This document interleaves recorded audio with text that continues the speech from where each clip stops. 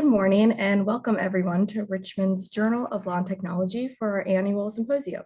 This year is the journal's 30th anniversary, and thus our symposium for today is a 30-year perspective of legal innovation in the digital age. First and foremost, our editor-in-chief of JOLT, Payton Miles, will say a few words, and then we'll turn over to the Dean of the University of Richmond School of Law, Dean Wendy Perdue, for a warm welcome. Thanks, Payton. Thanks, Eliza. Good morning. My name is Payton Miles, and I am the editor-in-chief of Volume 30 of the Richmond Journal of Law and Technology. The Richmond Journal of Law and Technology was founded in 1995, first publishing on April 10th of that year. JOLT is the first law review in the world to be published exclusively online and is published entirely by students at the University of Richmond School of Law. Since its founding, JOLT has advanced internally, adding new members, publishing more articles that reach a wider audience, and covering a full range of topics under the general heading of technology law. But this internal advancement over the years has been necessary in order to keep up with the times and the technological advancements that follow. Netflix, hybrid cars, flat screen TVs, Google search, Facebook, the iPhone, Bitcoin, drones, ChatGPT, all new technologies since 1995 that have both expanded and complicated technology law as we once knew it. So today, as we honor JOLT's 30-year history of covering the changing field of law and technology, you will hear from some amazing speakers examining emerging AI technologies such as ChatGPT and automated decision-making systems, as well as the opportunities and risks for stakeholders in the world of space law, privacy law, commercial law, and more. On behalf of the entire Richmond Journal of Law and Technology, I want to thank our listeners, both near and far, and our speakers for being here today. I also want to thank our symposium editors, Eliza and Kyle, and their associate, Catherine, for all of their hard work in making today happen. We hope you enjoy this 30-year perspective of legal innovation in the digital age.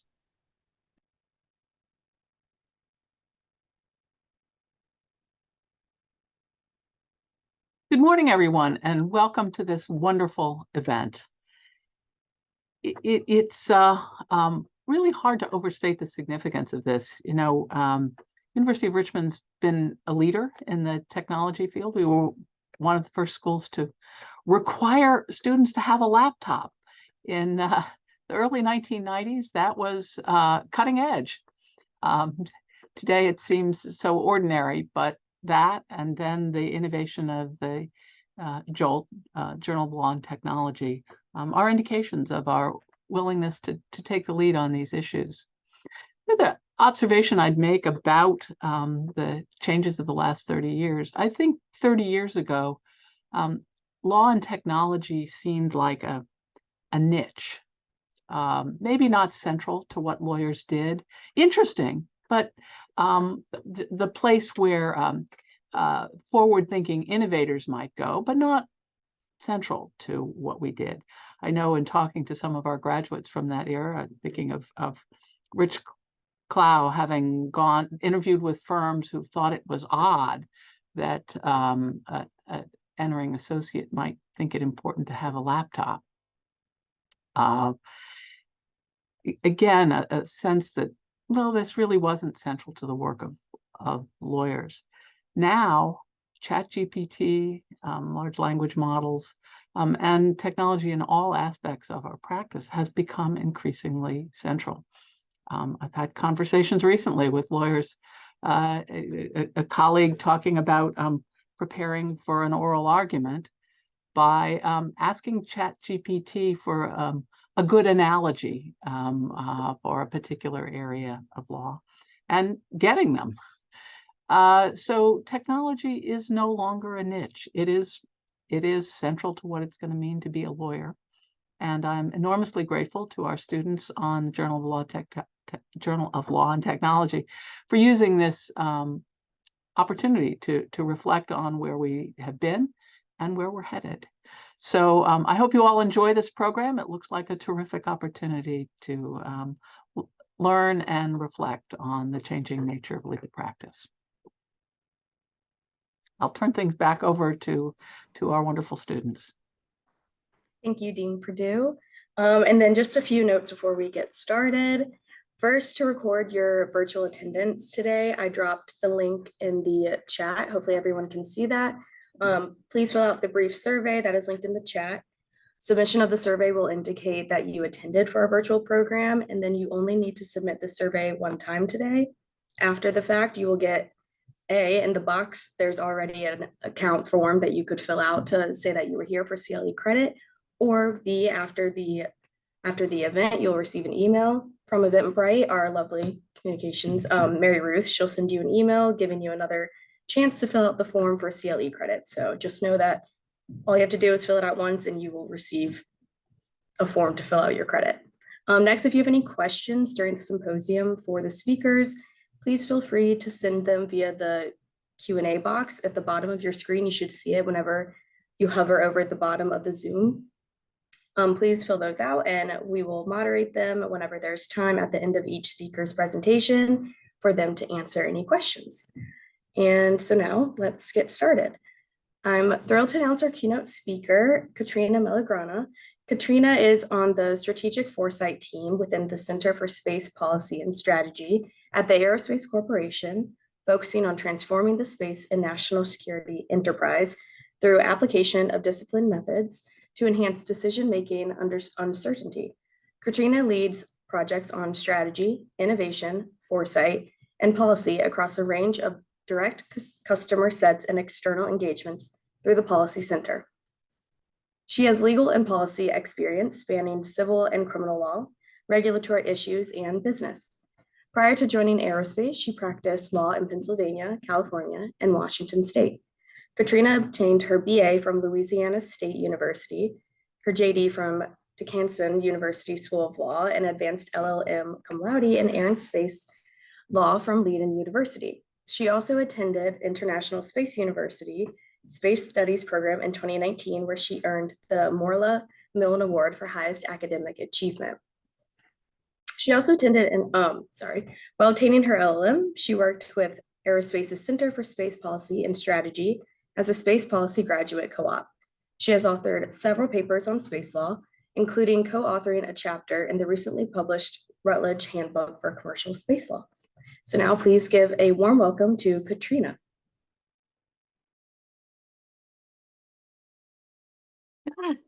All right, test. Can you hear me? Great. Thank you very much for that. Excited to be here. I'm going to start sharing my screen.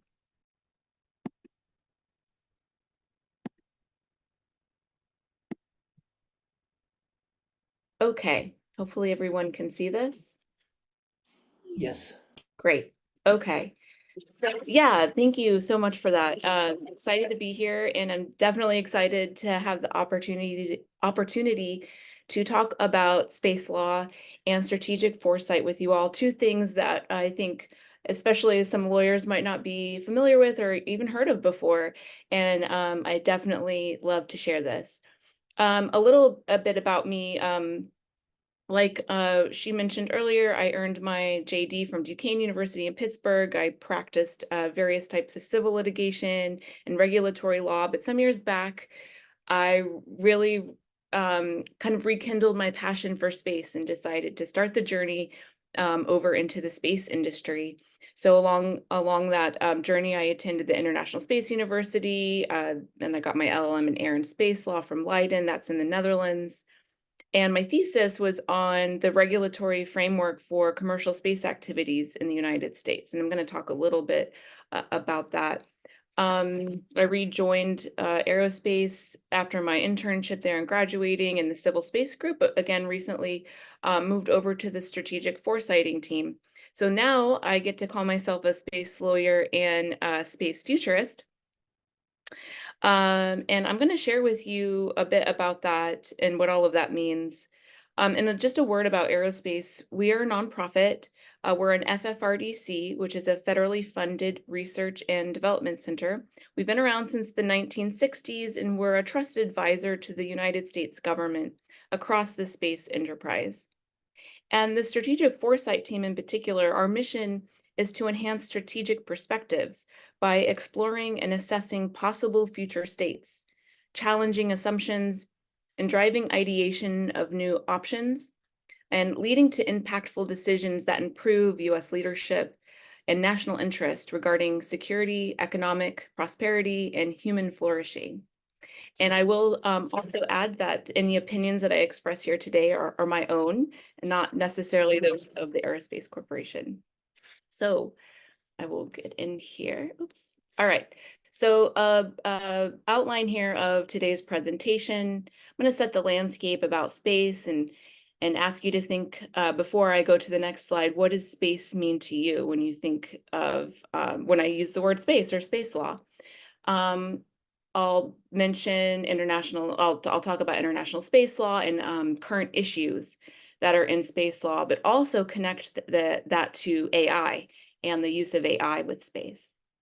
I'll identify some challenges and then go into the tools that we use in the strategic foresighting team and how we apply strategic foresight to space and technology law. So what is space to you when you think about this? Sometimes people don't realize how embedded space is into their everyday activities, how reliant we are on space. Well, we think of satellites. What do satellites do? We use satellites for observation, which we call remote sensing, when a satellite goes up into space and takes pictures or uses some other kind of sensor looking back at Earth. We use those for monitoring climate change, agriculture, animal tracking. I'm sure today in many parts of the country we're looking at our weather apps. I know here in Northern Virginia we've had a lot of snow, and we use satellites for that, for weather warnings and climate assessment. Most people do know about the use of maybe satellites for internet, or we use them for all the communications, phone, when we watch Netflix, when we have DirecTV. When you are using the internet on an airplane, you can thank space. We also use space communications for emergency services. Navigation, GPS is space-based, the global positioning system. We use those for directions. Anytime you use Uber or Yelp, or you order food and pull up Google Maps, you're using space. We use it for shipping, national security, banking. When you go to an ATM and take out some cash, you're using space. Paying for your coffee or your gas with your credit card at the machine is using space. Power grids and Internet of Things like Google Home, all space. So maybe hopefully after this, you'll think a little bit more about in your daily activities, how is space enabling this? Other things outside of our normal daily lives, I suppose, are things like science and exploration that are really important for things on Earth as well. I'm sure everybody's heard of NASA and follows some of the great things that they're doing and the missions. We also have commercial space. This is a relatively new and emerging industry of private companies doing space activities. Here's a picture of the Starship from SpaceX. Probably everybody's heard of SpaceX. That's what we would call a commercial company, commercial space company. And you might hear people who are in space law or talking about space call it the wild, wild west. There aren't laws, but I would argue with that a bit. And here's the reason why. We've actually been having, we've been talking about space law and policy since the 50s, since the very first space object was launched into orbit. And that was in 1957. The USSR launched the first object into space. Then shortly after, the United Nations created this organization called the COPUOS, and it brought together all of the nations as a part of the United Nations to talk about the peaceful uses of outer space. COPUOS is the Committee on the Peaceful Uses of Outer Space. Then in 1961, the USSR launched the first human into space.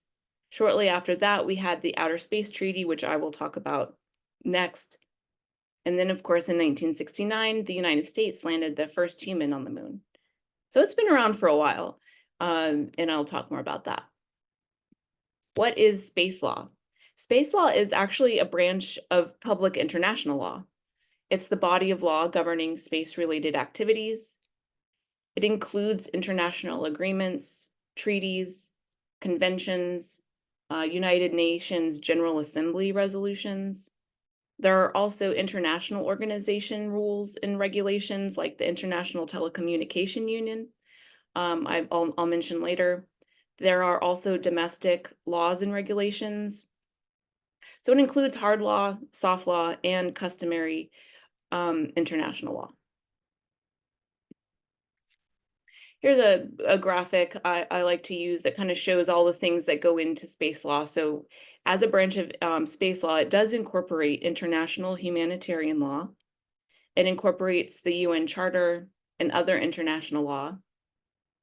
And then we take those obligations, all of those obligations and responsibilities, and those are in our US domestic space law and policy. And then in the United States, we have space policy, we have space law and regulations. The primary treaties that we have in space law are these 5. The first one is the Treaty on Principles Governing the Activities of States in the Exploration and Use of Outer Space, including the Moon and other celestial bodies. This was, as I mentioned before, in 1967. We refer to this as the Outer Space Treaty. Whenever you're hearing people say the Outer Space Treaty, it's actually this long title of principles. The next one was the Agreement on the Rescue of Astronauts, the Return of Astronauts, and the Return of Objects Launched into Outer Space. We call this the Rescue Agreement. The next one was the Convention on International Liability for Damage Caused by Space Objects, and we call this the Liability Convention. Convention on Registration of Objects Launched into Outer Space. We call this the Registration Convention. And then the Agreement Governing the Activities of States on the Moon and Other Celestial Bodies. This is the Moon Agreement. The Outer Space Treaty has over 100 countries who have signed on, but then it kind of dwindles a little bit from there. The Rescue Agreement had about 100, the Liability Convention 98, the Registration Convention 70, and there's only about 18 countries that have signed on to the Moon Agreement. So that's the least followed or popular treaty. So I wanted to talk about the principles of the Outer Space Treaty, because these are really, this was foundational, and all of our laws in the United States and the international norms follow these basic principles in space law. So these are the really important ones to understand when you're thinking about international space law. The exploration and use of outer space shall be carried out for the benefit and in the interest of all countries. This is equal access, benefit for all humankind. Outer space shall be free for exploration and use by all states. We call this the freedom of use principle. Outer space is not subject to national appropriation by claim of sovereignty, by means of use or occupation or other means. There is no sovereignty in space. This means a person or a country cannot land on a celestial body or on a planet or on a moon and claim it for their own. The moon and other celestial bodies are to be used exclusively for peaceful purposes. Peaceful purposes is a phrase that is used widely in space law. We still use it today in our law, and when we talk about using space, it's important. There is debate about what that actually means. Some people will argue that it means no military is allowed. On the other hand, people will say, no, it just means that you can have military activities, but it's not aggressive. So that's an area of debate. State responsibility and liability.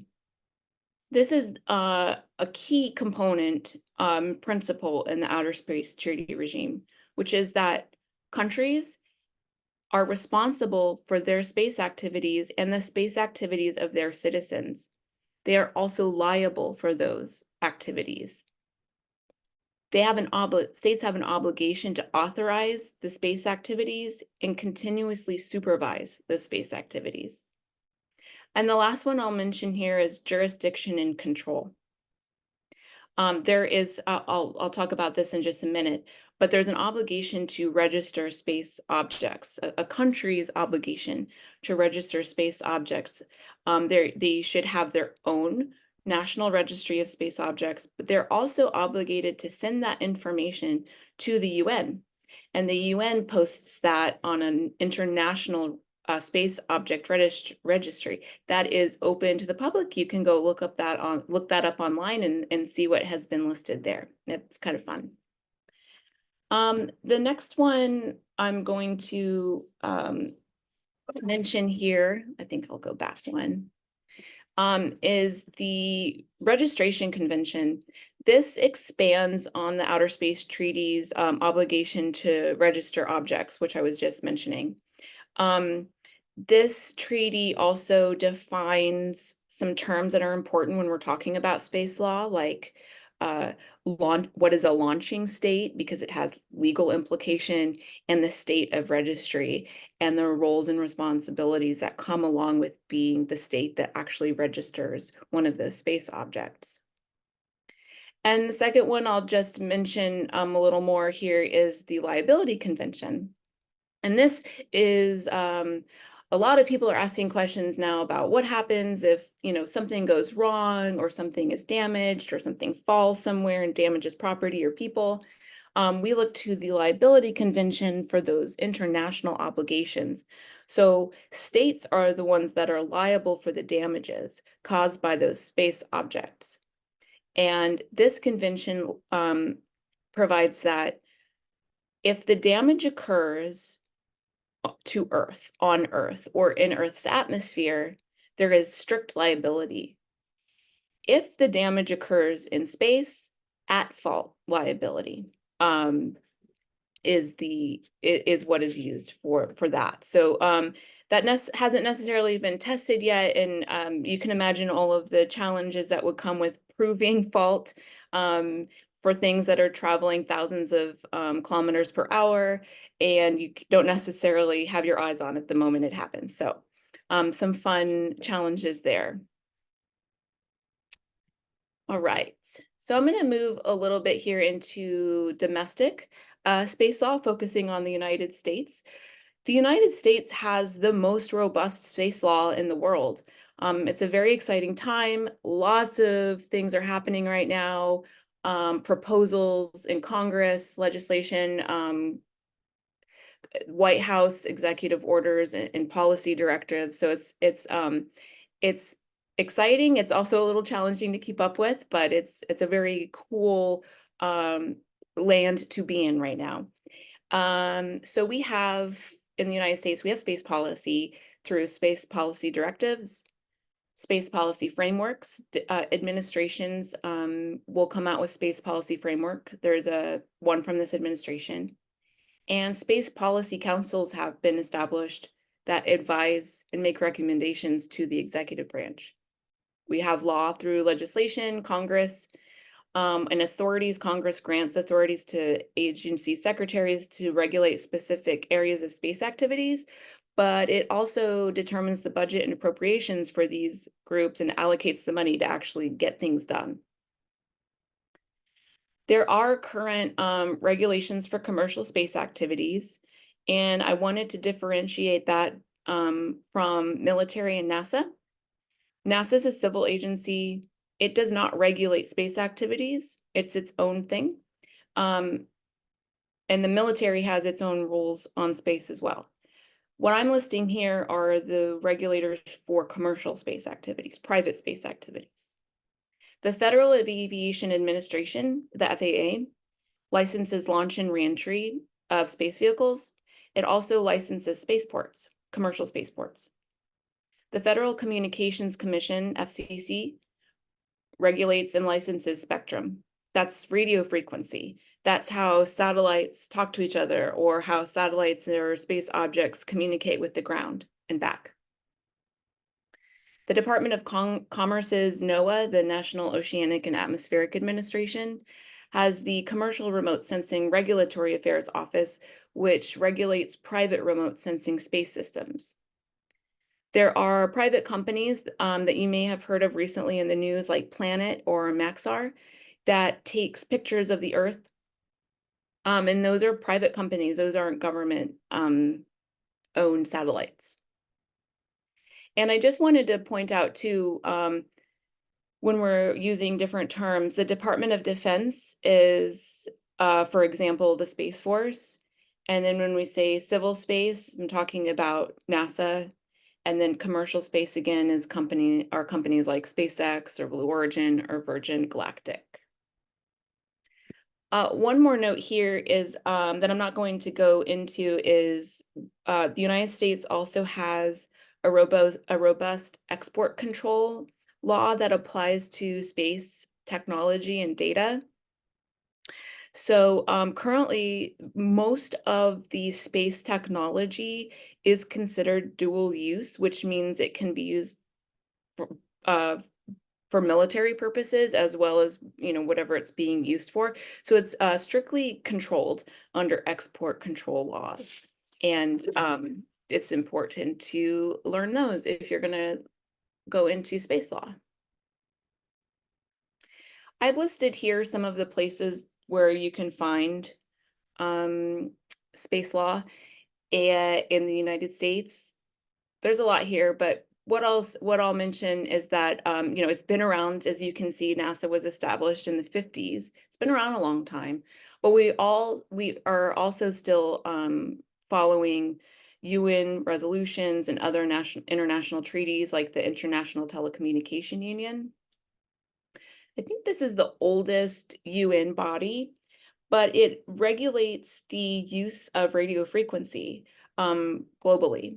And so if you want to use a certain part of the radio frequency spectrum, you work with the United States, which works with the International Telecommunication Union that has its own, that has rules and regulations and international obligations.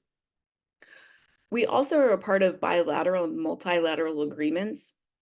For example, the International Space Station Agreement. That's an interesting one to look at for lawyers interested in this. It's a very international multilateral agreement about how things operate and liabilities and rules for being on the International Space Station. One thing too I wanted to mention is a more recent development in space law, and it's called the Artemis Accords. People following NASA might have heard of the Artemis program, which is the program that is aiming to send astronauts to the moon and to Mars, eventually to Mars. And the Artemis Accords is the document that complements that mission. And it's the principles for cooperation in the civil exploration and use of the moon, Mars, comets, and asteroids for peaceful purposes. There's that phrase again. This document really brings in the principles from the Outer Space Treaty. And it's to establish a common vision.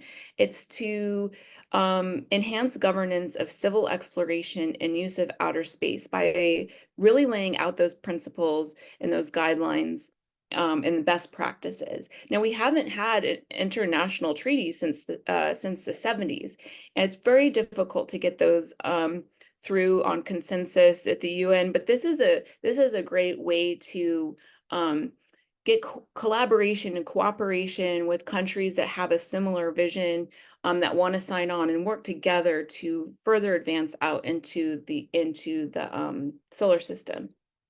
And so when signatories sign on, they're agreeing to implement these principles in their own activities. And some of those are to increase the safety of operations, reduce uncertainty, and promote the sustainable and beneficial use of space for all humankind. Right now, there are 33 countries that have signed on, so it's pretty exciting. And also, if someone could give me a 10-minute mark maybe, then, or I guess maybe a 15-minute mark, then I can make sure there's time for questions. Yeah, we can do that, Katrina. Thank you so much. Some current issues in space law that that you may or may not have heard of, but that are really interesting on the legal and policy side. So perhaps most of us have heard of the phrase space junk, which is technically what we call space debris. This is pieces of space objects that have been destroyed, or space objects that are defunct, like they no longer have an ability to move around or move themselves. And so they're kind of just going in orbit and flying around. And the problem with that is there's beginning to be so much up there that the probability of that running into other pieces and causing damage to functioning satellites or creating more of these pieces is an issue that's a big issue right now. And there's a lot of legal and policy implications here, because we're even trying to figure out, how do we even track this? What do we do about it when we can kind of when we have some technologies that kind of figure out how to help with the problems? How do we mitigate that? It's an international issue too, because you're working with people from all over the world and all of the different governments. Another current issue is human spaceflight, commercialization and space tourism. We all know traditionally the astronauts went up with NASA or different space agencies. Now commercial companies are in the game, sending their own astronauts. There's also space tourism with suborbital flights, and there are talks of creating space hotels and, to infinity and beyond, really, for humans. It's an exciting time, but has a lot of legal and policy implications domestically and internationally. Anti-satellite missile test bans, which we call ASATs tests. This is a few times in the past, countries have used rockets to blow up their own satellites to test that capability. And the problem with that goes back to the space junk. You're creating a lot of mess up there, which is a growing problem. And so the United States has called on an international ban on doing that anymore. Resource extraction. You may know this as space mining, going to an asteroid or another planet or the moon and extracting materials or resources there. What do we do with those? If a commercial company is doing it, do they own it? Do they get to sell it? How do they bring it back to Earth safely? These are all legal questions, as well as science. But as lawyers, we're looking at the legal implications here. The last one I'll mention here is on-orbit activities. This means just doing things in space. There are a lot of companies coming up with very cool technologies on in-space manufacturing. So that is making things, manufacturing things in space. Active debris removal is another technology that commercial companies are working on, trying to figure out ways to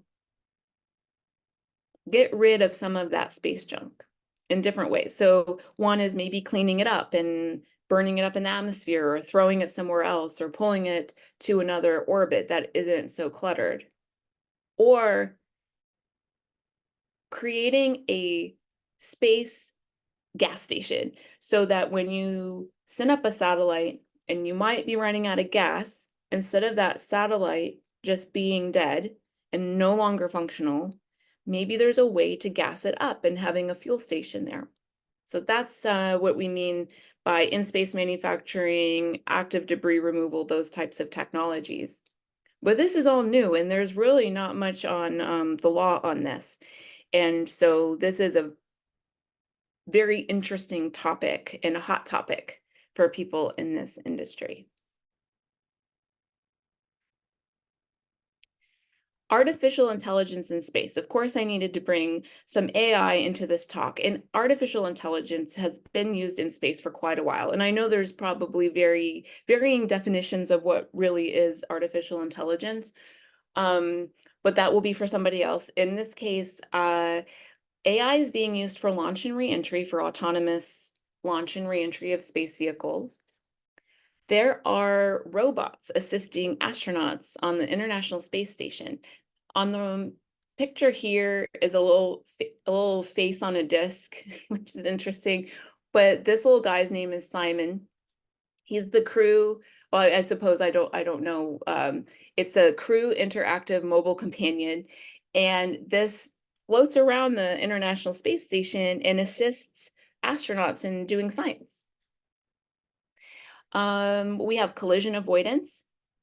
Going back to what I was talking about in the space debris and things colliding with each other, this applies to that problem, and using AI to help avoid those collisions in any way possible. AI is used for modeling missions, like at JPL, which is a jet propulsion lab, part of NASA. AI is used on robots on planetary missions. There's a picture here of a Mars rover. It's running around Mars using AI, such as image recognition and autonomous guidance systems to do its science.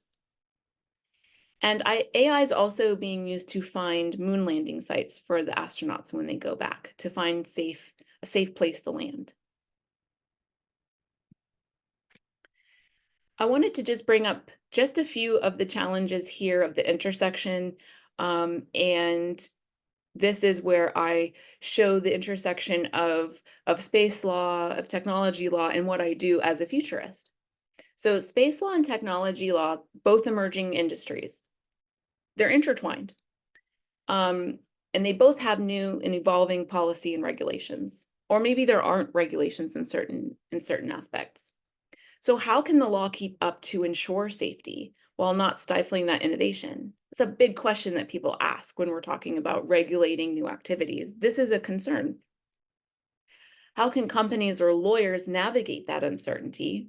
If you are advising a new company, how are you going to navigate that? How are you going to advise your client on what they can and can't do, or what they should be investing in?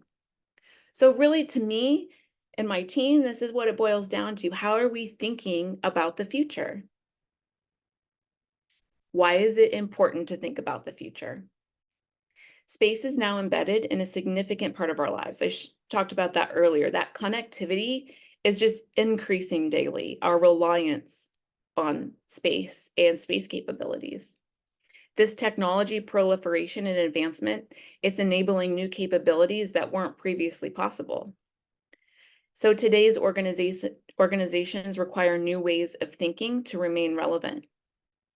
The regulations and policies of today might not be adequate to keep up with that technology and innovation. So waiting until you recognize there is a problem likely means you're too late. And so there's a cost to not seizing opportunities of today to shape a better future. And that is why it's so fun to be a space futurist. Preparing for the future. What is strategic foresight? One of the tools for thinking about and preparing for those potential futures is strategic foresight.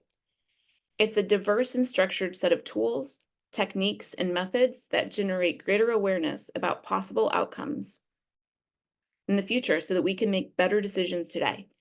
It's not about prophecy or predicting the future. It's about preparing. It's about seizing opportunities now with the future in mind. And we do this by not just considering a straight line singular future, but by considering multiple divergent futures. It's really simply, it's just a systematic way to be prepared to make decisions in uncertainty. And I was talking with a colleague of mine about what's a really simple analogy to make here to explain it to people who may not have heard of strategic foresight. So this is a very basic, oversimplified analogy, but hopefully it helps. I want to go for a walk today, and I look at the weather, and it's a 50-50 chance of rain. So my evidence, my data that I have is that it might rain or it might not rain. Equal chance either way. So what are my options now? I could not go for a walk.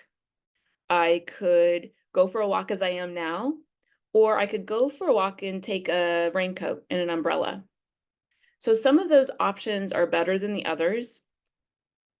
I want to look at the ones that serve my purpose. I want to take a walk, but also the most resilient, which means I want to be prepared in case it does rain. So I'm going to bring that umbrella. Again, very basic way to explain it, but I want to point out that like we all use that kind of thinking every day, from the daily to long-term thinking and planning. But as futurists, we use this systematic thinking for further out, 20, 30, 50 years plus into the future. And so this is important to policy and law. When we think about what we want to get accomplished with these laws and regulations, we need to think about the best ways to get there. And how do we think about that when the future is uncertain? So what I'm going to do is give a very brief overview of some of the ways that we go about this. And the first thing I'll do is start with a few terms that we use. I think language of the future. Common terms in foresighting to know. Drivers of forces, we use this. We usually shorten it to say drivers, but these are large, often long-term underlying directions of change that will shape the future. Signals are smaller. They're local innovations with potential to grow in scale and geographic distribution. Forecasts, different than foresighting. Forecasts are a statement about the possible future, but they use quantitative, but they can be qualitative if they're founded in evidence, maybe using statistics. And then scenarios. These are descriptions of a future state. This is a really fun part that I'll talk about in a minute, but these are like little narrative stories from the perspective of being inside that future. We usually do them in like 3 or 4 sets that are like corner cases of different plausible futures. And we do that to compare the different possible futures or illuminate certain things and possibilities. In strategic foresighting, we use something called the FIA cycle. This is foresight, insight, and action. And the cute little robot here says the process of shaping the future is continual and dynamic. So this goes like this or like this. It keeps going. Foresight in the FIA cycle is horizon scanning for signals of change. And what this means is we are reading, we are talking to people, we are looking for those signals. We read news articles, journals, trade magazines, going to conferences, talking to colleagues, all of those things to gain a global context of what's going on. The insight piece of this is building potential corner cases of the future, those narratives that I spoke about earlier. And then the action of the FIA cycle is leveraging those corner cases and looking at strategic options. How does it work? I'm going to give a very basic kind of case study on how you might think through some of these hard questions.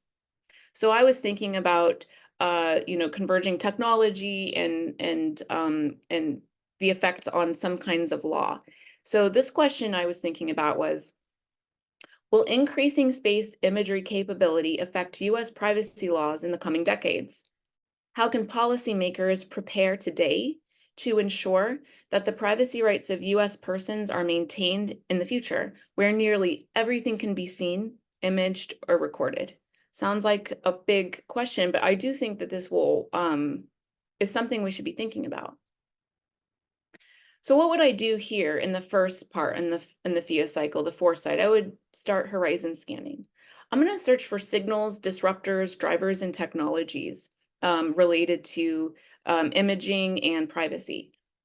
I'm going to include searches relating to privacy rights, maybe are there any societal shifts in how privacy is viewed? I'm going to look into history as well to see if it has shifted over time and maybe why.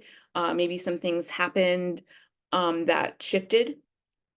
the public view on privacy and their expectations, and see if things are changing and how they're changing. Are the capabilities that I'm looking into, are they changing, and are the applications changing? I would interview people in the different industries, but also across different disciplines. We could conduct workshops and questionnaires across sectors and disciplines to get a global context. In strategic foresighting, it's really important for us to go across discipline. We're looking at economic impact, political, societal, scientific, all of those. Otherwise, we're not going to get a good picture of the world and how it is today and how it might be changing. We're going to also search for small and local innovations with the potential to grow in scale and geographic distribution. On the insight, we'll take those signals and trends from the horizon scanning work that we did, and then we will build numerous plausible future scenarios. And so I mentioned before, this is writing those into fictional narratives like stories, and that way we can get inside of them and think like we're there. And what are those impacts? What are the causes and effects in this possible future state? I wrote up a very short one just to give an example of what it looks like. We would come up with multiple of these with kind of like a different shift of how it might work. But in this example, let's pretend we're in 2040. Satellite imaging has become so high resolution, cheap, and easy to use that in the United States, much of the public is often fearful to do any activities outside, believing every movement will be captured and sold for surveillance, entertainment, or malicious reasons. Courts are split on whether the images can be used in court. While some have gotten used to the new reality, a small but growing movement is afoot to convince the government to ban certain space imagery. Several countries have banned the sale and use of satellite imagery containing people in public, which is now going even further to ban terrestrial-based surveillance, including street cameras. So, if that is the future we would be living in 2040, what are the strategic options today that we can make if we end up there in our policy and regulation? What are the options that are the most resilient? What options are the risky ones? And which options would we need more evidence before we made any decisions? This is just an example of, like I said, a very quick summary of walking through the process that we do when we're thinking about hard questions. So I'll go over the big takeaways here. With space and technology law and the role of strategic foresight in these. Space law is a branch of public international law relating to space activities.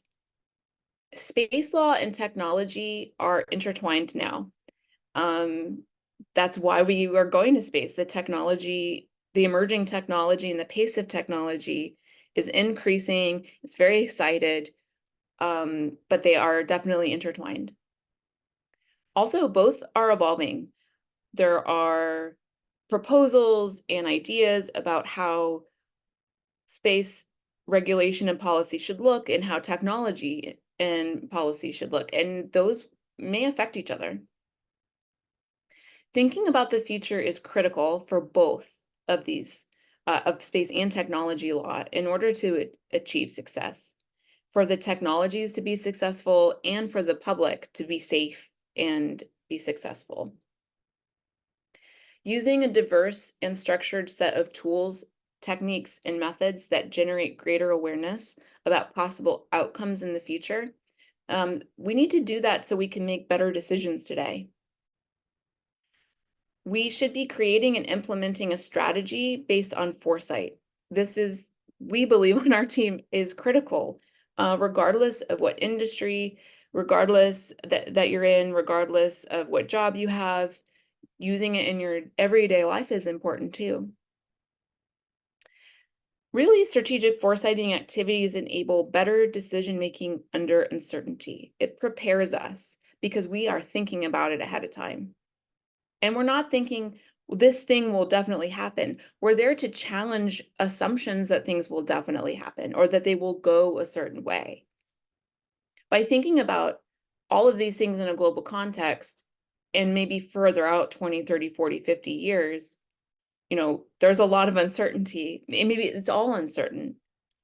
But if we're not thinking about that now, you know, it might be too late to achieve that success that we would like.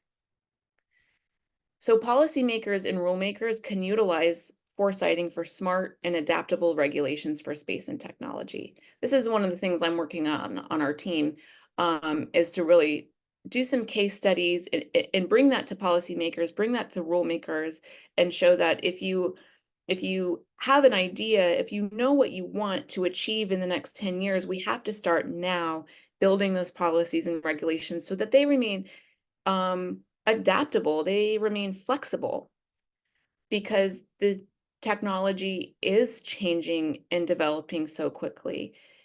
We run the risk of having policy and regulations that are more static, and then we have to do this all over again. So if we're being very deliberate and thoughtful and strategic about the way that we are creating those rules and regulations, we are enabling that innovation, enabling that technology, but also, you know, achieving the policy goals that we have set out to do.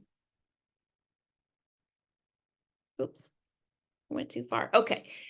This is my last slide here. I wanted to just give a shout out to my team. Here we are. I know that our logo looks like the Avengers logo, but we had it first.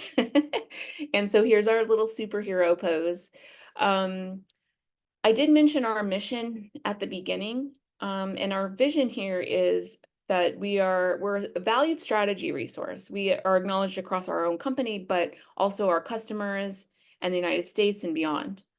And we help foster a vibrant space ecosystem and enhance national leadership in critical strategic areas.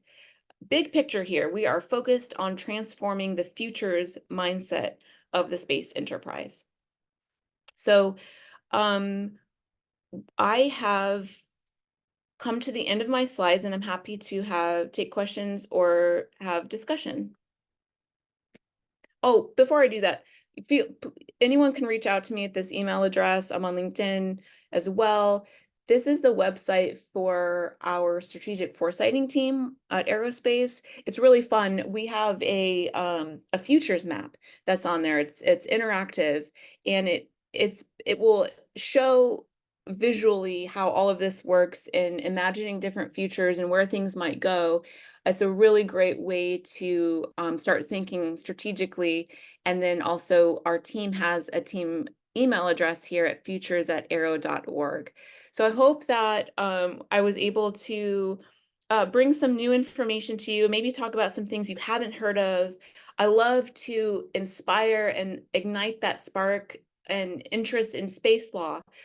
There aren't a lot of people doing this yet, and I think that we need some really smart, inventive minds to come into the industry and work on all of these interesting topics. So thank you very much for inviting me to speak on this. It was really fun. Happy to take any questions.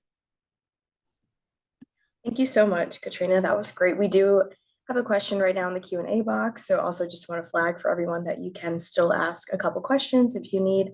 And just to flag something I said earlier in the chat, we are still collecting some materials for the box folder. So thank you for your patience with getting those posted for you all, but they should all be posted by the end of the day, hopefully sooner. But on that note, I will ask Catrina, we have a question in the Q&A box for you.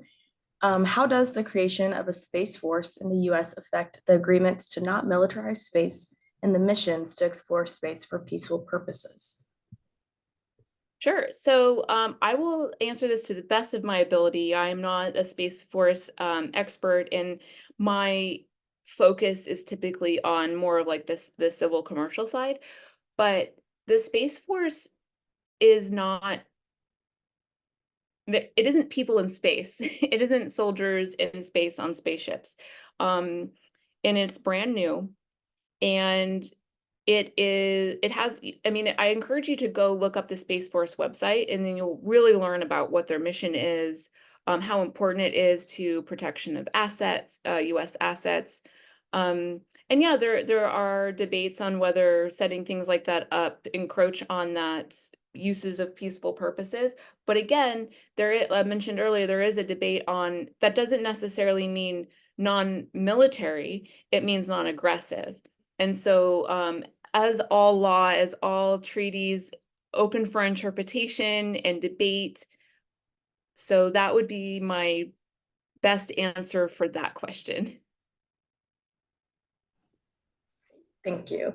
Then we have a question from a JOLT member.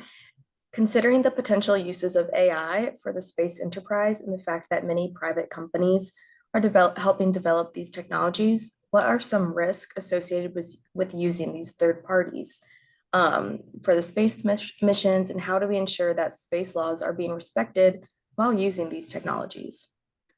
Okay, that's a lot of questions.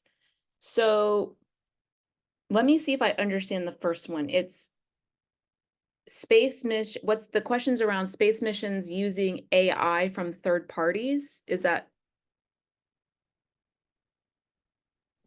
Oh, Yes, thank you. sorry, I just sent it directly to you Okay. as well. So. All right. So considering the potential, bear with me for a second. Considering the potential uses of AI for space, and many companies are helping develop these technologies. Okay. Third party AI. Well, I think there's always risks using, well, yeah, there's always risks using outside vendors, right? For your company or whatever your product or whatever you're making. But in the space industry, the private companies that are doing space things, there's a lot of other companies involved. There isn't just usually like one company that makes all the parts for their spaceship or satellite. So I would say, not working at a commercial space company myself, that they have their systems and processes set up already using third-party parts and things, and so they're used to that. I don't know how this would be much different. Maybe it's harder because it's not hardware, it's software and algorithms. But I imagine that's quite a big topic for the companies that are thinking about using AI if they're not. And then some risks with using, how do we ensure space laws are being respected? Well, commercial companies, when they are in the United States doing space activities, it is regulated and authorized by the government. And so they have to go through a pretty big process to get the permission and license to do those activities. And that's how I would say we're ensuring that the laws are being respected with the technology, because it is being supervised and licensed by the government, which is adhering to those obligations. I hope that answers your question. If you have a follow-up on that, I'm happy to keep going. I think that was great. And now we have 3 questions as well in the Q&A box that you're able to see. So the first one is, doesn't commercial space industry revolve a lot around specific contracts and contract principles? Yeah, absolutely. It's just like any other business in that regard. However, like it all goes back to the thing I was just saying, that's true. It's all contract. But once they want to do space activities, once they want to put something in space, it also has to go through the licensing and regulation process with the government.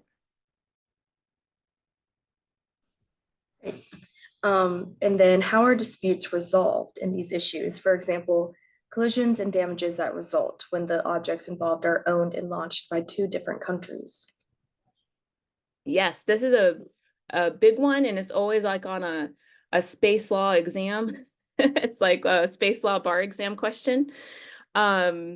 So thankfully, there haven't been a lot of opportunities to test the liability convention, which sets out the rules and process for when something like that might happen. And I'm just going to pull up one of my slides here so I can make sure I'm saying the right thing. Yeah. So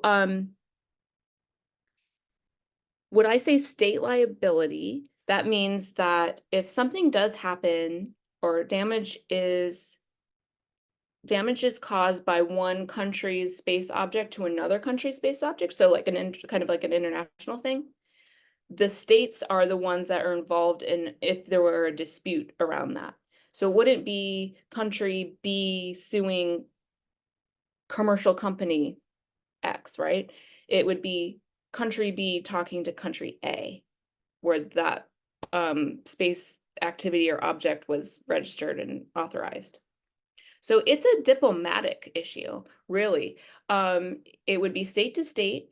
Technically, it would be, if a case or a suit was brought, would be handled in the International Court of Justice under international law, and the liability convention would apply.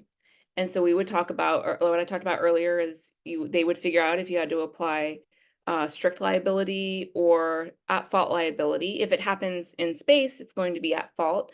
And so there would be the rules around that and the things you would have to prove in an at fault liability case. The issue there, however, is that not every country subjects itself to the International Court of Justice. This is definitely a very heavy international law question. And then the ruling isn't necessarily binding.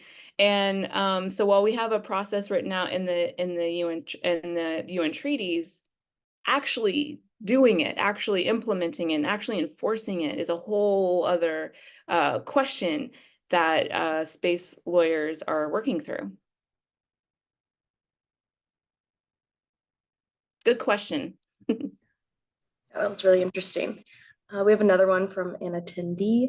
Are there any current legislative goals that aerospace is focused on for the immediate future, or is there anything you would like legislatures to focus on? So as an FFRDC, as a nonprofit, we don't advocate. We don't advocate for one way or the other. We investigate. We use science. We have 4,000 engineers and scientists at Aerospace Corporation, but we advise, and that's all we do. As personally, so I'll speak personally, legislative things to focus on. Well, I don't even have to speak personally.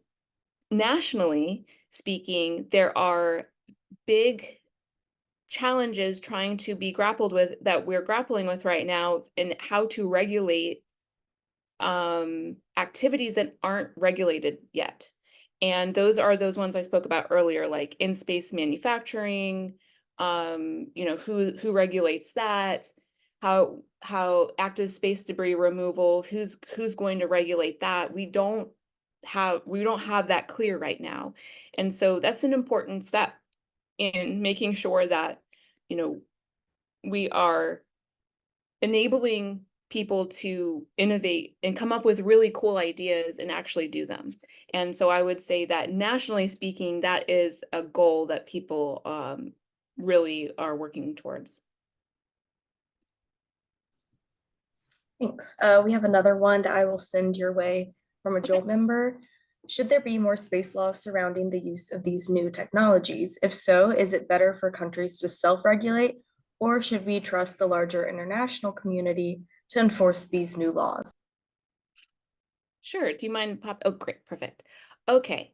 Should there be more space laws surrounding the use of it? So that's what I was mentioning earlier. That balance of creating new laws and regulations but not stifling the innovation is a balancing game. And so that's what people are really concerned with and working hard on, to make sure that that the government is going to create rules that ensure the safety, and that we are fulfilling our obligations, international obligations, but also making space a place that everybody can use and not mess it up and be sustainable and all those good things. For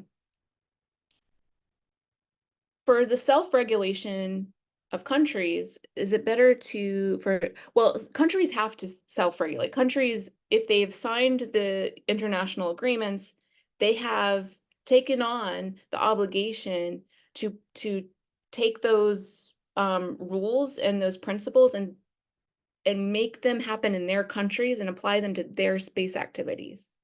So yes, if a country is going to be doing this, they have their own laws.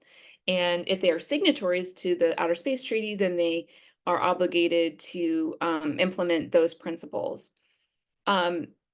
Trust the larger international community to enforce. So we haven't had a UN treaty on space since the 70s.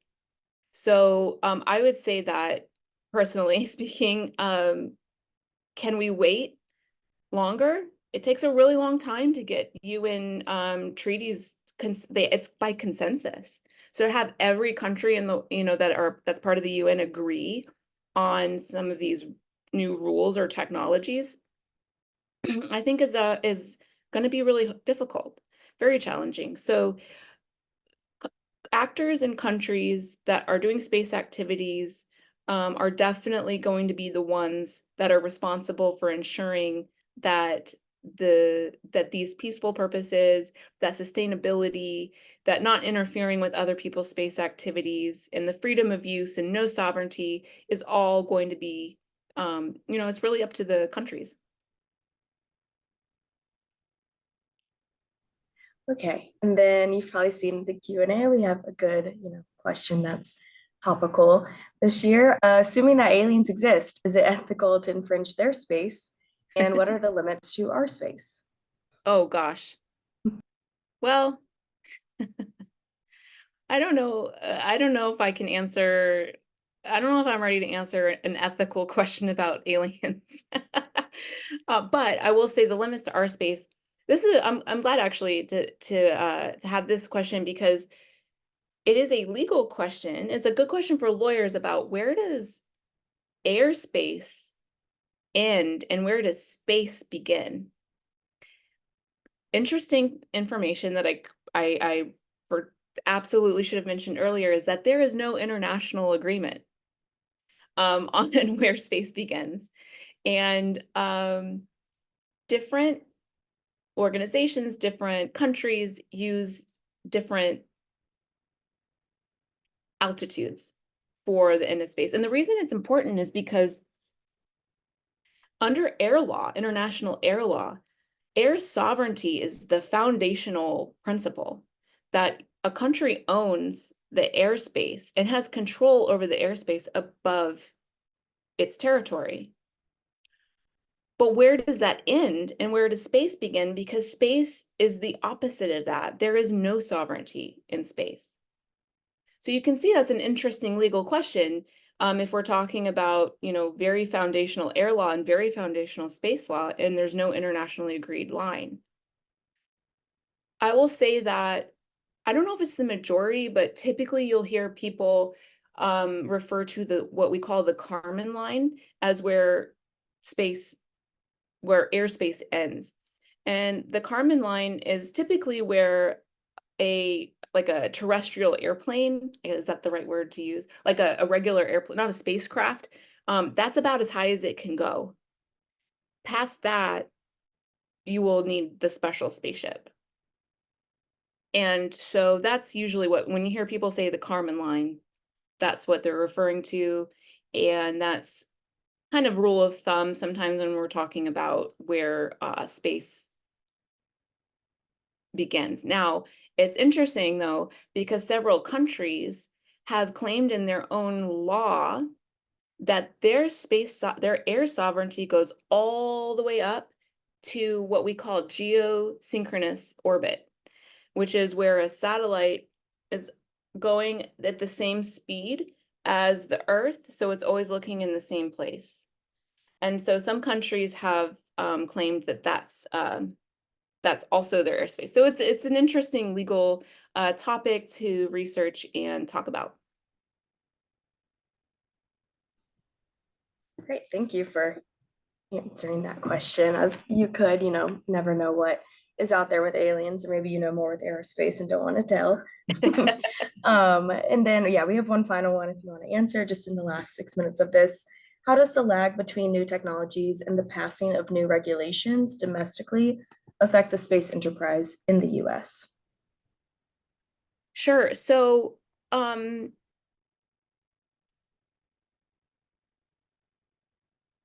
goes back to that balancing. And I think that, again, I don't own a commercial space company, but I read the news and I'm in the space industry.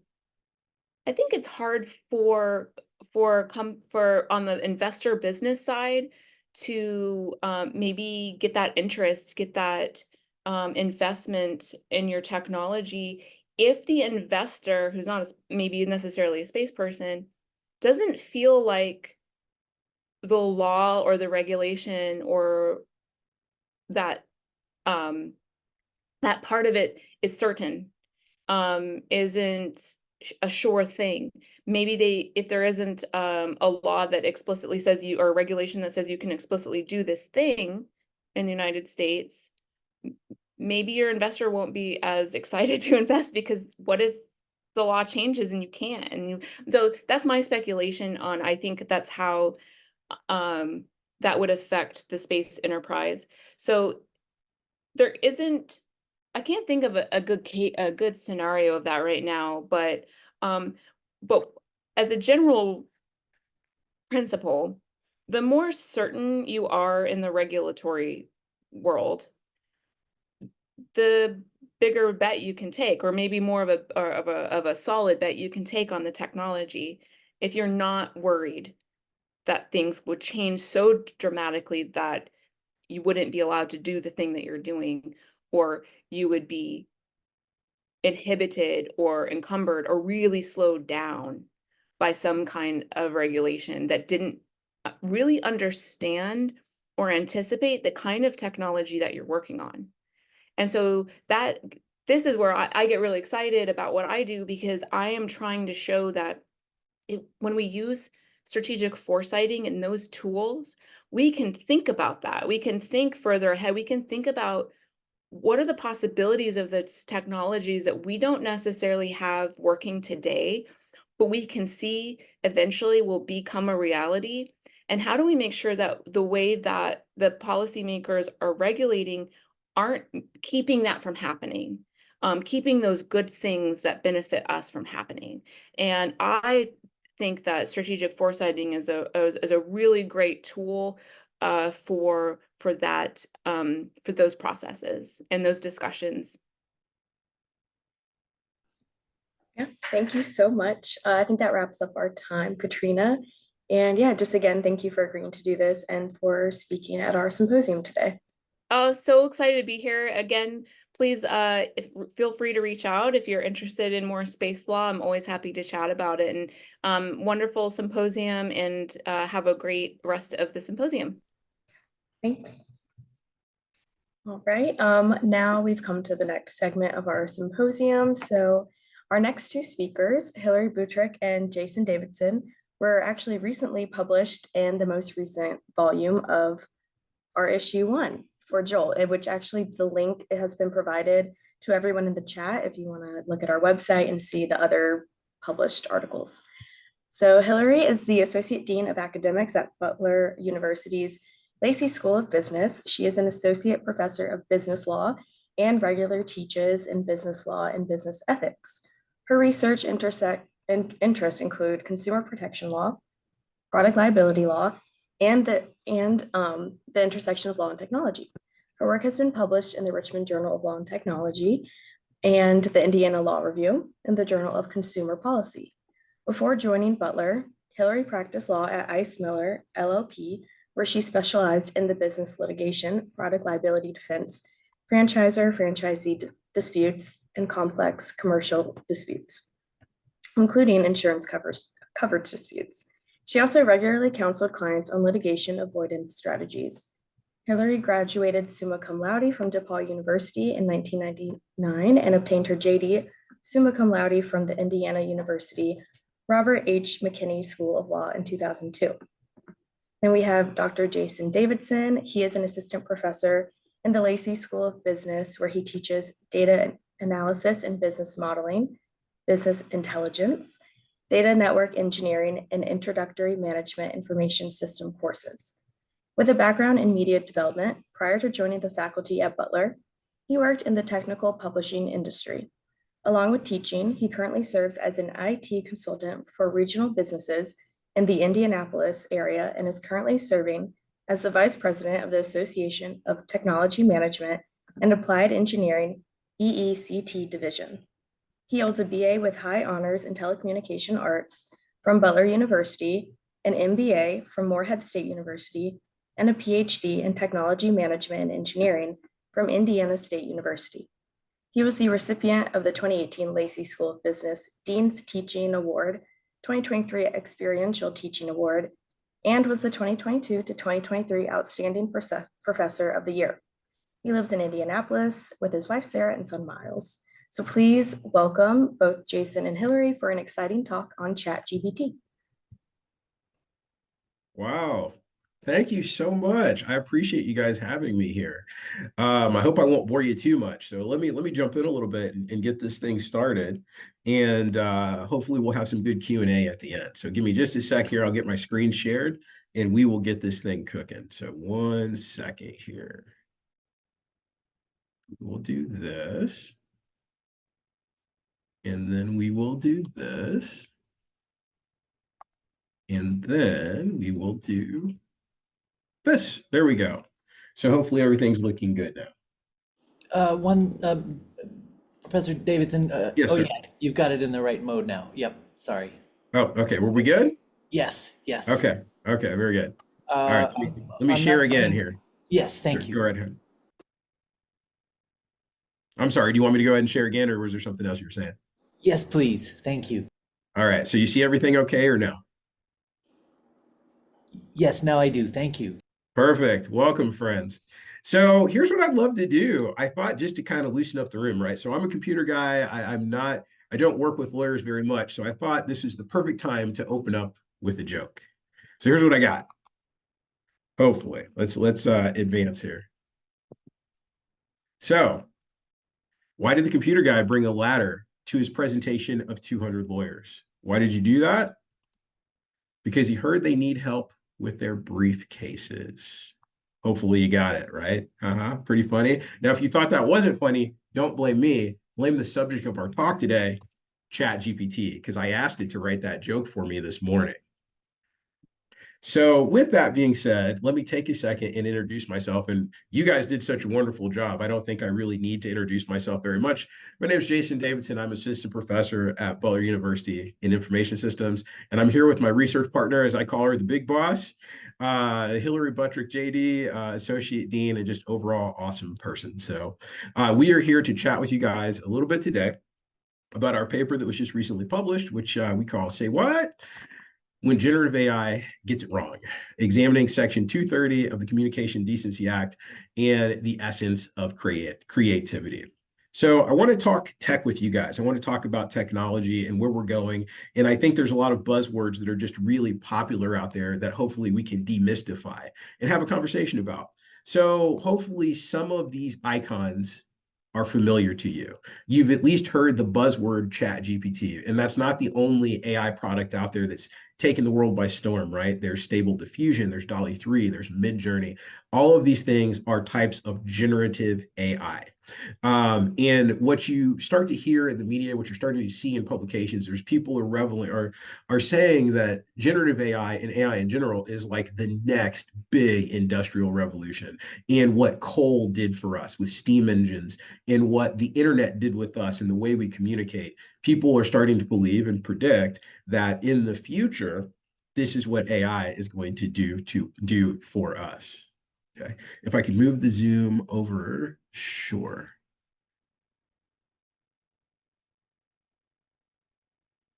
Hopefully that's better. Sorry. There's still one gray line. I think it's your, yeah, that one. That there? Thank you so much. Hey, no problem. All right, we're good. So industrial revolution. So people believe that AI will be the next big boom in technology, and it will transform the way that we do things, the way that we act, the way we think, just like things like smartphones and the internet and things of that nature. So the thing I wanted to touch on is people believe very much so that this is an emerging technology, and it is. But the concept of AI is actually not that novel. It's been around for a pretty long time. And when I say a long time, I want to go way back to the 50s and talk to you a little bit about this guy. You've probably heard of Alan Turing before, but if you haven't, I'll take a second and give the boilerplate speech that I give to my students about Alan Turing. So we consider him the father of computing in many ways. He was so far ahead of his time in so many different things. And if you're not familiar with him, he did so much with the bomb machine and debugging and cracking codes back during World War.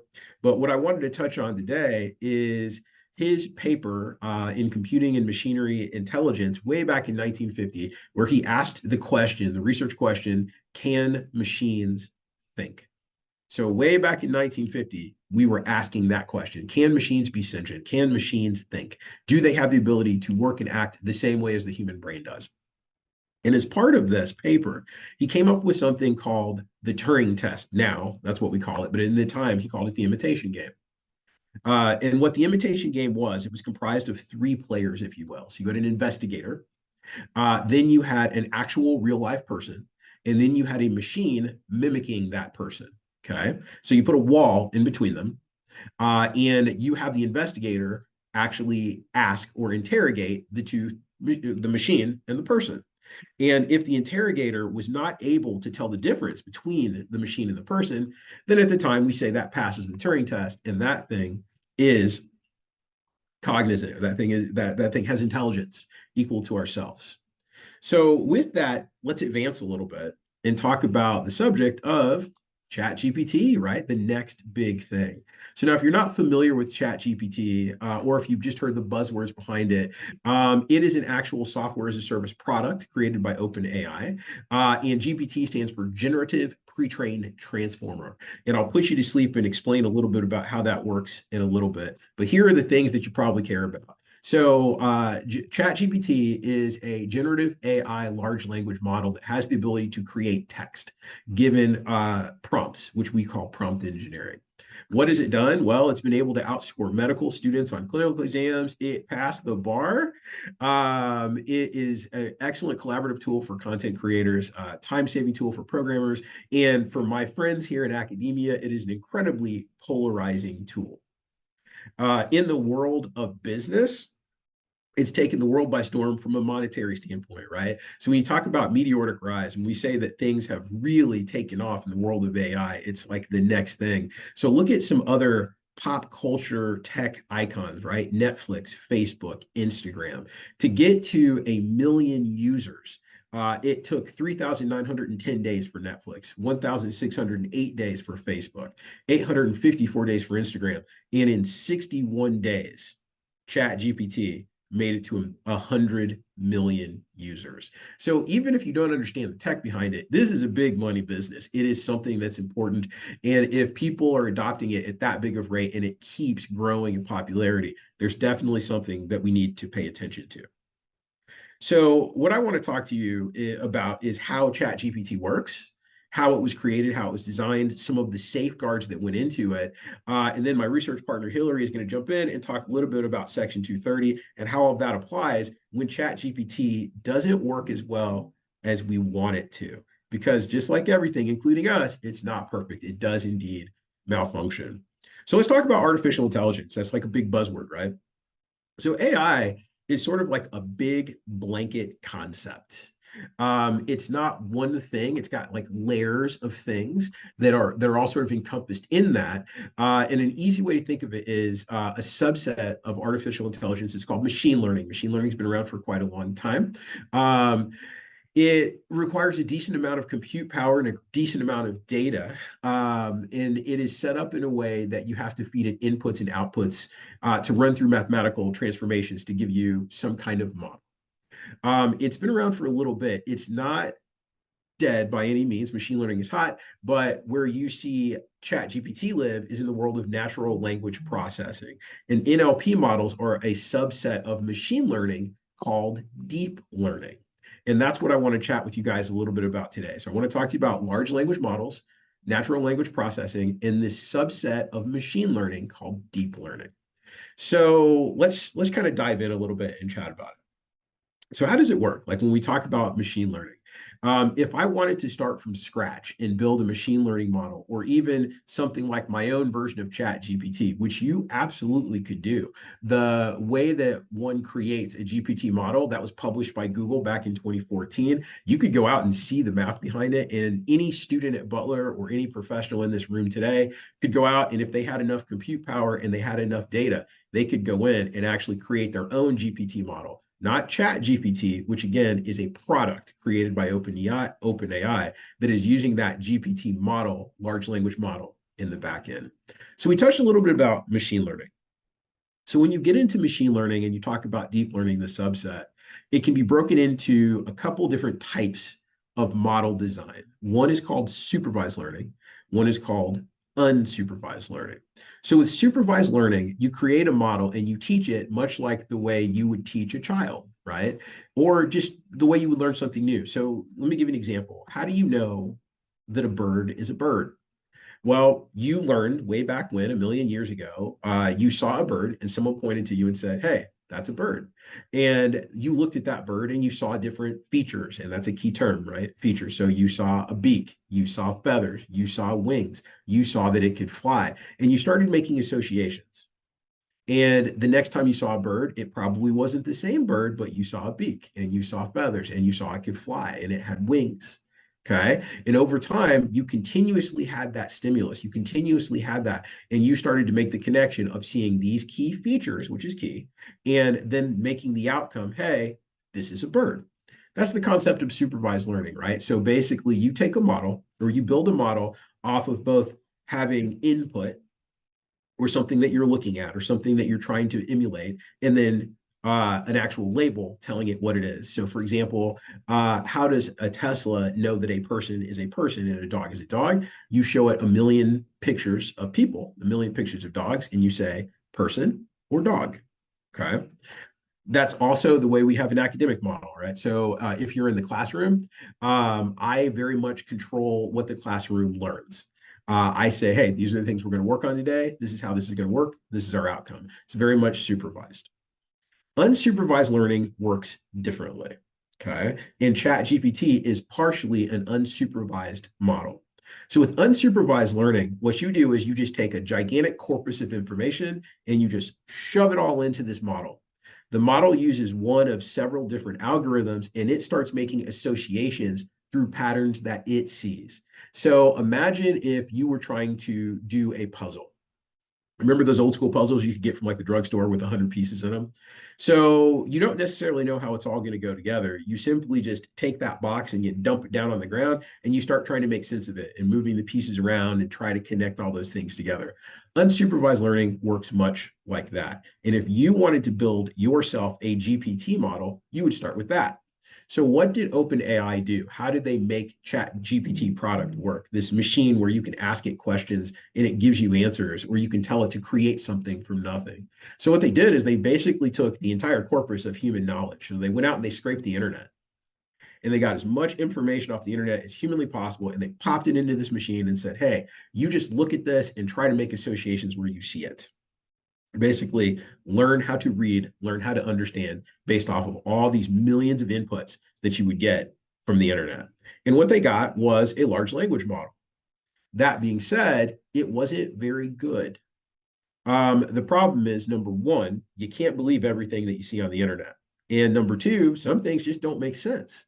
And remember, the goal of AI is to pass the Turing test, right? So you want to be believable. We don't want to be able to tell the difference between something that's real and something that's synthetically created. So what OpenAI did is they started off by creating an unsupervised large language model trained off of basically the corpus of the internet. Now, there were some safeguards in there, which I will touch on in a minute. Okay. And they started with that. But that wasn't going to be good enough because it's not believable, right? And we want things to be believable. We want it to be natural, right? So NLP is natural language processing, not computer language processing. So in order to make it more natural, they invoked something else called reinforcement learning. So we started off with working with unsupervised modeling. So take everything off the internet, put it into a computer and just let it crunch. And then they said, all right, well, when you start talking, when you start making sense, if it doesn't work the way we want it to, we're going to give it either positive or negative reinforcement. That's a really key component, right? So if I were to go on to ChatGPT and I say, hey, write a joke that's going to make lawyers laugh, it writes the joke and you guys don't laugh, which is probably what happened today, right? So I could go back and say, hey, that joke wasn't funny, try again. And what that is reinforcement learning. So it said, hey, the combination of words that I put together didn't work. Don't do that again. Try something else. Much like you give a student feedback. So what the OpenAI engineers did is they started using this subset of deep learning called reinforcement learning to continue to tune this large language model to make it appear more natural. Now, that process of reinforcement learning never stops. It still is working right now. So I'm sure you've seen it. If you've used ChatGPT, you can give it a thumbs up or a thumbs down based on the output that you gave it. And that is reinforcing how well it's doing, if it's doing a good job or if it's doing a bad job. Okay. So now that was a lot of super technical jargon, and I hope that didn't put you to sleep. So let me see if I can summarize a little bit about what ChatGPT does and how it works, more of at a high level. Okay. So ChatGPT is a program created by OpenAI, and it is a large language model.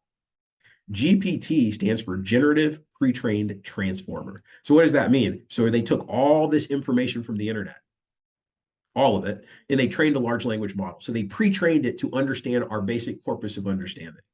But then they used that reinforcement that we talked about and they made it more natural. So they said, hey, like these are nuances that you wouldn't necessarily understand if you just skim the entire internet. They can make this thing more believable. So they used human reinforcement to make the model more believable. And they also use human reinforcement for safeguards, which we're about to get to in just a second. So it has so generative AI in general has the ability to just create things in general. So it could create text, it could create images, it create code, it could create software, all given things called prompts. Okay. And I talked about ChatGPT just a second ago. It was trained on the entire corpus of the internet up to 2021, and that was ChatGPT 3.5. Obviously, we're up to ChatGPT 4 now. There's newer versions, but up the one that exploded, that made ChatGPT a household name, that was 3.5, and it was trained on, think about it, the internet from the beginning of the internet to 2021. So it knows a lot of things, right? The entire summation of human knowledge. Now, when you use ChatGPT, what does that look like? It looks like this. So the other day, I thought, hey, I've never presented to this many lawyers before. I should probably do something special. So I went on ChatGPT and I literally asked it this question. I said, hey, write a joke for Computer Guy that's going to present to 400 lawyers. And that's what it told me, right? So it took what I gave it, which we call a prompt, and then it gave me a response. So it completely made it up. And I have a lot of fun with this. You can have a lot of fun with it too. Next time you have some time, for example, I had it write the entire story of Hilary's life in the theme of Dr. Seuss, which, by the way, that opens up a ton of questions about creativity and intellectual property, which is not necessarily the scope of this paper, but we've got some other stuff cooking on that hopefully you'd find interesting moving forward. So here's the fun thing about technology in general is it's got to have some safeguards, right? Because we know it's not completely infallible. So I'm sure that somebody out here has a Tesla, and you know that as awesome as Teslas are, they're not perfect. They do make mistakes sometimes, and so does ChatGPT. So Sam Altman and the creators of ChatGPT knew that in order to do something with this type of software, with this type of AI model, they had to build in some safeguards. So they built in restrictions for offensive language, explicit language, harmful text. So you couldn't go to ChatGPT and say, hey, tell me how to build a bomb. You just couldn't do that. Now, fun story for you hackers out there, there was actually a trick that you could use to get ChatGPT to go into what we call God mode, and you could actually get it to do that. Now, of course, that's been disabled, but cat and mouse game with things like that. For every hack, there's a close, and then there's just another hack again. So that's a whole nother story for a different day. But know that there are safeguards built into ChatGPT to keep you from doing offensive things. Now, that doesn't mean that it still doesn't malfunction. So when ChatGPT or GPT models in general, remember ChatGPT is a product that you pay for, malfunction, we call that hallucinations. And ChatGPT absolutely can hallucinate, especially if you're good with it. So just, read this for just a second. Read this output that came from ChatGPT and tell me how you feel about it, right? So all of a sudden, ChatGPT thinks there's 35 days in July. And, sometimes there's 4 or 5 weeks in July. And there's not always 7 days in July, in a week in July. So this is what we would call a hallucination. And some of them are really funny, right? If you ever get bored in your office, you could go out and you could just like Google ChatGPT hallucinations and just see the road that it takes you down. But ultimately, what I wanted to get at is if you ask ChatGPT in a certain way, if you use prompt engineering in a certain way, you can basically confuse it. And the reason you confuse it is because it's actually not that smart. What it is it's really fast. So how does this model really, really work? How do large language models really, really, really work at the most basic level? Basically, it's all statistics.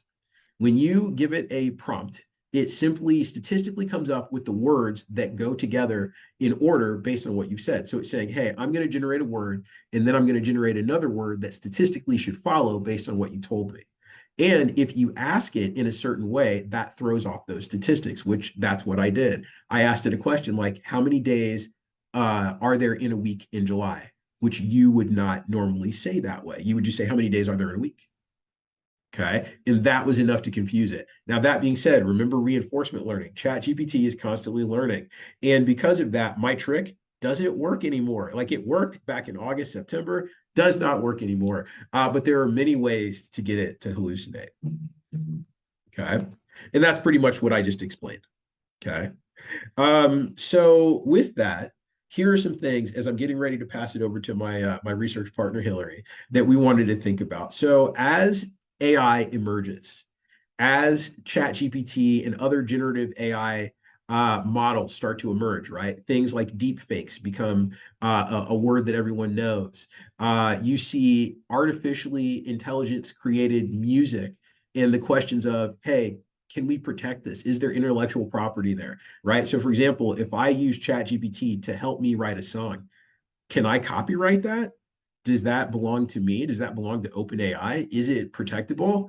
If I use a generative AI tool to say, do something like bring Elvis back to life and make him sing a song, is that even legal? Can we do that? And the creators of these platforms are starting to acknowledge that. And you see things like Jeffrey Hinton, who's considered the modern father of AI, so he's still alive, saying, it's possible that this is just an evolution of human knowledge in general. That humanity is passing phase of in the evolution of intelligence, and maybe AI replaces us one day. We had Sam Altman, who was the CEO of OpenAI, that when he testified in front of Congress said, hey, if this tech goes wrong, it could go really wrong. Now, think about that for a second.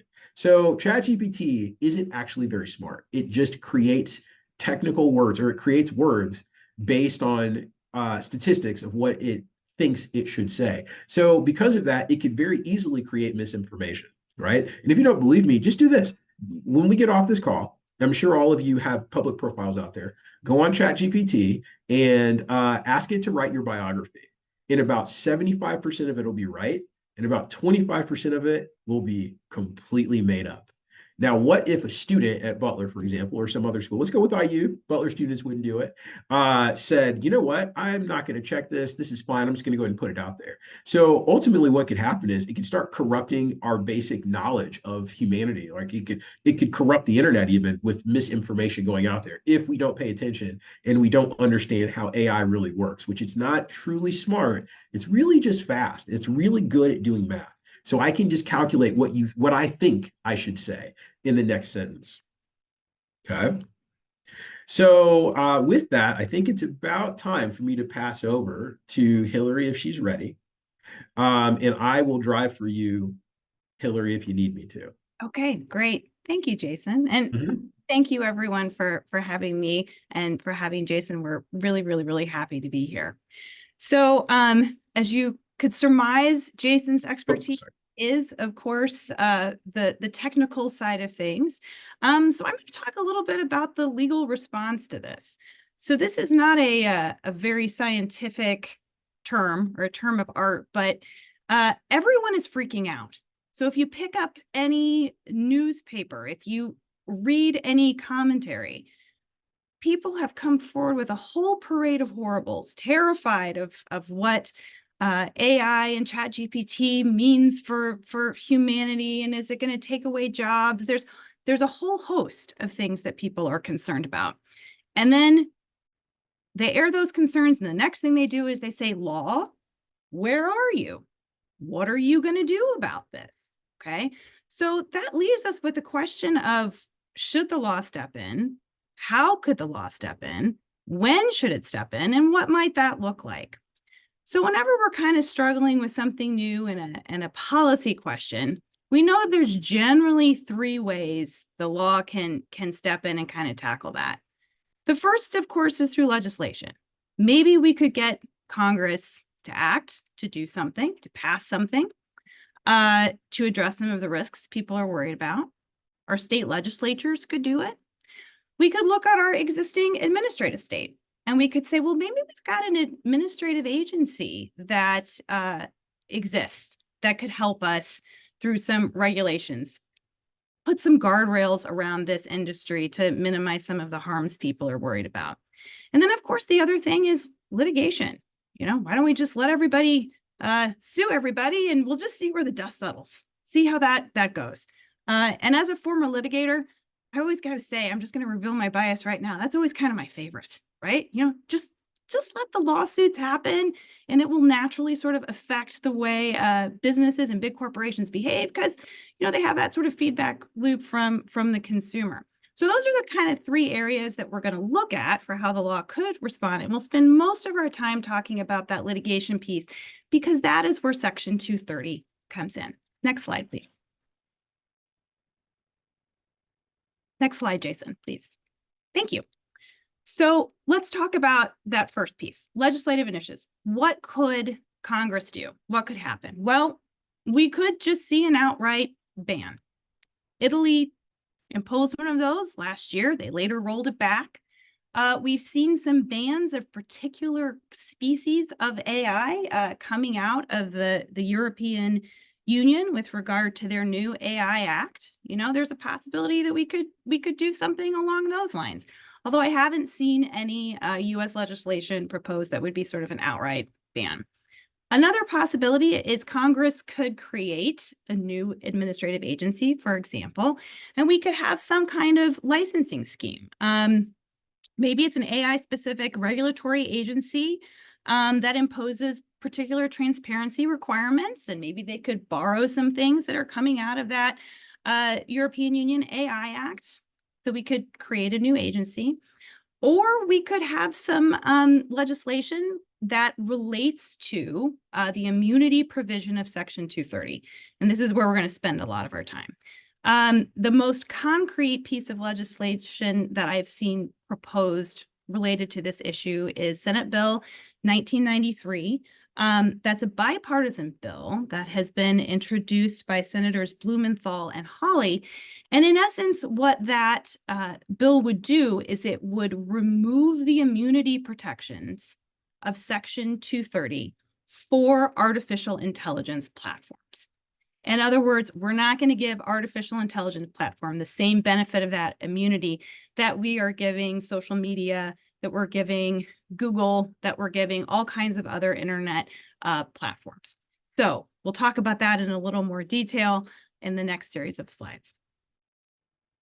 So let's talk about potential administrative oversight. Okay, so if legislation is a little slow to come, maybe we can look at using existing administrative agencies to put some guardrails around artificial intelligence. So, for example, the FTC this summer announced an investigation into ChatGPT, and specifically they were looking at whether or not ChatGPT had engaged in unfair or deceptive privacy or data security practices, posing an unfair or a deceptive risk of harm to consumers. And this was the part that was really sort of interesting. In that initial investigation, the document that they sent asking for information interrogatories, document requests, they were looking at reputational harm. So there was something in there that felt a little bit like, hey, if ChatGPT is publishing false and potentially defamatory things about people, might the FTC be able to step in and do something about that?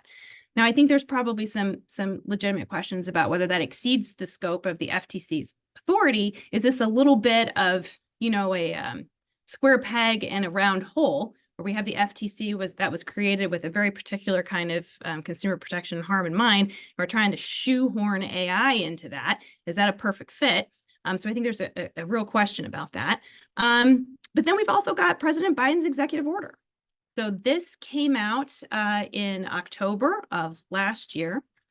And basically that executive order directs and mobilizes over 40 federal agencies to address a host of privacy and safety concerns with AI. Broadly, those agencies will be creating guidance and perhaps in some cases, even some administrative rules for things like AI safety and security, consumer privacy, civil rights, protecting consumers from dangerous AI applications in healthcare, protecting workers from AI being used in the workplace as well. So we haven't really seen a lot come out of the administrative agencies yet in response to that executive order. And of course, we all know that executive orders are not going to have the staying power of legislation because, you could have a new administration that comes in and decides they want to roll back that executive order. So nonetheless, we've got President Biden urging administrative agencies to tackle some of these issues to the extent they can. Okay, which brings us to the next bucket of possible ways we can address problems with AI. And this would be litigation, okay? Litigation. And this is where we really get into the meat of Section 230. You can imagine a situation where a creative plaintiff's lawyer could come up with a kitchen sink of a complaint, okay?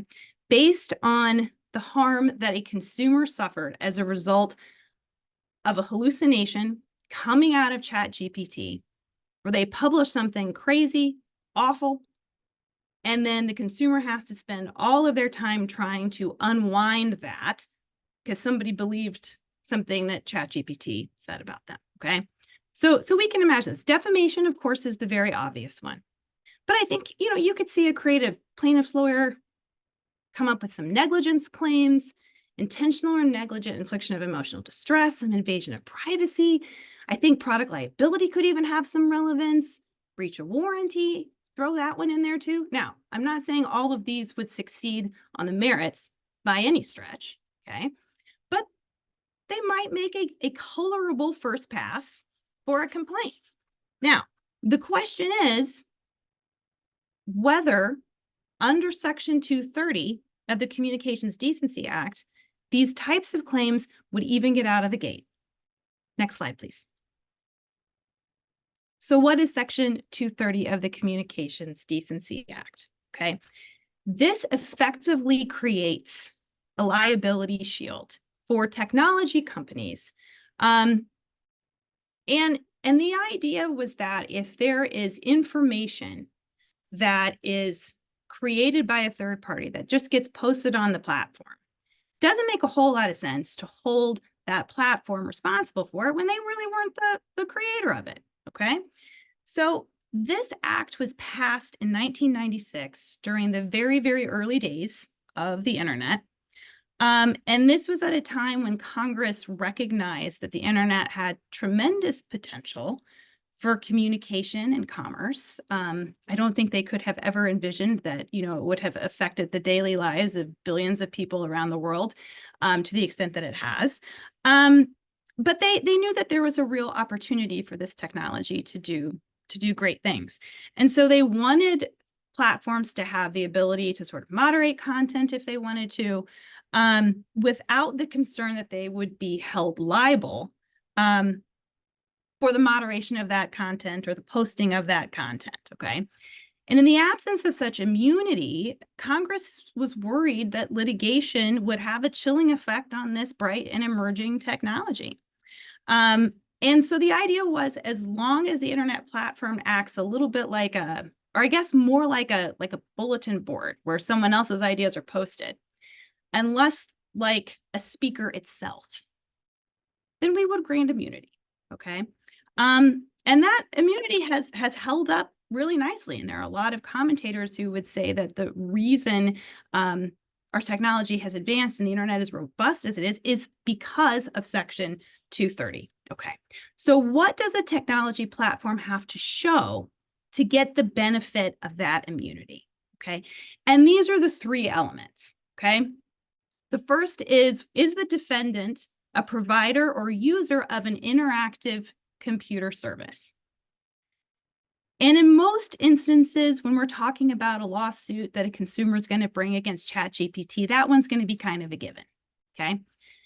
Is the claim based on information provided by a third-party information content provider? Okay, so this is where the real question comes in. So we ask, well, what's a content provider? Okay. A platform is considered a content provider if it is responsible in whole or in part for the creation or development of the information provided through the internet or any other interactive computer service. Okay, so the question is the platform creating or developing? If the platform itself is doing that, then that immunity shield is not going to protect it. If, on the other hand, it is simply repackaging or posting the content that was created or developed by someone else, by a third party, then that immunity shield will kick in. Okay, so this is where the real debate is. The third question is, does the claim treat the defendant as a publisher? That one also is probably going to be a given. If we're talking about a defamation kind of case, the plaintiff is probably making that allegation. So the real question that we are struggling with is, does generative AI create? Does it develop? Is it a content provider? Okay. And we do not have, or at least I was unable to find, any reported decision yet on whether or not ChatGPT is actually considered a content provider, to know whether or not Section 230 immunity would attach. Now, I did do a little research, and this is a bit of a sidebar. There are a handful of cases that have been reported involving ChatGPT, okay, since it sort of hit the mainstream last year. And most of those involve lawyers who used ChatGPT to write briefs and then didn't check them and are now being sanctioned. So I know we've got an ethics talk later today on the agenda. Maybe that's something that will come up. So, pro tip, don't do that. So let's talk about some cases to watch. So what cases can we look at that might help us answer this question of, is ChatGPT creating or developing the content, or is it just repackaging and reposting third-party content? Because that's the central question we need to look at to figure out whether or not they're going to have the benefit of this immunity shield. Okay, there is one case that is really important to watch, all right? And this is still making its way through the state trial court. And this is the Walters v. OpenAI case.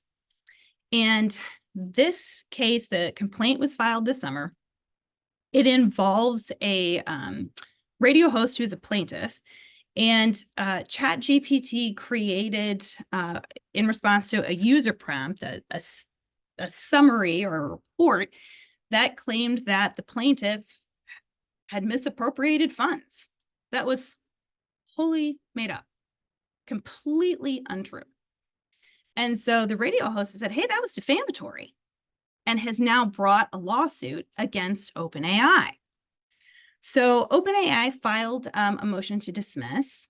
Interestingly, Section 230 was not a defense that they have raised yet. Instead, they filed a motion to dismiss basically on the basis of their terms and conditions and the disclaimers that they had with regard to user interface.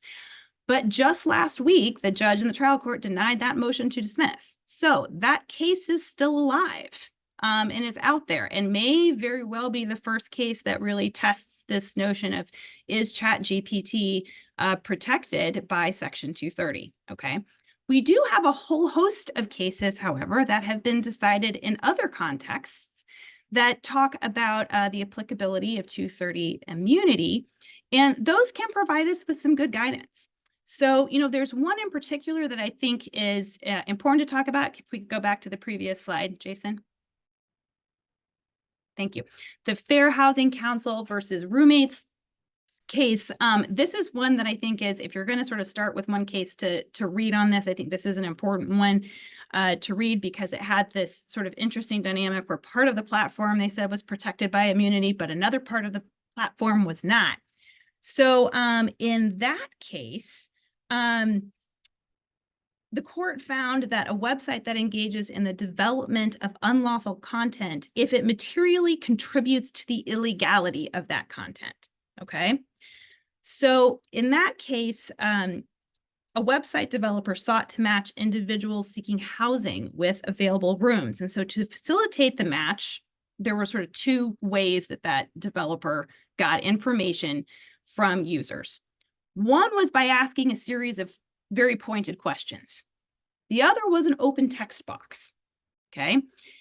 The very pointed questions arguably violated California's fair housing laws, okay? And so what the court said was, hey, you created these kind of arguably unlawful questions platform. This was your idea, okay?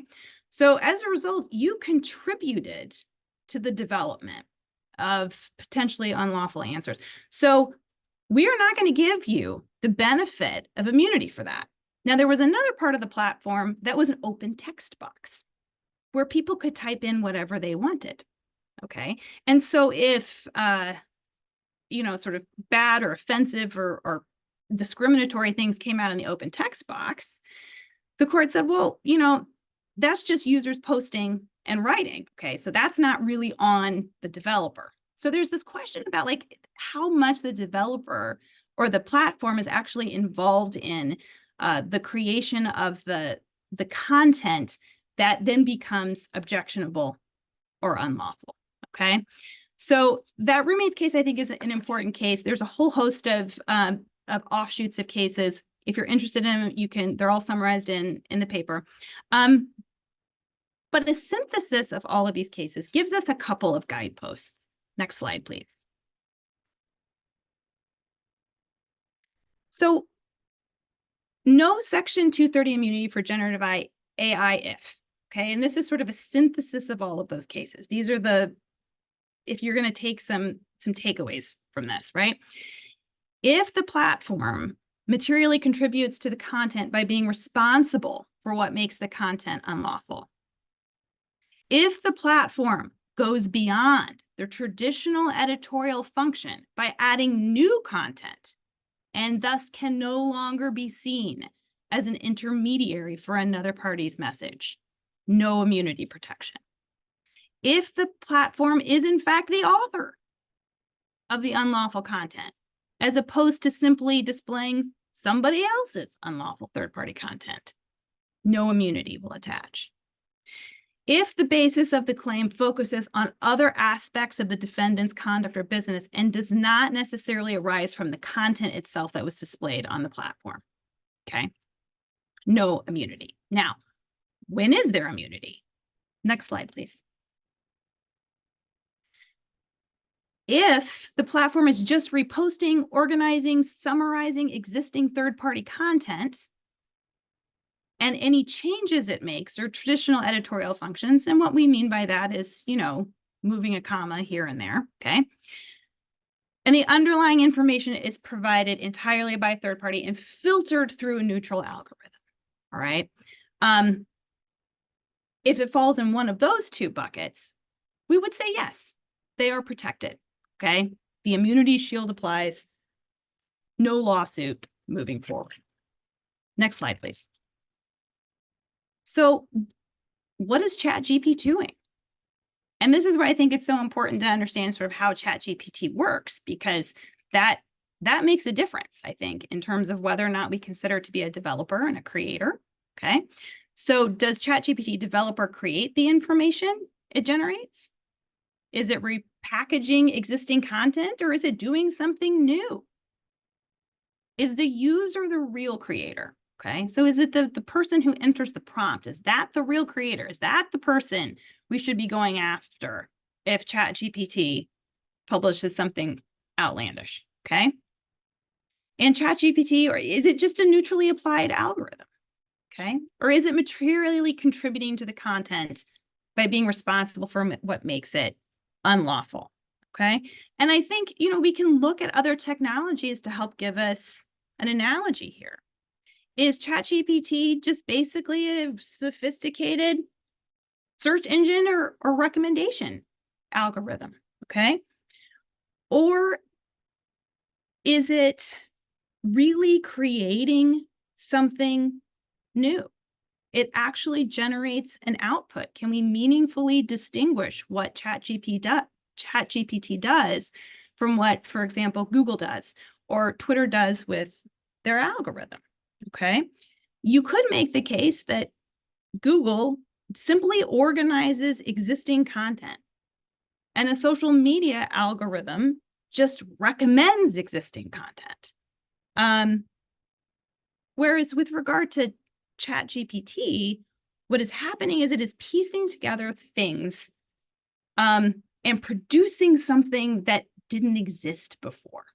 Okay. So is that something creative? Is it developing something?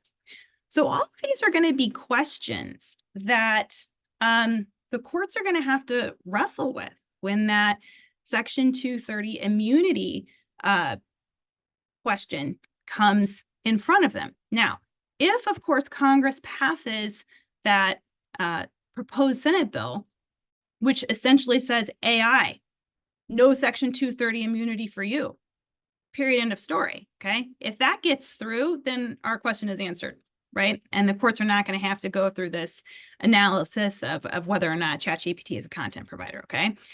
But if they are going to go through that analysis, there's a lot of policy questions we want to think about. So if we think about the whole reason Section 230 was created to begin with, it was because Congress wanted to create sort of a safe space for this technology to grow and flourish without people having to worry that they were going to be sued all the time. All right.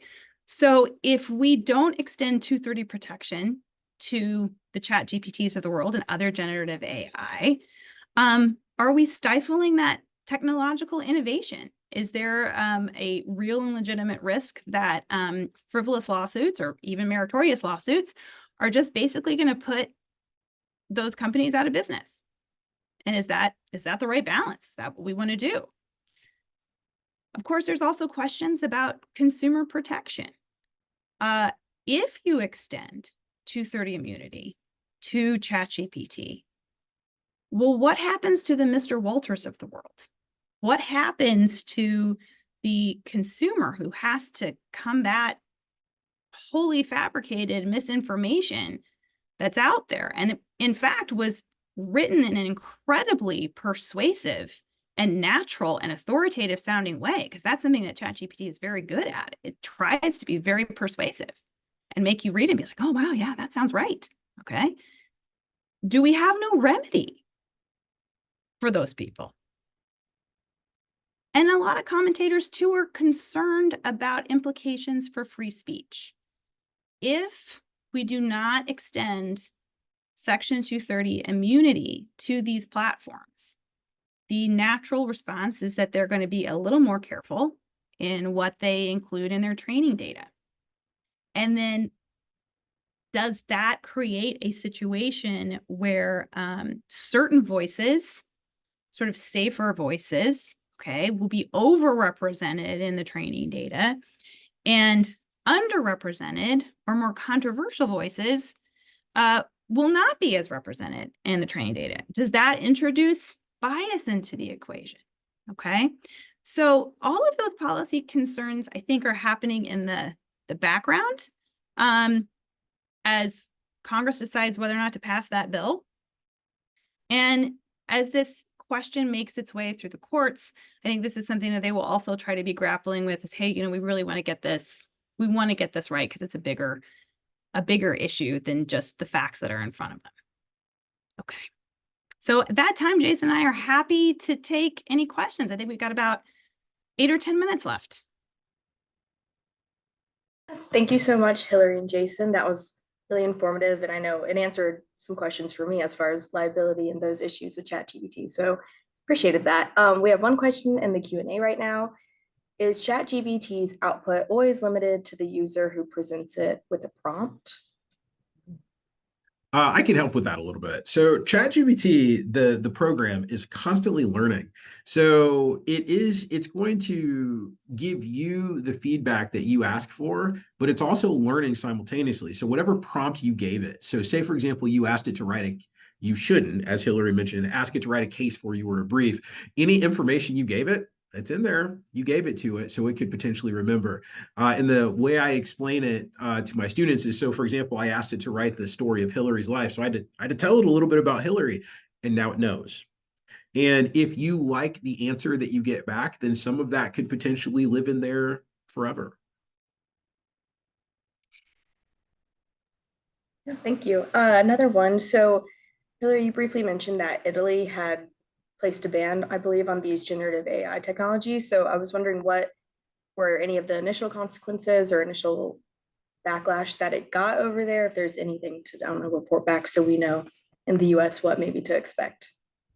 Sure. So they initially put a ban in place, and I think that the reason for the ban was they were just like, oh my gosh, what is this? And they had concerns about privacy issues. And I believe that the back and forth that happened between ChatGPT and regulators in Italy was they got kind of the information they needed to feel like it was safe to allow it to move forward. There's also, you know, at that time in the summer, they were on the cusp of passing the European Union's AI Act. And so I think there was, I'm totally speculating here. I actually don't know what was in Italy's mind when they did this. But my strong suspicion is that they knew that those regulations were going to be coming down from the AI Act from the European Union, and they thought, well, we'll just kind of wait and go with that. Great. We have another one. It's from a JOLT member, so I can send it your way if you want as well. Do you think the legal field will ever be comfortable with the use of technologies like ChatGPT? Alternatively, do you think ChatGPT could replace lawyers or paralegals in the future? I hope not. So I would like to think in my more optimistic moments that ChatGPT is a tool, just like Google is a tool. Okay. And while Google felt scary at first, now, I mean, none of us could do any of our lives without it. But part of what we love about Google is we rely on it and we trust it. Okay. And most of the time what comes up, I mean, we know to double check, right? It's pretty right on. I think the scary thing about ChatGPT, and particularly when you're handing it something that has consequence, is it makes a lot of mistakes. And then if you can't trust what the technology is giving you, I would say that really undermines the value of the technology. And so I would encourage professionals to be hyper vigilant about this and to know that, you know, you are going to have to double check absolutely everything that is in there, and you would be a heck of a lot better to do it the old fashioned way, right? Hand it to an associate to write the brief. So I can piggyback on it a little bit. So we have this saying, and people ask me that all the time, you know, could ChatGPT replace just fill in the blank? And with lawyers, no. Potentially, as the technology gets better, maybe a lawyer that uses ChatGPT could replace a lawyer that does not. But an easy way to think of it, to kind of demystify how the tech works, is think of it like the autocomplete when you send a text on your cell phone. It's just statistically looking at what you're writing and it's trying to guess what the next thing is going to be. Sometimes that works really well, especially with things that are creative. But in the world of law, where there's a lot of nuance and interpretation, doesn't work as well. And I think we have one last question in the Q&A to probably wrap up this segment. Free speech is not unlimited speech, contrary to popular belief. So shouldn't ChatGPT at least be regulated to those boundaries legally? Yeah, so I think, yes. right? And I think that ChatGPT, as a private company, does have the discretion to moderate what goes into its training data. And I think part of the reason why 230 was enacted in the first place was that we wanted companies to be able to moderate things that were on their platforms and not post things that are awful or criminal, and it's not a free-for-all. We wanted them to have that discretion. But when someone has that discretion, okay, are they now participating such that civil law defamation would allow you to sue that person? So Section 230 says no, because we want them to be able to moderate. We want them to be able to do that. And so I think that the concern here is if you remove that immunity for Section 230 for ChatGPT, and they're going to be on the hook for how they moderate, are they going to be super cautious? And is that going to decrease the utility of the tool? Are they going to be biased in what they put into the training data? Is that what we want? Is that something that concerns us?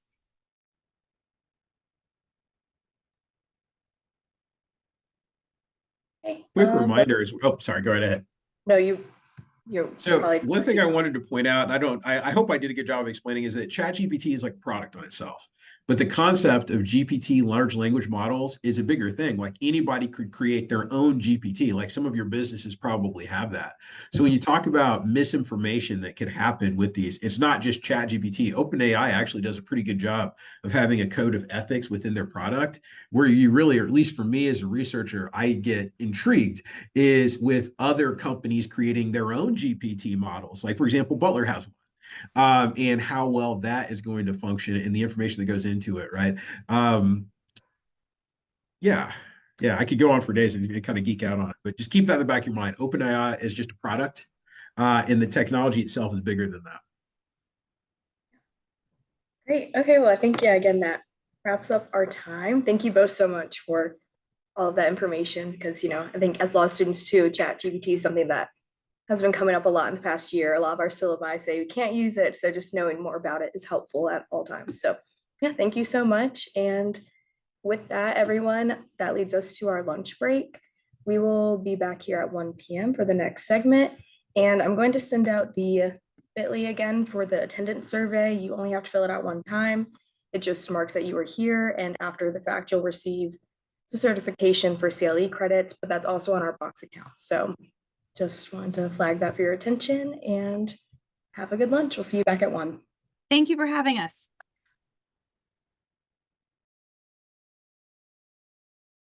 Before we resume, just a quick reminder to please record your attendance today by completing the survey link in the in the chat earlier, that was sent in the chat earlier. And we also encourage you to use the Q&A box below so our moderators can ask your questions to our speakers at the end of their talk. All right, so continuing with our symposium, our next speaker, Mayme Donohue, is an alumna of University of Richmond's School of Law. Mayme is a partner at Hunton, Andrews & Kurth in its Richmond office. She is a leader of the firm's AI, Metaverse, and Emerging Technologies practice, a member of the firm's blockchain working group, and is the associate editor and a contributing author of the Blockchain Legal Resource blog. Mayme enjoys counseling clients in a broad range of capital markets transactions, including securities offerings, tender offers, and derivative transactions. While guiding companies through strategic transactions, Mayme values the strong connections built with clients during the course of accomplishing their important business goals. Mayme also understands the impact of disruptive technologies on our financial systems and across industries. She possesses in-depth knowledge on blockchain and distributed ledger technology. Pro bono work and community service are also fundamental to Mayme's practice. She serves as the president of the Virginia Equality Bar Association, spending hundreds of hours strengthening the community through pro bono projects and on the various nonprofit boards on which she serves. She's a thought leader on a wide range of topics, including blockchain, cryptocurrency, digital assets, tokenization, non-fungible tokens, and SEC rules. Please welcome Mayme Donohue. Probably should just stop now then, huh? All right, Carl, let's see if we can do this here.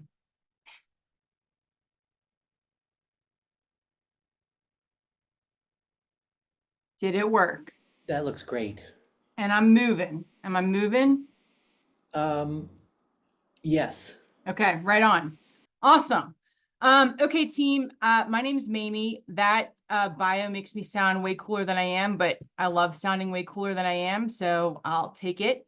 I want to start off by thanking everyone for being here. I am going to talk about a variety of topics that JOLT asked me to do, sort of like a high-level overview of emerging tech and legal issues. Any one of these topics could be the subject of an entire day-long symposium. So we're going to go at this slide deck. If you've downloaded it from the box site, it's 50 slides. We're not going to look at all of them. Some of them are there just to kind of help you as you're thinking through these things afterwards, or to give you things to Google around if you're interested in a particular topic, one more than another. I love virtual presentations like this because, you know, there are 140 some people on this call, and I'm sure we wouldn't have that many people in a room together. But I also hate it because I can't see you, but you can see me, which is creepy. And also, you're not going to ask me questions in real time, but I really want you to. Like, I really want you to just be in the chat and make this as conversational as possible, so that I'm hitting questions and I'm keeping you guys along with me as we speed through this. So here we go. All right. Basic overview. We're going to hit blockchain and crypto, which is all wrapped up in sort of like the digital asset world.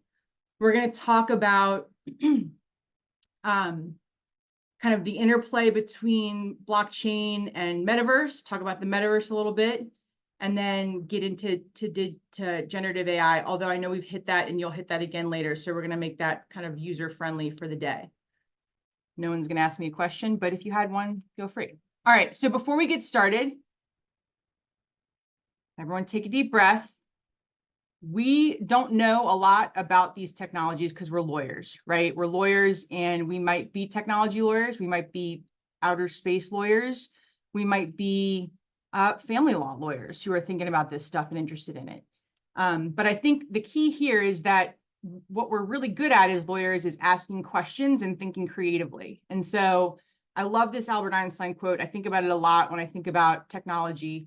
Imagination is more important than knowledge. So you could understand the X's and O's of how to build a perfect blockchain code, sequence of code, but really not be imaginative about how to use it or why it impacts your clients. And one without the other isn't really important, but the most important one is that imagination piece. So think about this through the lens of someone who is trained to ask questions and trained to think about what's possible. What are the possible risks? What are the possibilities here that we need to be thinking about as we understand what this stuff does, not necessarily exactly what it is. And if Albert Einstein isn't enough, Beyonce also quoted this Albert Einstein quote in her most recent tour, the Renaissance tour, which was phenomenal and life-changing. So if you're not an Einstein fan, at least be a Beyonce fan and get imaginative and curious with me, because here we go. All right. Blockchain. I hope that at the end of this hour, if you know nothing about blockchain, it's that it's more important than Bitcoin, right? So one couldn't be without the other, but saying, like, most folks, when they think about, you know, blockchain, they immediately start thinking about cryptocurrencies. I just want to say that, like, making that leap and thinking that crypto and sort of the crypto craze is the most important thing about blockchain is sort of like thinking like email is the most important thing about the internet. It is a thing, but it is not the only thing, and it's not really the most important thing. And I think it's also really important to understand that you don't have to understand how exactly this works to really get its importance. This is a screenshot of a, you know, the Google generative text that comes when you start a search, and no one really knows what the internet is, but we're using it right now. So it's important to just sort of separate a mastery of what this technology is from your ability to understand it and how it applies to the clients that you serve, or the type of law that you research, or the topics that you want to pursue in terms of writing if you're a student. Blockchain is something that you can understand. And here we go. We're going to do a little bit of it. Generally, it's just a record-keeping system. That's all blockchain is. It's a more sophisticated record-keeping system. It records transactions, but a transaction can be a financial exchange of money or an exchange of goods, or a transaction could be the moment that I click on a file and there's metadata that says Mayme entered and opened this file, right? A transaction can just be a record, a line item. That those records of transactions are arranged in blocks of data. Those blocks are chained together cryptographically. And so that chain makes it really hard to unwind. That chain also makes it a perfect sort of timeline of transactions, right? Time is always the constant that by which these transactions are being recorded. Then the next piece is the distributed ledger piece. That record is distributed across a network of participants in real time, peer-to-peer, right? So there's no one single source of this record. This record is being replicated in real time across the board. That cryptography, that cryptographic piece of it, that's what links the data together in their chain and also proves the identity of the folks making and entering transactions into the system. And the combination of these things make it immutable or very difficult, almost impossible to change the history of what's happened. And so if we think about at a very high level, we've used the internet, post-internet. If I wanted to buy something, I didn't have to go into a store, hand someone cash and receive the good, right? Now I can buy things online. And so it might seem like you're engaging in direct peer-to-peer commerce online, but that's not entirely true. What's happening now, for the most part, without blockchain is the internet is being used to communicate about the transactions, but not actually affect the actual settlement of the asset itself. And so if we think about that a little bit differently, we can think about it in the sense that I'm not really buying a song when I download it on iTunes. I'm buying access to that song. Using blockchain, if that song is a digital file, it can be transferred to me, and that in and of itself comes to me as a record keeping. The reason why this couldn't happen before blockchain is because you could just make a copy of anything and sell it online, right? A copy of a picture is as good as the original picture. Well, not if it's a digital token. So blockchain's not really a new technology, just like we talked about with our professors before. It's a combination of technologies that have existed. There are a lot of different ways to design them. These systems live in code, but the general features are, it's a peer-to-peer network of participants that are recording transactions, cryptographically protected, distributed, and decentralized in real time. So the way this works generally, and this is a very high level and way too dumbed down version for you to actually pass as an expert here, but if you just want to understand it conceptually, if everyone on this call, there are 145 participants on this call, if we make up a blockchain system, right, we are the participants in a particular blockchain, and I want to buy or sell something in that chain, everyone right now has a record of what everyone else owns in this network. If I want to trade something with Carl, and I say, Carl, I'm going to trade you my pencil for your cup, everyone in the system knows that Carl has the cup and that I have the pencil. So when I enter into the system that I want to affect that transfer, the system can validate, because it has a history of all the transactions that came before, that I am the true owner of the pencil, Carl is the true owner of the cup. And if those two things are true, and there's consensus between all the records in that system that that is the truth, the trade settles. That's it. Now, if I'm a bad actor, and after I've sold my pencil to Carl for his cup, I'm like, I'm going to pull one over on Kyle. I'm going to sell that same pencil to Kyle, and he'll never know the difference until I get the cash in my hand. So now I'm going to sell my pencil to Kyle for $1. I'm going to, in the same blockchain system, I'm going to try again. I'm going to say, Kyle, I'll sell you a pencil for $1. In that case, the system will reject that transaction and it will not settle, because the system knows, the archaeology of all the records that came before know that I don't own the pencil anymore. I can't sell it anymore.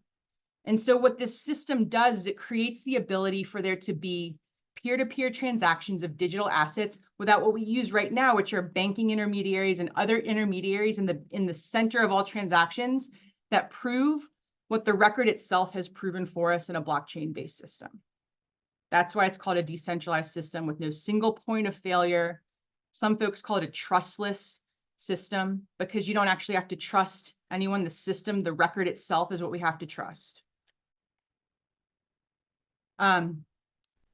Two types well, lots of types, but public and private. Private are used usually for enterprise solutions. So, companies and different consortiums of companies can create private systems that you have to be invited to enter into to use.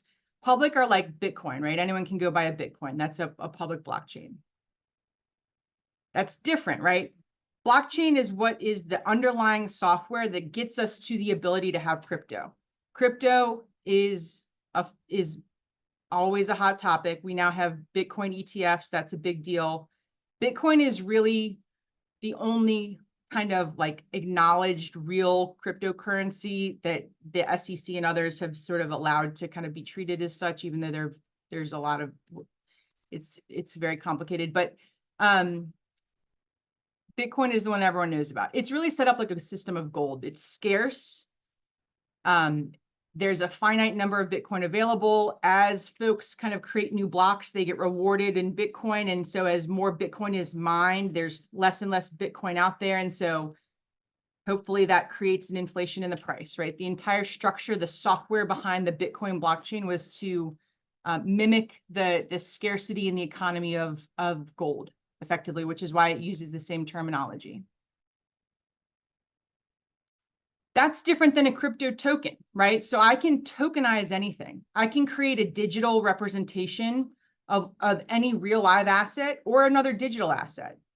And if I create a digital token of something and I use blockchain to both generate and keep a record of that token, I now have the ability to trade that thing in the same way that folks are buying and selling crypto on markets.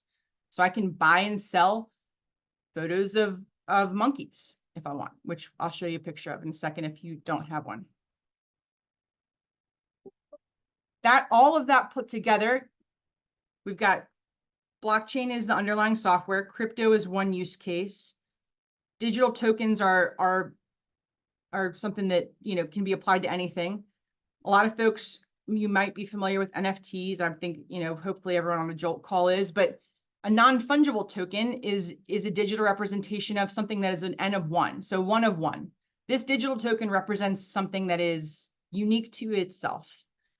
That unique digital asset then can be traded now and can actually have value to it in and of itself, because I'm not just trading a copy of a picture, right? I went online and took copies, like screenshots of these two pictures here. These are two NFTs that are traded. It's not a copy of a picture. And so the real difference, and folks sometimes ask, like, well, why do I care if I have a copy of that monkey or the monkey itself, right? It's an ape, actually. It's a bored ape. But the difference is that if you own the NFT, as the proven owner of that digital asset, you have access to certain things. Maybe you're a part of a club. It sort of becomes like sort of like a status symbol, like wearing like a real Birkin bag, right? If you have a real Birkin bag versus a fake Birkin bag, maybe to the naked eye, someone won't know, but some people will know. And if you're the kind of person who cares about owning things that are highly scarce and hard to get and demonstrate your wealth, then owning a highly scarce and hard to get, very expensive digital asset is something that you're interested in purchasing. And so that's sort of what created the NFT craze, right? So all of a sudden, we've got a software system that allows us to transact in digital assets, to prove the authenticity of it because there's a good record of what everyone owns, and to make sure that there's only one of one, right? You can't duplicate it, you can't copy it because it's got a unique digital token. All of that put together caused this NFT craze, which has died down, but is not dead. So how are these regulated? Earlier, I just sort of like kerfuffled and said it's complicated, because it is. Ultimately, it's a power grab, because just like the folks in the prior presentation talked about with AI, the definition changes depends on who you talk to. So if you think about just even the concept of cryptocurrency, right? All of these different government agencies think about it a little bit differently because they all want to be the one who's regulating. Let's see here. There was a chat. Carl, I think there's a technical question in the chat, maybe. Thank you.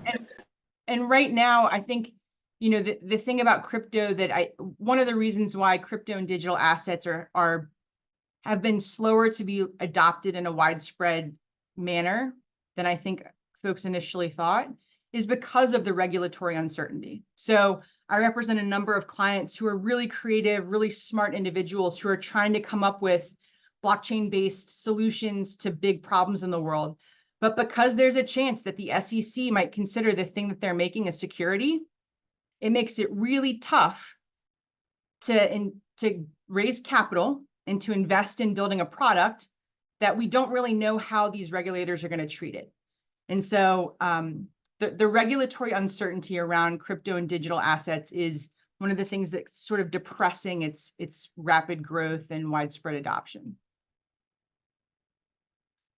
Our prior talk also touched on the Internet of Things a little bit, or actually our space talk did. But here's sort of the reason why I bring it up here. So anything that's connected to the internet can be a participant on a blockchain record-keeping system, okay? So all of the things that we have and use in our life that are network enabled and have access to the internet can read and write from a blockchain record-keeping system. So what that means now is like, so right now, when I call an Uber, I get into that Uber and I'm using Uber and paying Uber a fee because I'm trusting that Uber is vetting and verifying the identity of and the criminal records of and the safety of the ride that I'm about to get. I'm using them as my trusted intermediary in that digital transaction. Well, it would also, and the star system, right? So like the rating system on Uber, I just trust that that's true. When I get a driver and it says they've completed over 10,000, rides and they have a 5-star rating, like I am assuming that Uber is not lying to me when they say that. I have no reason to believe they're not. In a blockchain-based system, if that car was hooked up to a blockchain record-keeping system that was actually tracking the rides of this individual on a blockchain record keeper, I could verify it myself. It would be available information for me to verify myself, rather than me trusting Uber as the intermediary there, because I'd be able to see the record myself, because the record would be, peer-to-peer, decentralized, replicated. I could see it and I could trust it. We think about Internet of Things and blockchain and the word smart contract. Now we get into a place where things can kind of happen automatically. So I'm in a blockchain record keeping system. My ID card is going to tap onto a thing that's got internet network capability. When I clock in using my ID card, now it's counting my time, right? And my time is being recorded on this blockchain. And so everyone knows exactly how long I've been in the building, and I get paid by the minute that I'm in the building. And then I clock out at the end of the day and the record's there. And maybe rather than getting paid twice a month, once everyone figures out and verifies that I actually worked for those periods of time, maybe I get paid every day based on the record that's being updated instantaneously. So if I clock in, if my card taps the ID thing, then my time starts. If I tap the ID reader again, then my time stops. And if I have a start and a stop, right? If that's recorded on the system, then that automates a payment into my account directly.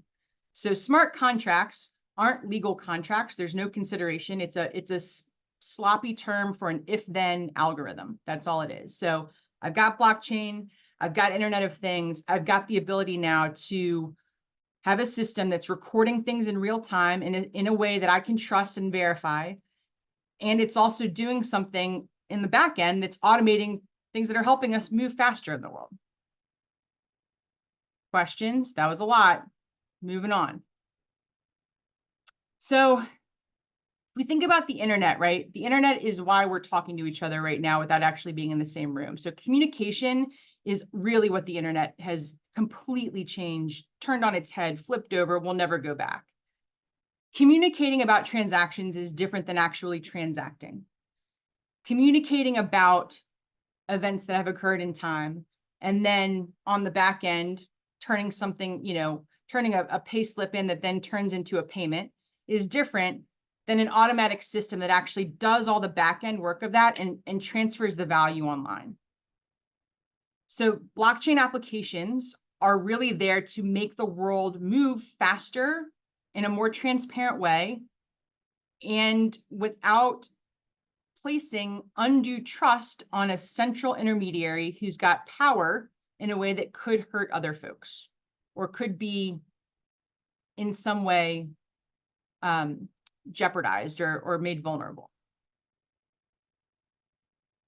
Well, you know, that sounds really awesome. So why hasn't this completely taken off? Well, it's hard to scale. So I'm sure folks have heard about some of the environmental issues related to blockchain server farms, right? Like crypto server farms. So the computing power that's required to kind of run this stuff right now is so much that scaling it is both tough for the environment and also just hard to manage, right? Scaling this in a way that actually works doesn't really work right now. So for example, like, you know, the number of transactions that occur per second on the blockchain for Bitcoin is like a speck in time, like a sand, 1 grain of sand compared to the number of transactions that Visa settles in the same amount of time. And so the speed of transactions is just not quite there yet, right? The technology just it hasn't quite caught up. There's also a lot of upfront capital expenditure. So all of this depends on a group of people working together to build this system in a way that works for everyone. And it's tough to make that happen without everyone trusting that we're all going to put in the same amount of money and get the same amount of money out of it, right? There's also the issue of the fact that it's an immutable record makes it really, really dangerous. So, you know, I'm not going to name names, but there was a country that tried to convert its entire like actual currency onto a blockchain with cryptocurrency. And lo and behold, some of the politicians who were in control of that just sort of changed how much money they had on the record when they first kind of flipped everyone's like bank records to the blockchain. They just sort of gave themselves more money. So, you know, the garbage in, garbage out theory of this, like if you don't build the system with data that's really, really good and really, really secure, you're going to get bad outcomes. And so if you're a lawyer and you are a family law lawyer and you're thinking about this and you're like, oh my gosh, this doesn't matter to me. It does matter to you. You've got to be thinking about things like, you know, in the family law context, if there's a divorce, am I putting in discovery for cryptocurrency account and wallet account information, not just bank account information, or public-private keys for NFTs, not just sort of an accounting of all the physical assets that you own in your home. But if you're a little bit further along the journey and you're someone who's actually working with folks who are building this technology, you've got to be asking the right questions on the front end. So this is a more detailed list of the kinds of questions you want to be asking. And you can think about this if it applies to you. But as a lawyer, you don't have to understand how to build it, but you do have to understand how to explain to your clients the risks that they're taking on and how to mitigate those risks when they're building, joining, participating in, having anything to do with a blockchain-based system.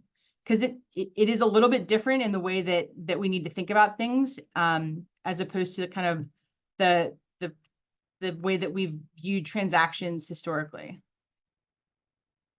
Hi, Janice. So Visa, et cetera, are still needed as intermediaries until the local retail stores get the computing power, software, hardware, what to be a part of the blockchain world? Great question.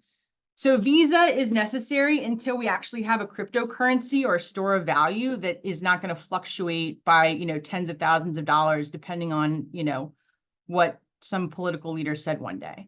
So the first real issue with the first real reason why we don't have an actual blockchain-based digital currency, virtual currency across the world is that there is currently no truly stable cryptocurrency because the markets are too speculative for a whole host of reasons. There's a thing called a stable coin, which is a cryptocurrency that is pegged to the value of a real world asset, typically like the dollar usually, but even those fluctuate. And there's regulation around those so that the companies that are putting out stable coins pegged to the dollar, they have to have a dollar in reserve for every stablecoin dollar they have out. So it actually is a 1-to-1.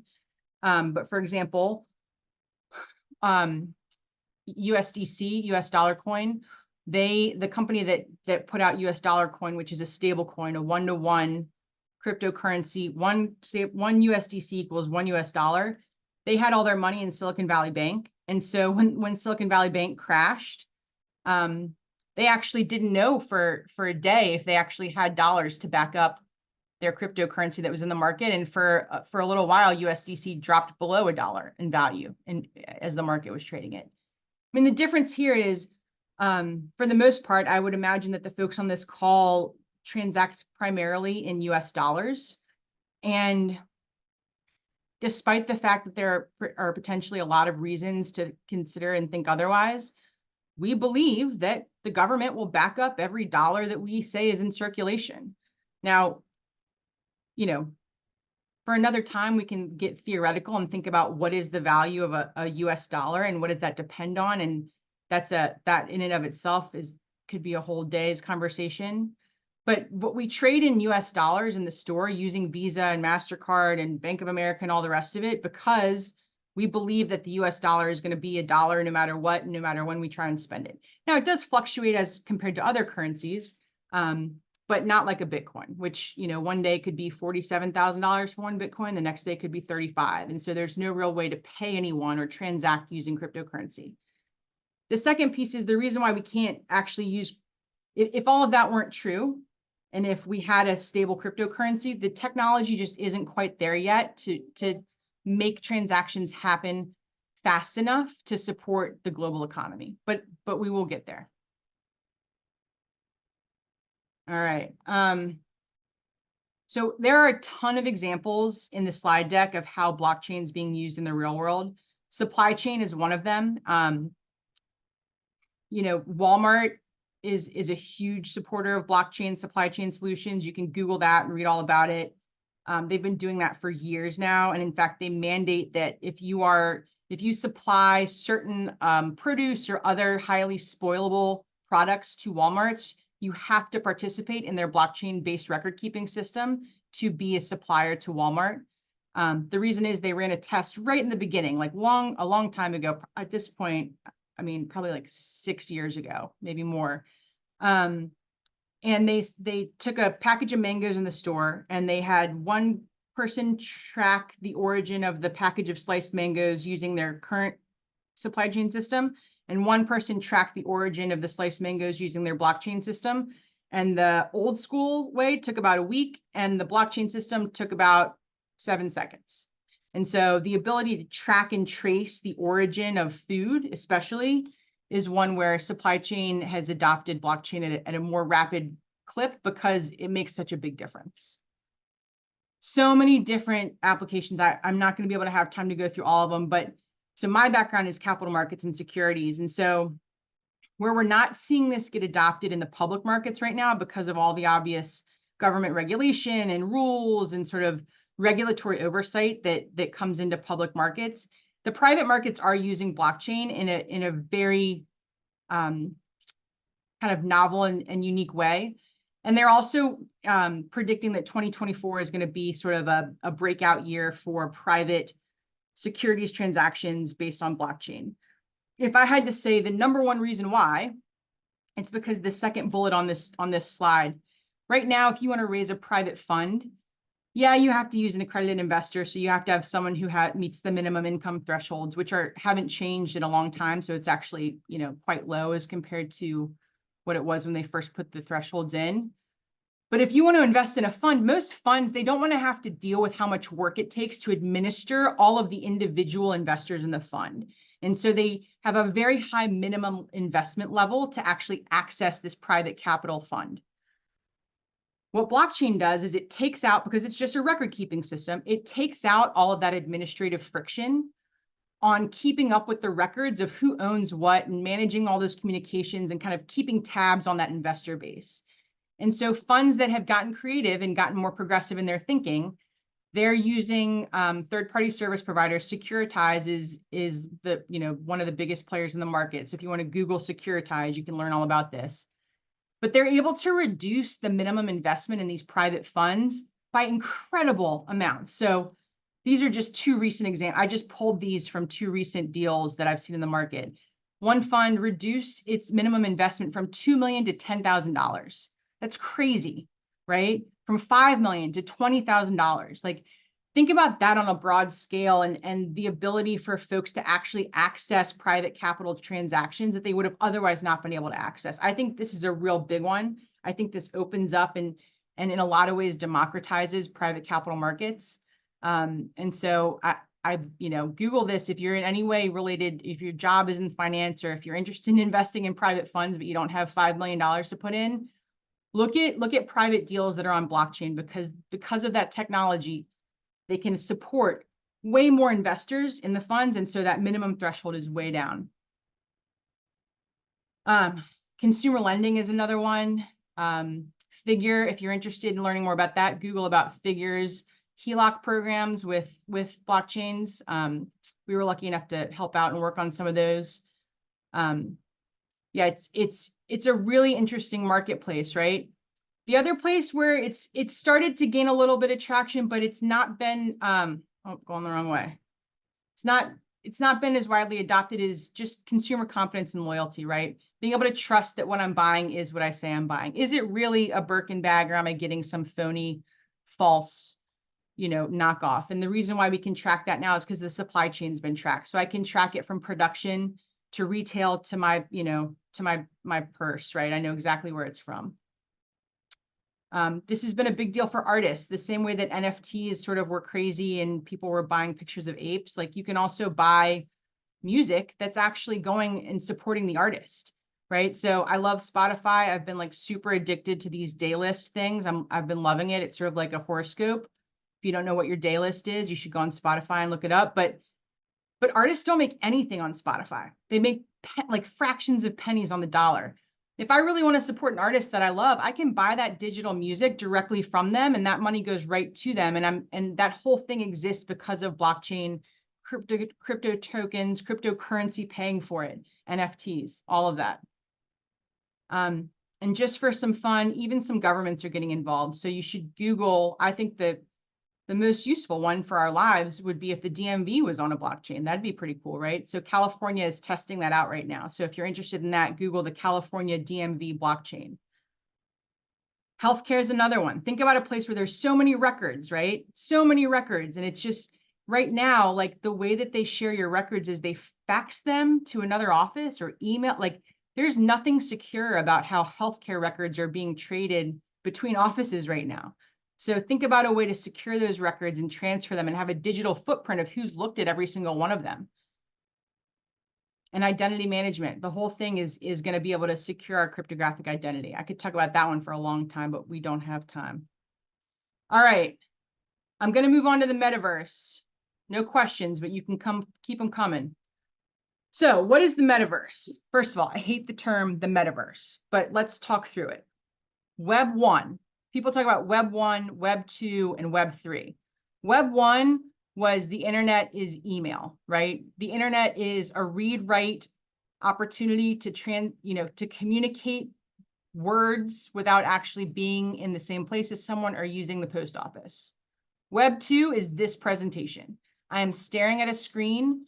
We are communicating in real time using, a camera, and so you can hear my voice and see my face in real time. But I can't see you, and we don't really feel like we're connected. And right now, it's like, I read an interesting article that, the real drawback to screens is that there's no more eye contact, right? So like, I could stare into my camera, and then I'm looking at you right now, but if I look at myself or I look at my presentation, there's no eye contact in this room. So Web 3, right? We're reading, we're writing on the internet. Now we're streaming on the internet. Web 3, the metaverse, is just 3D internet. So now we're taking the internet and we're actually creating it in a place where I can experience it spatially. I'm experiencing the internet. I've got real-time communication of data, of me to you, and it's happening in a way that feels like an immersive 3D experience. Does well, I can't see you, but I hope that there are folks on the call who have VR headsets. I do, and it was a lifesaver during COVID. So there are a lot of legal issues you might encounter in the metaverse. This is a non-exclusive list. But here's the thing. If you're an IP lawyer, you should be thinking about the metaverse, because a digital, we push in now to this 3D immersive experience, the ability to transact using a blockchain and trade digital assets. So I am in a virtual store of the Gap, and there's a scan of my body, and I'm buying clothes and I'm selling clothes on the Gap. And now I'm in, but that's biometrics we got to worry about. There's IP law in there that we got to worry about. There's all those, the digital identity that we got to worry about. There's so many litigation issues in there that we've got to worry about. So pretty much everything that happens in the real world could happen in the metaverse. And so if you are a lawyer who thinks the metaverse doesn't or won't touch your practice, it's gonna. So think about it a little bit, get imaginative. Think about it a little bit more creatively, right? It's the ability to experience this moment right now that we're having, but actually feel like we're sitting with each other. Or instead of online shopping at a flat screen for, whatever it is that I'm online shopping for that day, I feel like I'm entering into a space. So everything that we think about in terms of digital commerce or digital experiences, that's all in the metaverse. All of it's there. But wait a second, I thought the metaverse was dead and like all that anyone cares about now is AI. Well, maybe in the headlines for sure. That's true. But again, I hate the word metaverse. It's not really it, right? So, I think the word metaverse started being used to talk about way too much. And so it sort of became meaningless. And I think ultimately when we think about the metaverse, we just need to think about 3D immersive internet. And so the concept, if you're curious what's happening in the quote metaverse right now, Google digital twins. So here are two examples. The Vancouver International Airport created a 3D real to scale, like actual dollar for dollar, inch for inch version of the airport. And they are now able to use that digital model of their airport to stress test, to run scenarios of what happens if this flight's delayed, or if that terminal goes down, or if this thing over there goes wrong. They can stress test and practice and in real time collect data that helps them actually make decisions in the real world without having to simulate these things happening. The same thing if we think about medicine. Google digital twins in medicine, if this is something that's interesting to you. Boy, wouldn't I love it if my doctor actually practiced on using a VR headset, practiced on an actual version of my heart before they went in and did heart surgery on me. That would be awesome, right?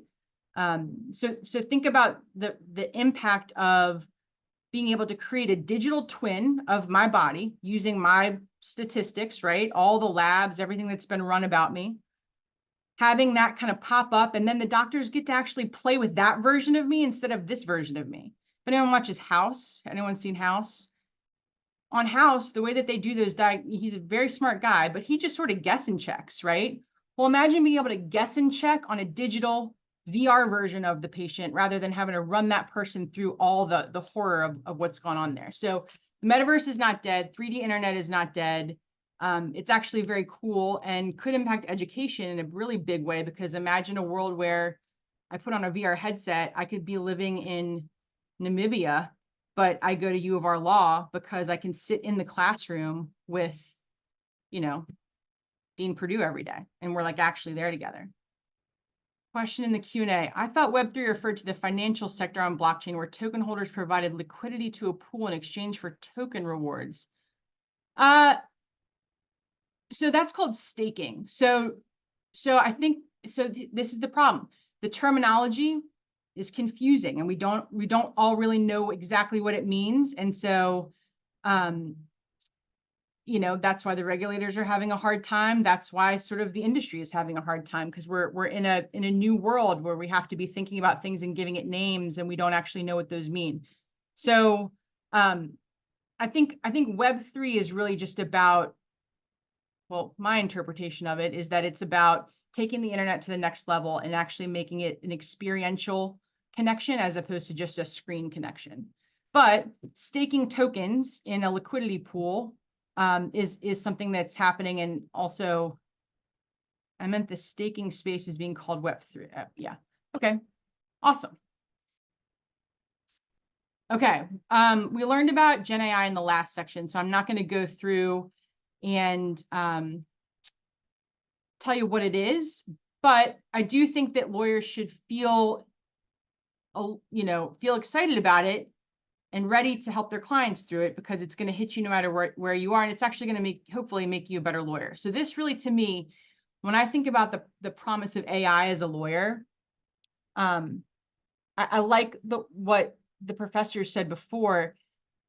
Will AI replace lawyers? I don't think so, but will a lawyer who really knows how to use AI be a much better lawyer than a lawyer who doesn't? Totally, because in the same way that imagination is more important than knowledge, that applies to the practice of the law, right? So, the amount of time I spend researching and learning and kind of sifting through case law to get just the right one is time that I could be spent thinking creatively about solutions after having something else kind of run that process for me. So just for funsies, I went on ChatGPT. They have an image generator. So Professor John McCarthy kind of coined the phrase artificial intelligence in 1955. And I said, create an image of Professor John McCarthy explaining what AI is to a class. And this is what they did. That's what ChatGPT's DALL-E did for me. But that's actually what he looked like right there. Both handsome guys, but not exactly right.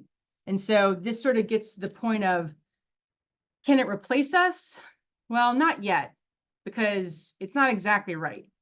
And we need humans to check it, but it is fun and it is useful. So what is generative AI? It's the ability to generate, right? Not just actually sort of read at mass scale, but create at mass scale. And that's what changes the use cases for it, as opposed to just regular old AI, which is something that we've been living with forever and ever, right? Like AI, artificial intelligence, is in every digital device that we own. It's in our phones, it's in our TVs, it's in our computers, it's in everything. Generative AI is different because it takes it to the next place where it actually starts creating content for us based on the learning that it's picking up out of all the data we fed it. And I think the professors gave a really good overview for understanding what that is. But there are a lot of different things that it can create: text, software, images. I've dropped in a photo here of the Minority Report, because if you've seen that one, it's pretty terrifying, because that, law enforcement starts using AI in that movie to predict crime and arrest you before you even did it, which is a scary thing to think about. But that really gets to the point of AI, right? When we're thinking about what is our job as lawyers as it relates to artificial intelligence and generative artificial intelligence, we know how to ask the right questions. We can put on our thinking caps, we can understand a situation, and we can think to ourselves, what do we need to be worried about here? What are we thinking about?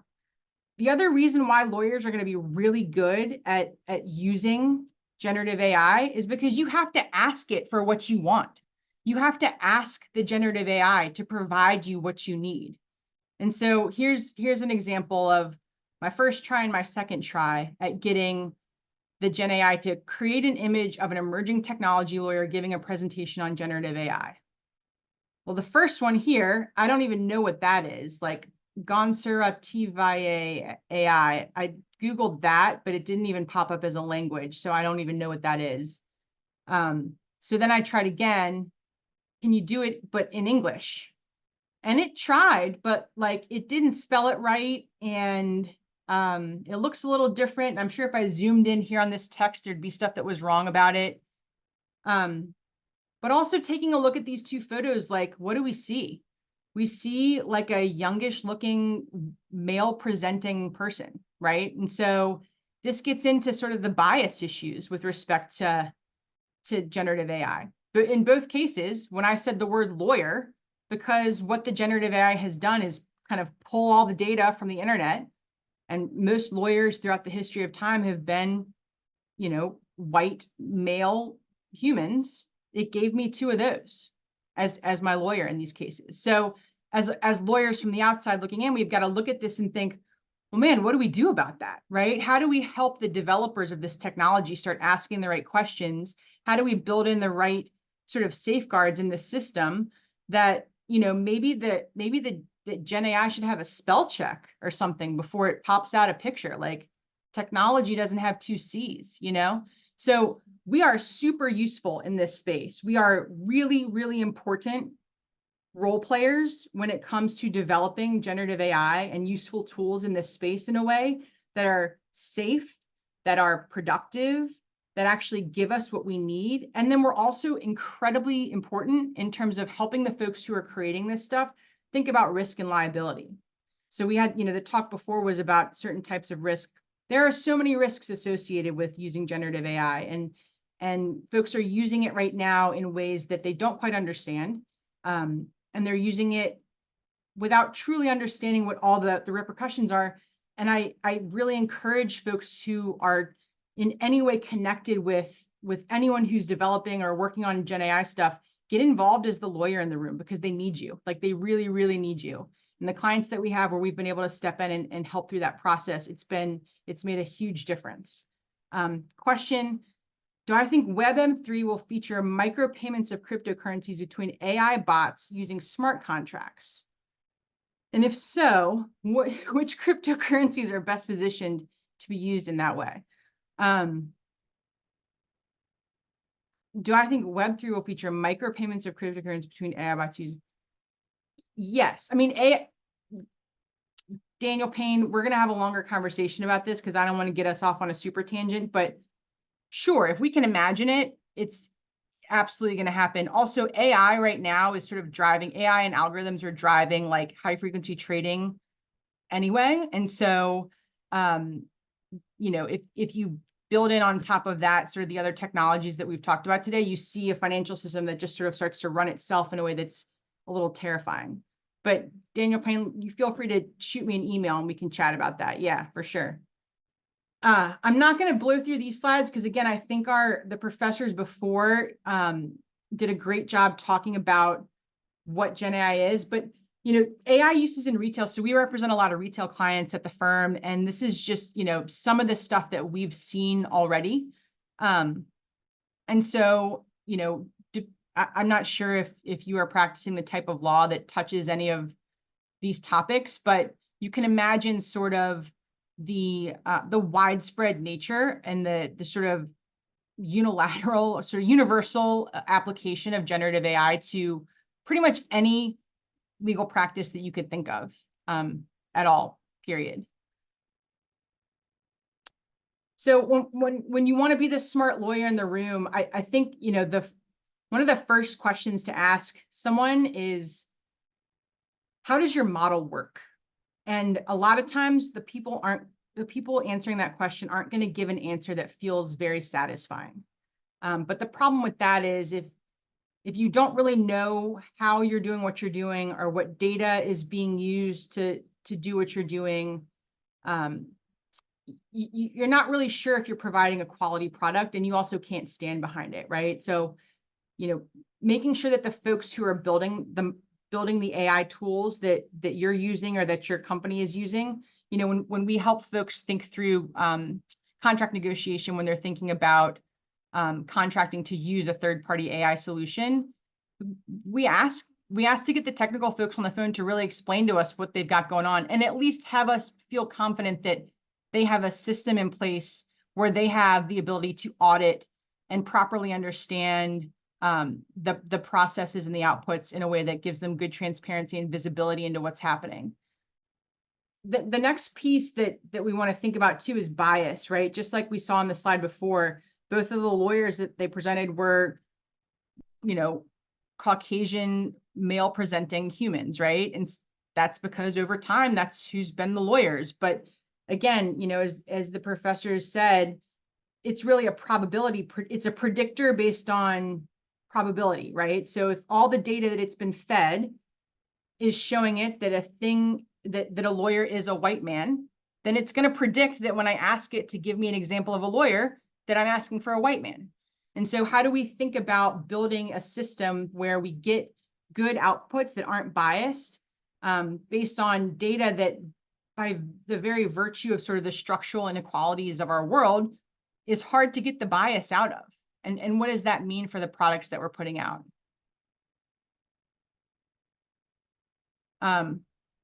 This next question is about sort of, it says, why does it sound like generative AI is electronic plagiarism? It's an interesting thing, and it sort of gets into, I mean, if you're an IP lawyer, you're the most actively involved lawyer right now when it comes to generative AI. Our IP team is all over this, and it's the focus of a lot of the work that we're doing in the space right now.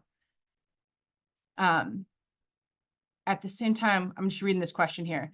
At the same time, we are so concerned with accuracy provided by incorporating blockchain and transactions, we don't seem to have a requirement for AI verification. So here's another, we're not going to have time to talk about it right now, but Jeff Summers and everyone on the call, the intersection between a blockchain-based record keeping system and generative AI is actually super interesting. And so if you Google blockchain and generative AI, a bunch of stuff will come up, all of which sort of talks about the ability, because all the data inputs into a generative AI system are tokenized. Well, what if we were actually keeping a record of what's in there, and somehow being able to think about or think through sort of what inputs were involved in which outputs, and if not that, being able to sort of track the transactions on chatbots and ChatGPT using some of the high-powered record keeping that we are able to achieve using a distributed ledger. It's a really interesting intersection of this technology, and sort of gets to why I think, while this conversation has felt like I've been like a Tasmanian devil of like, here's this new thing, here's that new thing. It's all related. It's all related. If we think about any of it in a silo, we're not really getting the big picture, right? The big picture is exciting. It's scary a little bit because it's unknown. But it's really, it gets back to that sort of first slide where we're just looking at the tip of the iceberg and we don't even know what's underneath, right? If we have a system where, I can use a generative AI natural language processor that it's a coding tool, right? I can use that coding tool to build my own immersive 3D, quote, metaverse environment, right? If our sort of Gen AI natural language processing tools that create content, if I don't have to be a coder anymore, I can tell it what I want, and it can create for me in a digital space, in a 3D digital space, a storefront where now I've created a 3D digital storefront, and I'm now selling my products online using digital assets and cryptocurrencies. And I'm able to sort of exist in a world and connect the economy in a way that's never been possible before. And I think that's the promise of technology, right? The same way that we're all on this call together and we're not in the same room, we have access to each other. There are drawbacks. I can't see your face. I can't feed off your energy. You can't kind of, guide me where I need to go based on the looks on your faces, right? I'm losing that. I've gained access, but I've lost a little bit of something. Well, the same thing's true, right? In a world where we have the ability to use these technological tools, I gain access to so much, I do lose some things in the process. And that, again, is where I cannot stress enough. I think lawyers and legal thinking in this space is critical, because we know how to ask the right questions. We know how to think through what the problems are. We know how to help our clients anticipate and think through risks that they're not seeing because they're so excited about what the promises are. And that's our job. Our job is to understand this stuff enough to get involved, understand this stuff enough to get curious.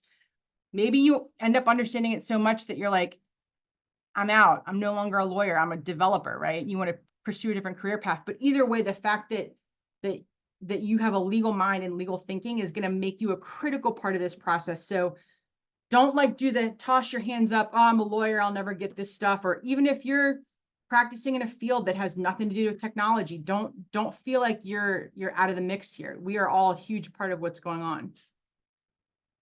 I've got some other slides that are, look, this deck has 50 slides in it, so read them at your leisure.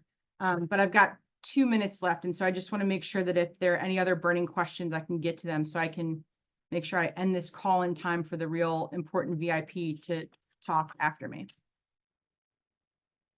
Thank you very much, Mayme, for sharing all that information. It was a lot, and you are definitely a VIP. So I appreciate you being here today.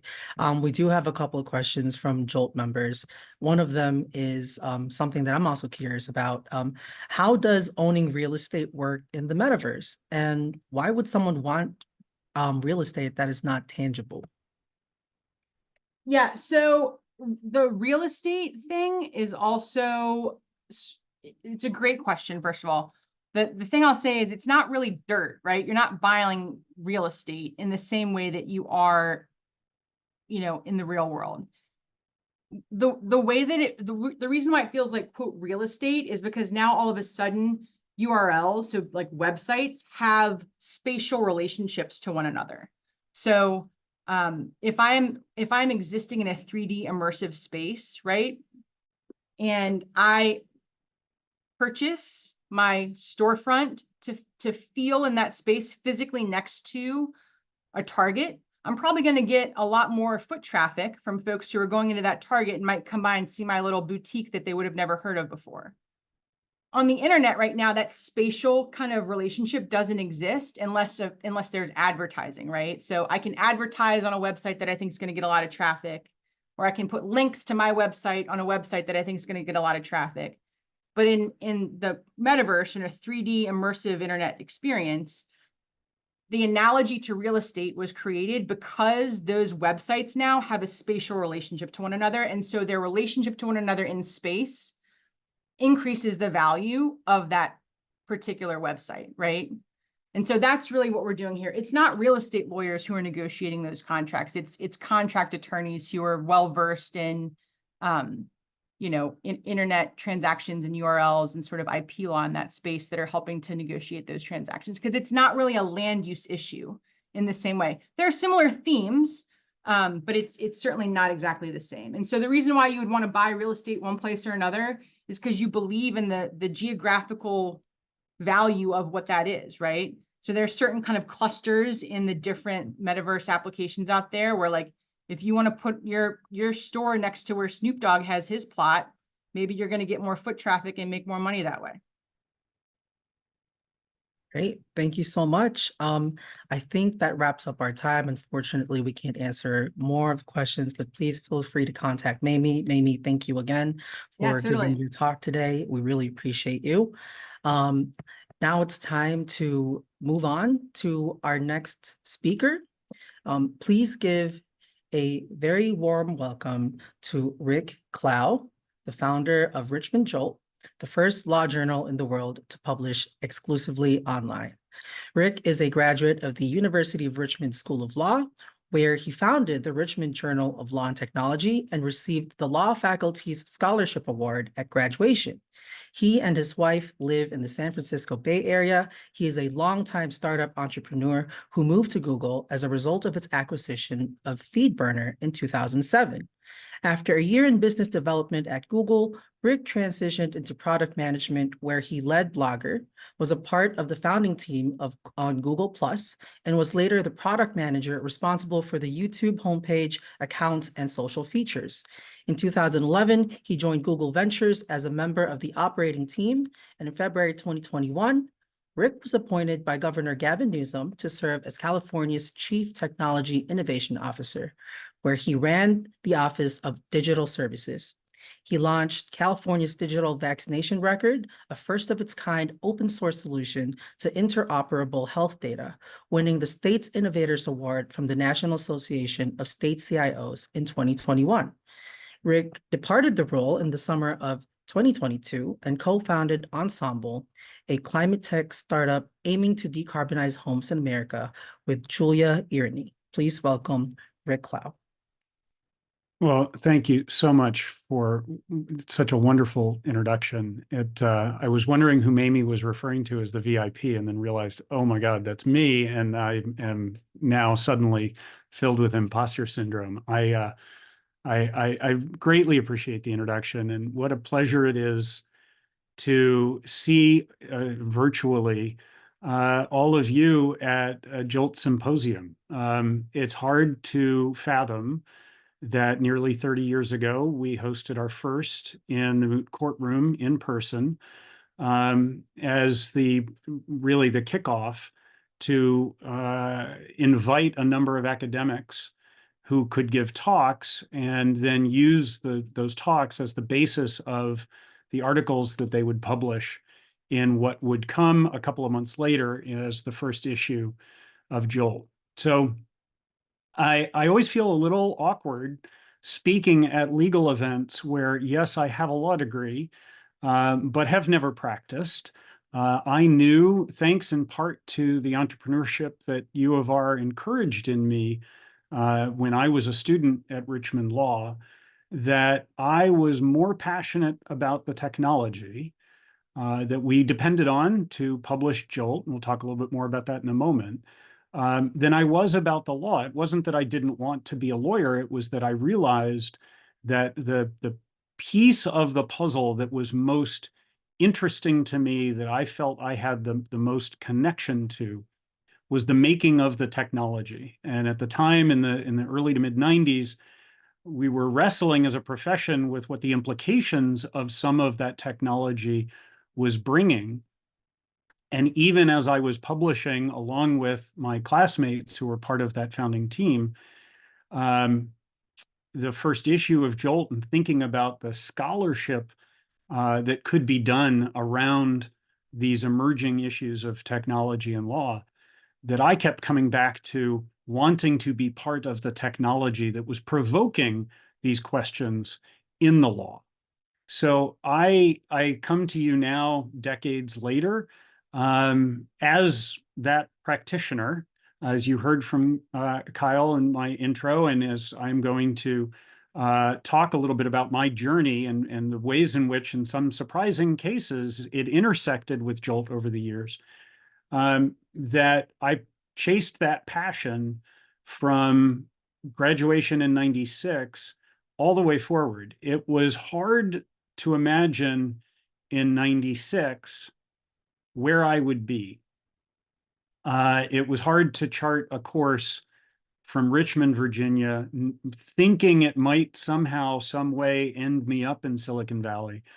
And yet here I am now in 2024, as you heard, co-founder and CEO of a climate tech startup that did raise venture capital from some Silicon Valley investors, including John Doerr, who was one of the first investors in Google.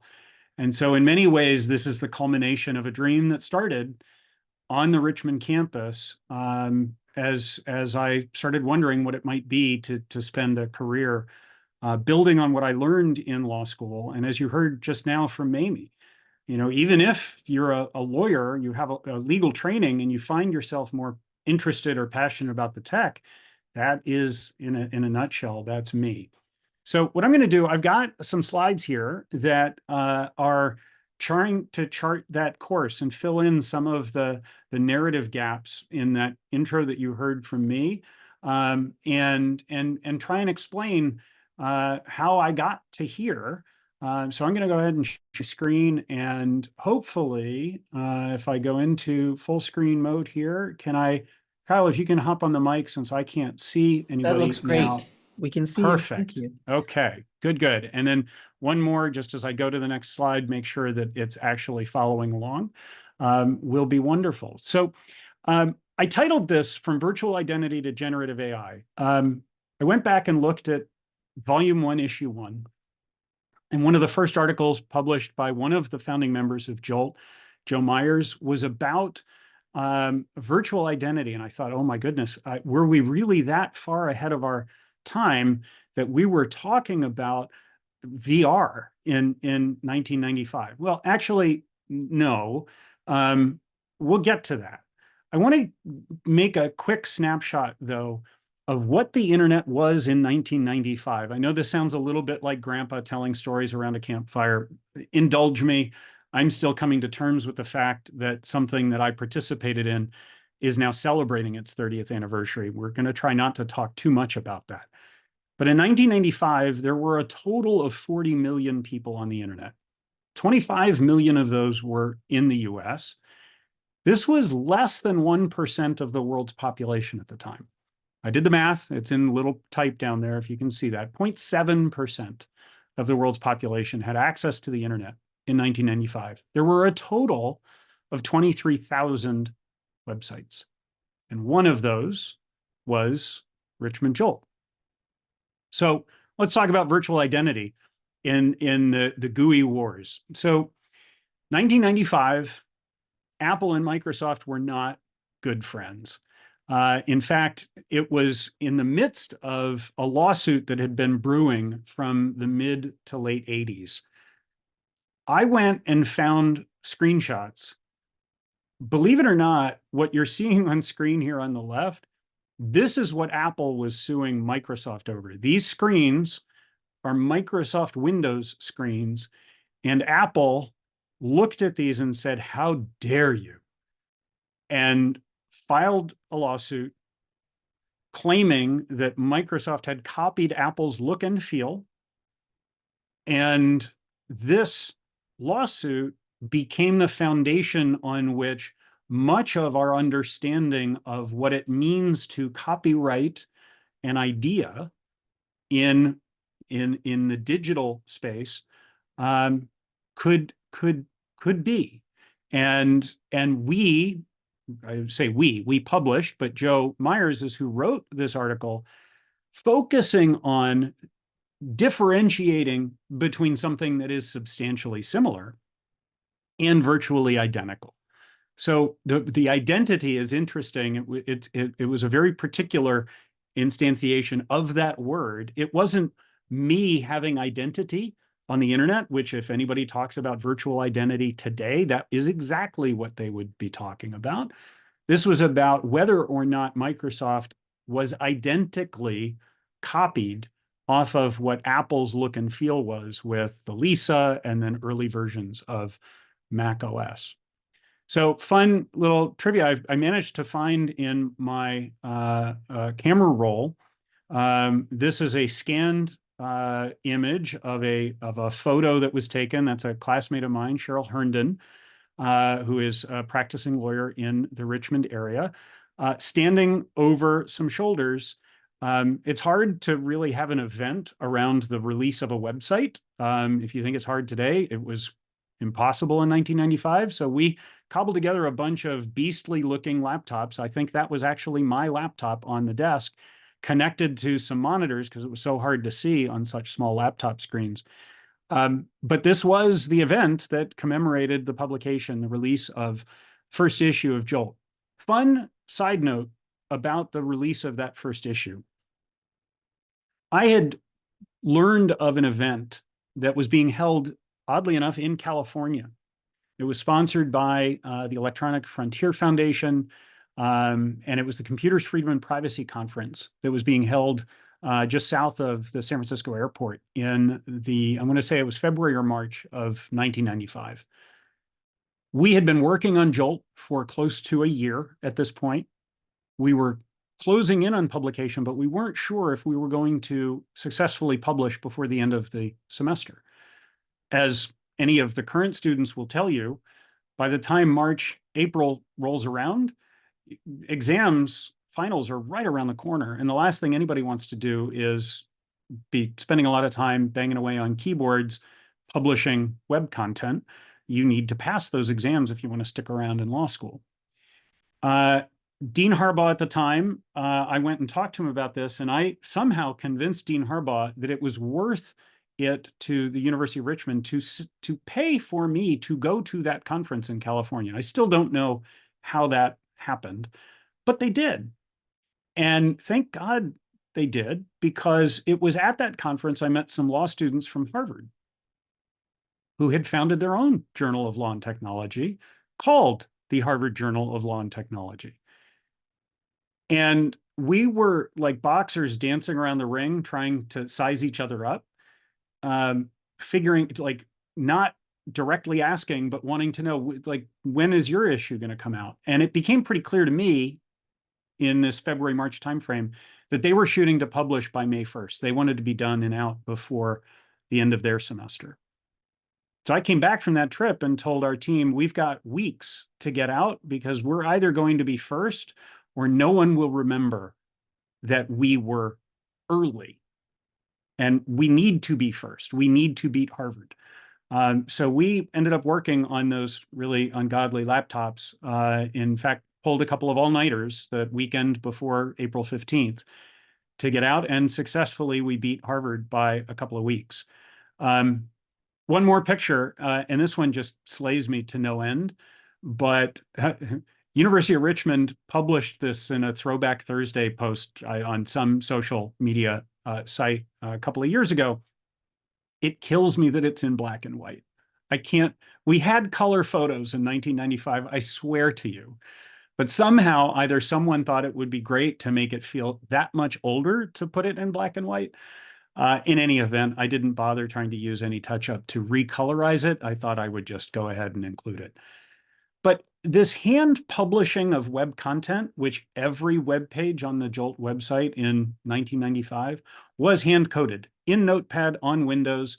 We had no other choice. There was no software that we had access to at the time that could allow us to build those web pages. Everything from the logo, the Richmond crest, to the centering of text on the page, that was all hand done. It was just a few years later, by early 2000s, that this idea of publishing to the web not only took hold, but started to become something around which entire software platforms were being built to streamline and simplify the publishing of content to the internet. So the most popular at the time was a product called Blogger. The company was actually called Pyra Labs. And Ev Williams, a name known to many of you, probably not for having founded Pyra that begat Blogger, but because Ev is who also founded Twitter and also founded Medium. There is no one in the world who has done more for publishing to the internet than Ev Williams. Back in 2003, Ev sold Pyra Labs to Google, and that was how Blogger became a Google product and service. When I started my own blog in 2001, it was on Blogger, and it was largely as a result of a magazine column I'd had to write for the American Bar Association's Law Practice Management magazine, where I was past deadline and I needed to write about something. I'd done a series of Google searches, each of which landed me on some random guy's site. And I had no idea why this John dude in Boston could possibly be credible for 3 different searches on 3 different topics. But Google was addicted to new, fresh content. If it was frequently updated, that meant it was a real live website and it wasn't static. And chances were, if I was looking for something as a searcher, something that was new, that was current, that was active, was likely to be more relevant to my query than something that had been published a couple of years ago. So blogs became this very natural plugin to Google, the search engine, as the interface to find the content that you were looking for. So I decided to write a column. What is blogging? This was in 2000. And that was how I got started on Blogger. And as you heard in my intro, not only was I a blogger, lowercase b, but a few years later, Google acquires the company I was at, a company called FeedBurner. And a year after that acquisition, I happened to get introduced to the VP who his product portfolio included Blogger. And he said, boy, I really need somebody who understands the business that exists around this blogging ecosystem, somebody who understands how to navigate Google. And you worked on FeedBurner, which is this component of the larger blogging ecosystem. Please come help me. Now, an interesting side note, at Google, you don't get to be a PM unless you have a computer science degree. And my international affairs, French, and law degrees, no matter how hard I tried to rotate the Rubik's Cube of those degrees and turn them into a CS degree, that doesn't work. I was a very technical, non-technical person, though. And thankfully, in going to Sergey Brin, the co-founder of Google, who had to be the one to make exceptions if you wanted to be a PM and didn't have that credential, he was willing to. Now, I would love to tell you it was because Sergey was blinded by my brilliance. That was not how that went. It was much more that I think at this time, Blogger was not a critical product to Google. And as a result, I think the worst case scenario, if I broke it, it would not have brought Google to its knees. That said, I discovered I loved it and I was good at it. And my intuition when I joined Google, that the product manager is the one who's the closest to the user and the technology, was exactly where I wanted to be. So I got to be not just a lowercase b blogger, but I got to be the blogger PM, really driving the product execution for this product that may not have been critical to Google at the time relative to things like Google and Gmail and YouTube. But it was one of the most trafficked web properties in the Google portfolio and was a fantastic introduction to me to think deeply about what it means to create content on the web, what it means to be part of the larger internet community. So I'm not going to read these words on the screen, but it brought me to a new level of visibility where suddenly I'm running one of the largest content creation platforms on the internet and having to think about what it means to give people that ability and do it in a way that allows them to publish even if they don't understand any of the underlying technology.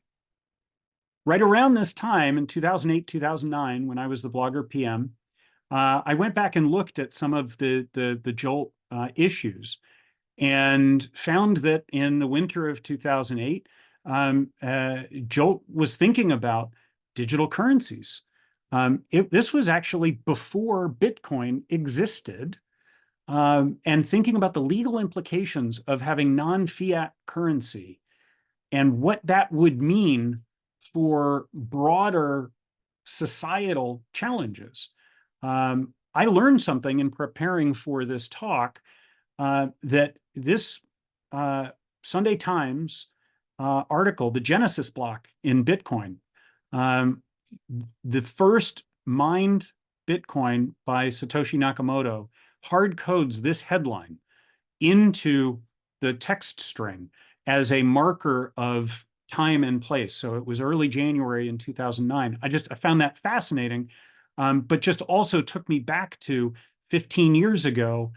Where were we on the internet? Where was JOLT? JOLT thinking about some of these really critical topics with regards to the internet.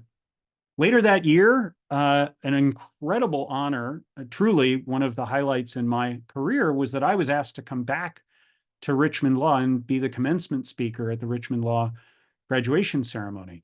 I actually put the closed captions on, something I generally don't do, on this video because I loved that I actually said a variation of the words I started my talk out with, which was, I had no idea where I would end up. I truly thought I was going to practice law.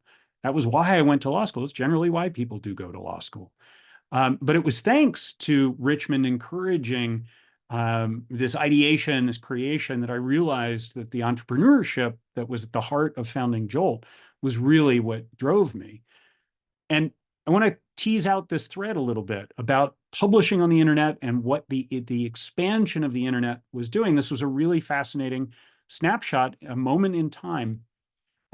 This was at the time I was a Blogger PM. I had not yet moved to YouTube, but I pulled the data from the various teams at Google to understand that on this year, in 2009, when I was the commencement speaker, every 4 hours, Google was indexing the equivalent of the entire Library of Congress.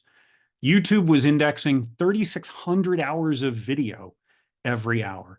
And Blogger users were writing millions of words every 4 hours. Gives you a sense of scale. This was 2009. And we'll talk a little bit more about the continued explosion of content on the internet and the implications for that. I also couldn't tell anybody at the time, but I embedded an Easter egg in my commencement speech. So I asked a question that seemed to be entirely hypothetical, which was to try and be a little provocative. How would the practice of law evolve if all legal source materials were searchable online anywhere, anytime for free? And I knew that somebody might hear that and say, gee, that would be kind of cool if such a thing existed, knowing that that did not exist. What I couldn't tell anybody at the time was that we were about to launch exactly that. And it was a project I had bullied my way into because I had heard whispers of it existing when I joined Google. And this was the inclusion of more than a century of case law that we were able to incorporate into Google Scholar for free, which was the first time that quote unquote normal non-legal practitioners had access to most of that content because most of it had otherwise been behind a paywall. And I just, as I was going back down memory lane for this presentation, I thought it was hysterical that the ABA felt it important to point out that I leaked this by tweeting about it before the official announcement from the company. I would just like you all to know that that was actually by design. The team had all agreed it would be a nice little way of me teasing out that announcement to anybody in the legal community who followed me at the time on Twitter, that we would give them a heads up. JOLT, again, same time, asking really interesting questions. I actually found this one particularly provocative. Can and should the law save us from technology?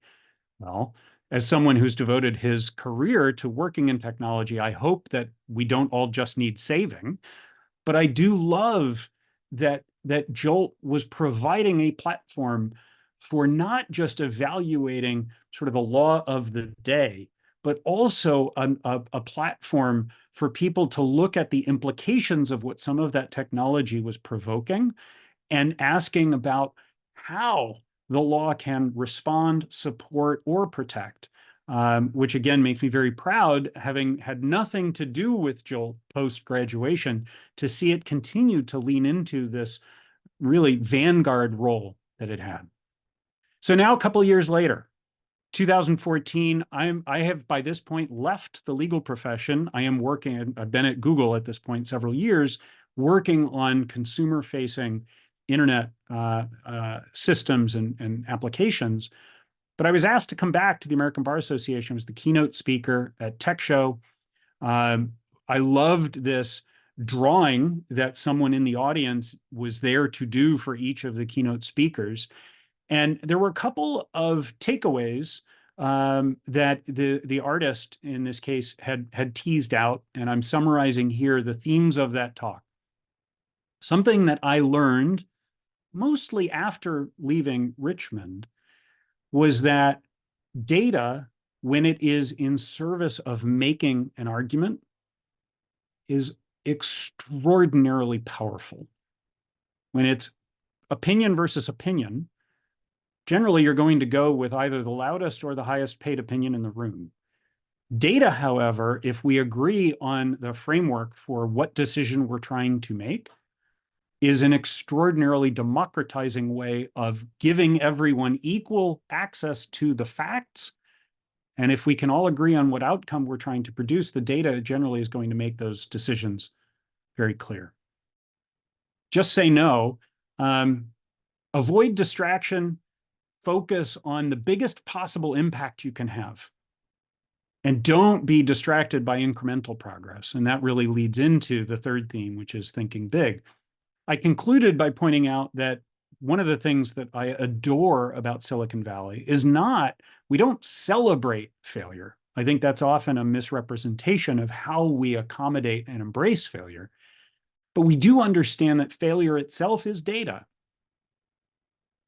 Fun note, went back and found an article published around this time in JOLT talking about the use of Google Glass in litigation. So as long as we're talking about failures, as long as we're talking about thinking big and sometimes coming up short, I think it's worth acknowledging that not every Google product has been a smashing success. Google Glass was a clear example of just because we can doesn't mean we should.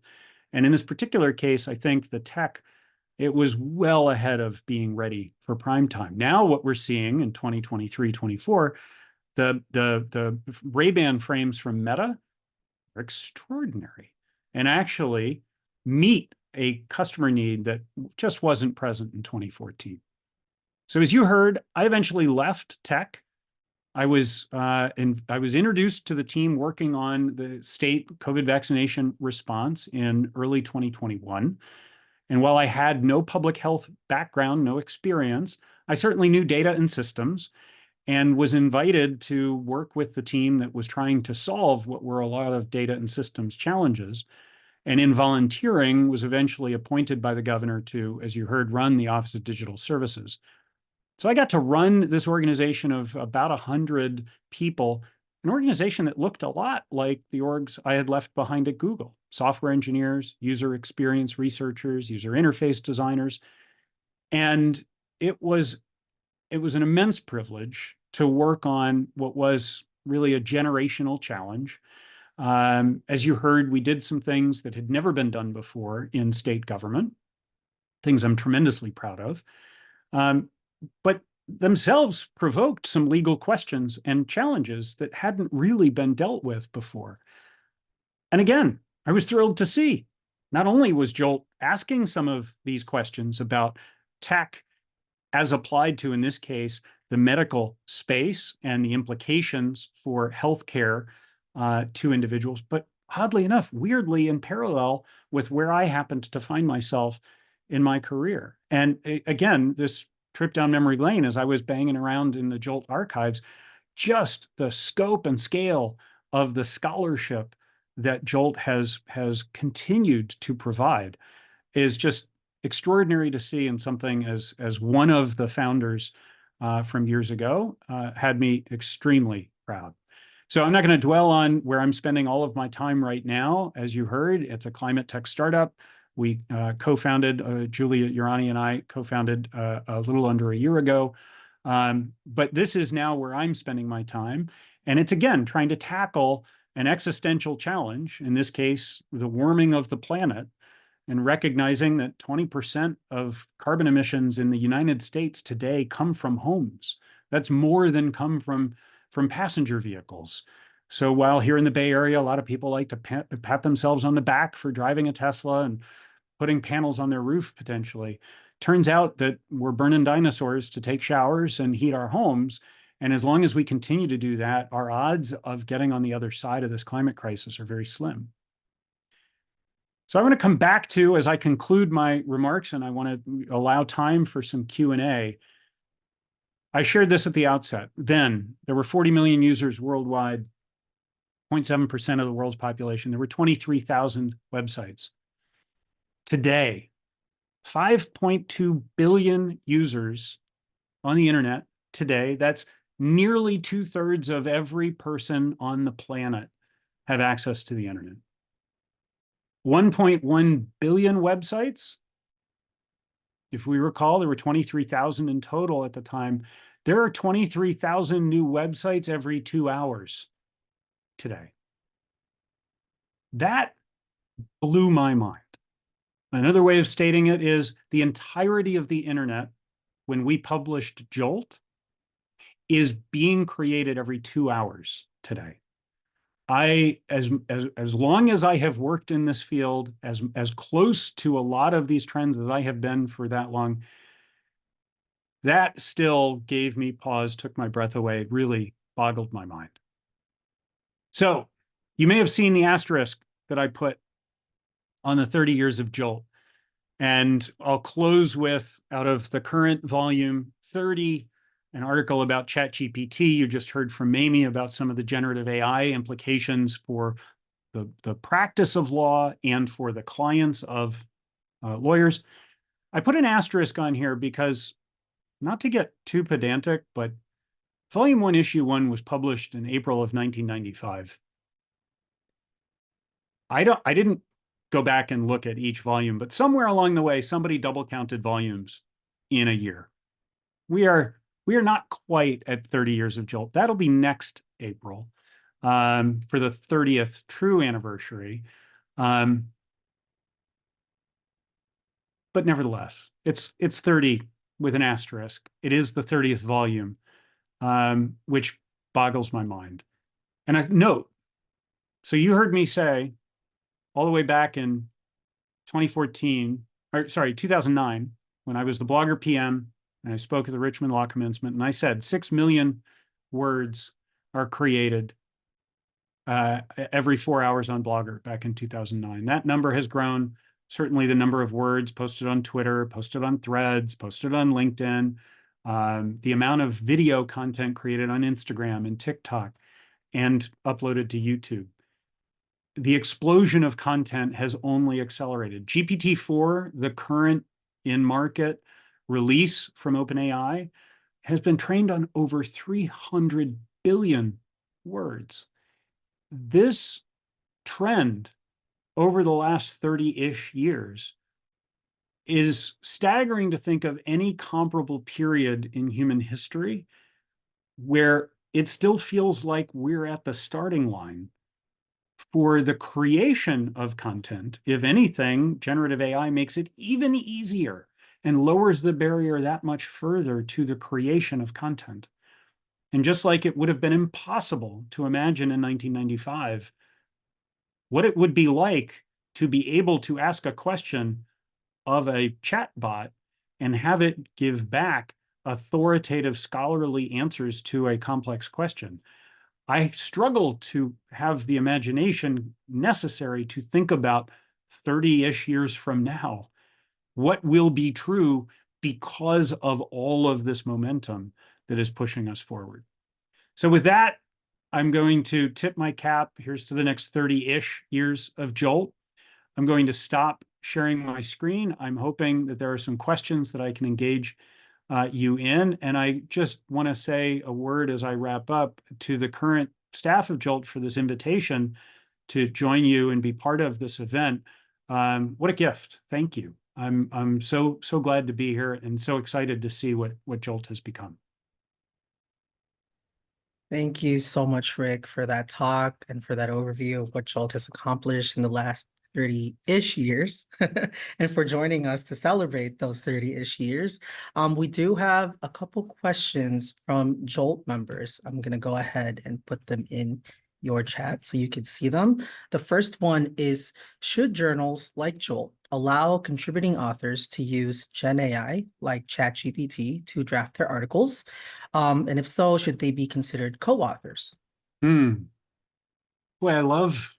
those are two very different questions. Obviously, one follows the other. So I'll start by saying I use generative AI every single day. It's hard to imagine being a CEO of a technology company today and not have that be a skill in the tool bag. That said, it's hard for me to imagine having it be the author of my content, right? Or the decision maker, given the current state of the tools today.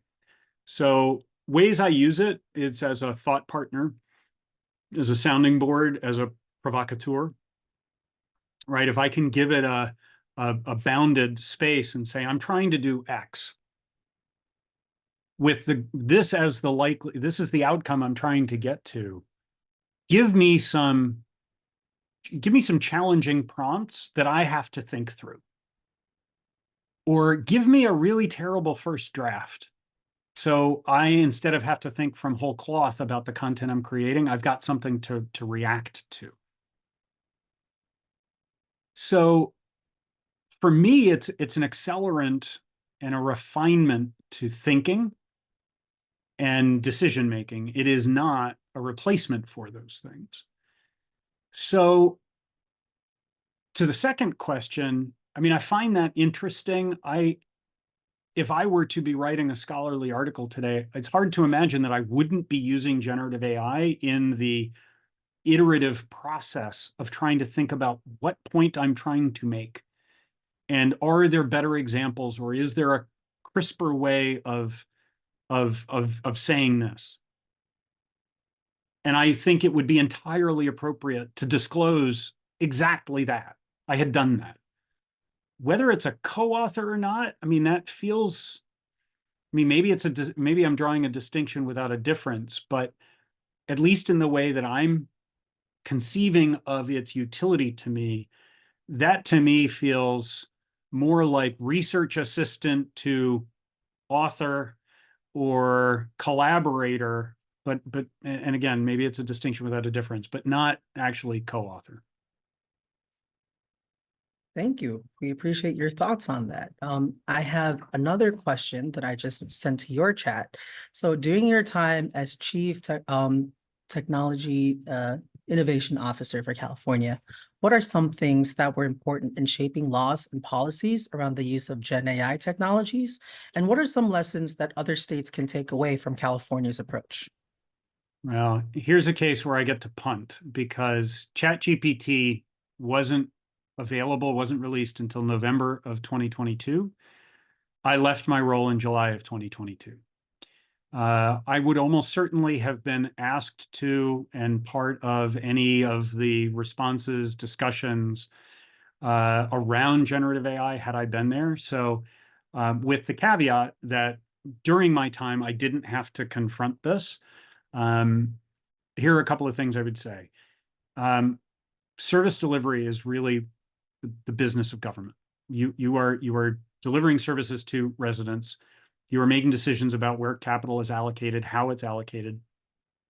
And the policies have to do often, at least with respect to government employees and their execution, about thinking hard about ways to prevent fraud and abuse, which coincidentally is a very different thing than most tech companies think about trying to enable their teams to do their best work. It's just a fundamentally different posture. And as a taxpayer, look, I like that government tries to prevent fraud and abuse. But as an employer, as a technologist, that introduced some friction into the work environment where I had constraints placed on me that were not consistent with the outcomes that I was being asked to deliver. With respect to generative AI, I think where this gets tricky is that if it is the government, let's say that they build a custom GPT-4 bot that's trained on a bunch of government websites, resources, et cetera. And then they say, okay, now you can talk to our department. Well, you heard Mayme talk a little bit about this before my session, that unless you know how the bot is coming to the conclusion that it is writing the words that it is writing, it's not necessarily being authoritative, accurate representation of those words back to the consumer. And if that resident, not consumer, resident, is relying on that representation, that can get scary quickly. So I go back to thinking about the ways that I, as an exec, rely on generative AI. It is a phenomenal accelerant for distilling large amounts of data, putting me in a better position to then challenge, do I believe that that is the right interpretation of that data? And does that unlock observations and awareness of potential other decisions and insights I can make? That, to me, feels like the right intersection today for government. I think it's entirely likely that in a few years, probably just one or two, the LLMs themselves will get increasingly capable at validating the inferences that they are making so that they can be more reliable and there can be accountability to those representations. I don't think we're there yet. Okay. All right. And one more question before we take a short break. Do you have any advice for new lawyers, LLMs, and JDs who want to break into the technology space after law school? Oh, I mean, yeah, can I have another hour? Quickly, a couple of thoughts. And I liked how Mayme framed it, that it was, look, you have a role to play. Anyone graduating with a law degree, in how these tools get embraced, but also in how they will impact your practice. So I'll give a great example that annoy might be too kind a word for some of the practitioners in the audience. I adore our law firm. Hands down, they are exceptional. Expensive, but exceptional. I got an NDA. We had a standard NDA. We were offering to one of our partners, our business partners, and they came back and said, look, I really want you to use our NDA. Now, The right thing to do in that equation is I should have my lawyers put eyes on it, because if there's any obligations in there that I really shouldn't adopt, like, better that I don't put my signature on that page. That said, that's an expensive email to send. Like, my lawyers putting eyes on that doc is probably going to cost me about $1,000. And it's just an NDA. So while I was at the airport gate waiting for my flight to board, I uploaded my NDA and the business partner's proposed NDA to Anthropic, which is one of the ChatGPT competitors. And my prompt was, identify the differences between these two documents, focusing on the material differences between the two, and tell me which are the business impacting implications that I, as the business leader, should make a decision on. Now, I have an unfair advantage. I have a law degree. I wouldn't hire me as a lawyer, but I at least have that training. And this is why I liked so much of how Mayme framed it, that if you have that knowledge, your ability to take what these tools give you is, you are so far ahead of anybody else in that ability to distill. Now, to the rest of the question, breaking into the technology space. Whether that's as, in-house lawyer or as someone in, the law degree can end up being useful in any number of ways. As a product manager, I had my engineers complain all the time that I always seemed to win the arguments. I'm like, well, yeah, I mean, I learned how to argue in law school, and I'm going to play the cards I've been dealt, and this is one of them. So whether it's in negotiation, whether it's in business development, or it's in being a lawyer, when you are in service of the business, the best lawyers that I ever worked with at Google, who were product counsel, understood that their job was to assess risk, not eliminate it. Right? And the very popular example of this is Tom Hagen as the consigliere for the family in The Godfather.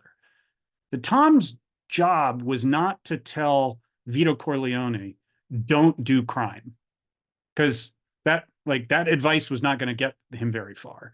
His job, however, was to help Vito Corleone understand the implications of, if you do this, this might happen. Now, I'm not advising anybody to do crime. That's not the lesson to take away here. But it's to understand that the lawyer who helps me, because I am very clearly not the lawyer, I'm the CEO, help me understand the legal risk and the downfield implications of, if I do this thing that may be risky, what might go wrong, what might go well. And allow for, I have a very high appetite and tolerance for risk. So allow that I'm going to take risks. Don't assume that in a perfect world, you can talk me out of all of them and do the safe thing, because safe thing is not how startups succeed. Beyond that, I'm in the midst of hiring right now. I've reviewed more than 200 resumes for this one job I'm interviewing for. And there are people who clearly have a passion for the product and the space, and there are people who clearly want a job. And you can imagine that the people in the former category are the ones who get my attention, and the people in the latter category generally don't. Well, thank you so much for your perspective and that really interesting use case for AI. I believe we are at time. Again, thank you for coming and helping us celebrate the 30-ish years of JOLT, and for speaking at our symposium. For everyone else, we are going to take a short break. We are going to return at 3 p.m. So stretch your legs, get some water. We'll see you at 3 p.m. Eastern. Thank you.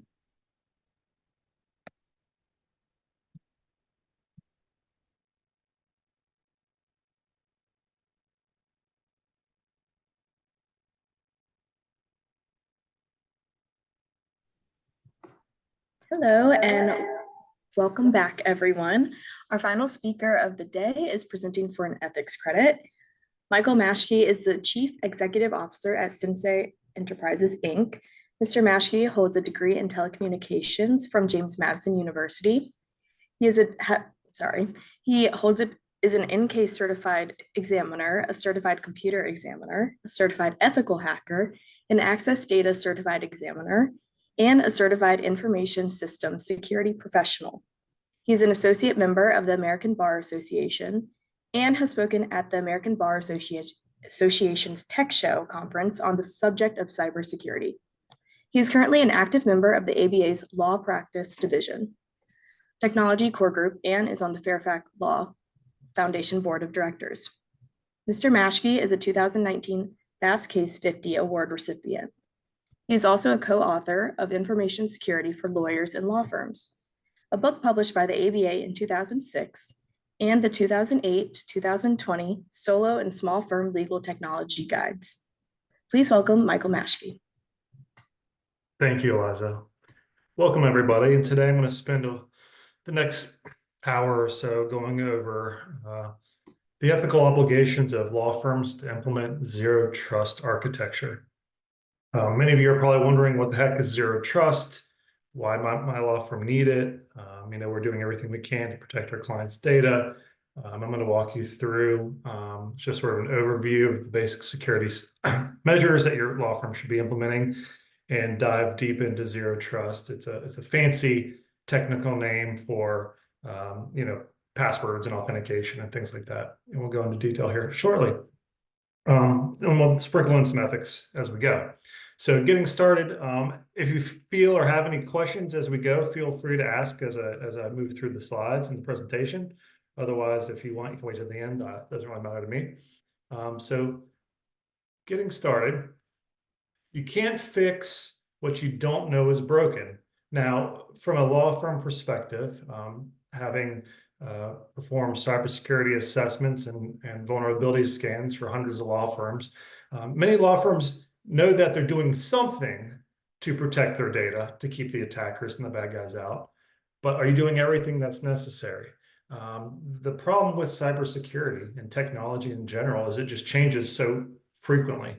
The measures that you implemented 6 months ago may not be adequate anymore. Or the new computers you bought for your law firm that are running Windows 10 or Windows 11, while they may out of the box be great, you need to make sure that you're applying security updates or patches to those systems when Microsoft releases them the second Tuesday every month. So you have to have a firm understanding of the measures you're taking, and you need to know where your risks are. There are many things that we'll discuss when it comes to what's broken with law firm security. But the first thing that I want to start with that's generally accepted in the cybersecurity field is that perimeter security is no longer adequate. It's no longer enough. And what I mean by perimeter security is many small law firms, small to medium-sized law firms, believe that we put a firewall in that protects our internal network from the internet and all the bad guys out in the wild, wild west, the World Wide Web. It keeps them from getting in. That may have been the case probably 15, 20 years ago. But the problem with that now is the bad guys have found a way to get around the firewall. And frankly, ever since COVID, many firms are still in a hybrid model where they have employees that are working from home or outside of the physical office. So the perimeter security model doesn't apply anymore because your data and your employees are no longer physically in your office behind your firewall. You have more employees working from home. You have employees that are using personal devices. This would be, their cell phones or their computers to access your firm's email, your Microsoft 365 account and apps. Many law firms are moving their data solely to the cloud to be more flexible and mobile. So you have websites like Rocket Matter, Clio, NetDocs that your employees are logging into directly from their personal devices. And what happens, or what can happen, is those employees now have your firm data on their personal computers. So how do you protect your firm? How do you protect that risk against that risk? And there's really no set schedule for where authorized connections are coming from because everything is now integrated. The data no longer resides on a network share on a server that is physically in your office, in the server cabinet. Your data is everywhere. It's on laptops, mobile phones, cloud-based websites, and it's integrated with these third-party application providers that you use to run your business.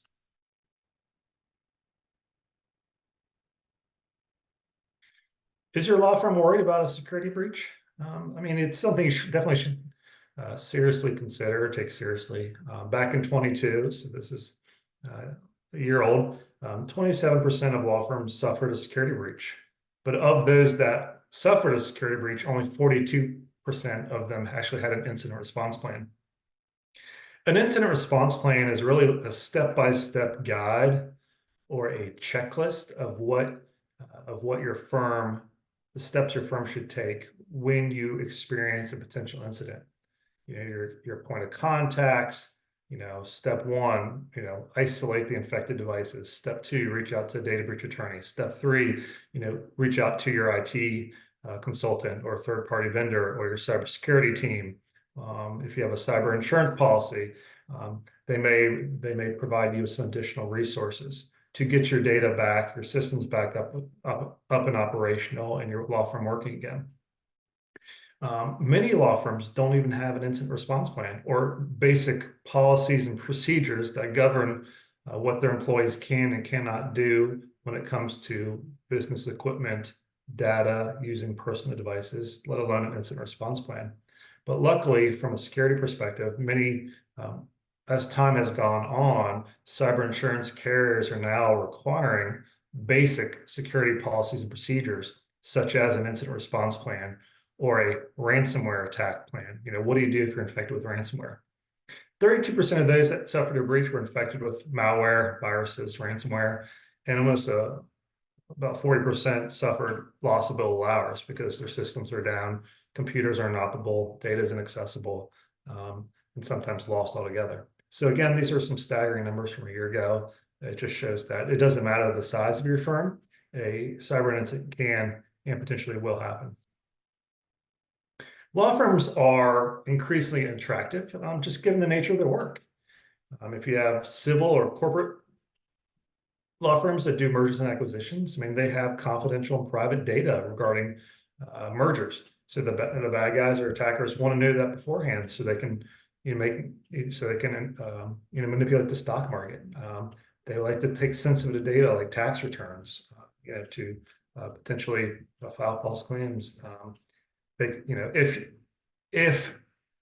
a law firm experiences a data breach, their clients can suffer reputational and financial losses, especially if the data is released to the public or exposed. But ransomware is still the #1 threat. It is the most dangerous in that it can cripple your ability to run your law firm, operate your computer, access your data. There are many instances still that law firms they have backup solutions or backup methods that are in place that aren't effective against ransomware, because the way that ransomware works is when it attacks your computer or your server, it will encrypt files so that you cannot open them. It will then move laterally through your network to your servers. And if you have a NAS unit or an external hard drive where you're backing up your data, that data can be encrypted as well. And then next thing you know, that you don't have a backup to restore from.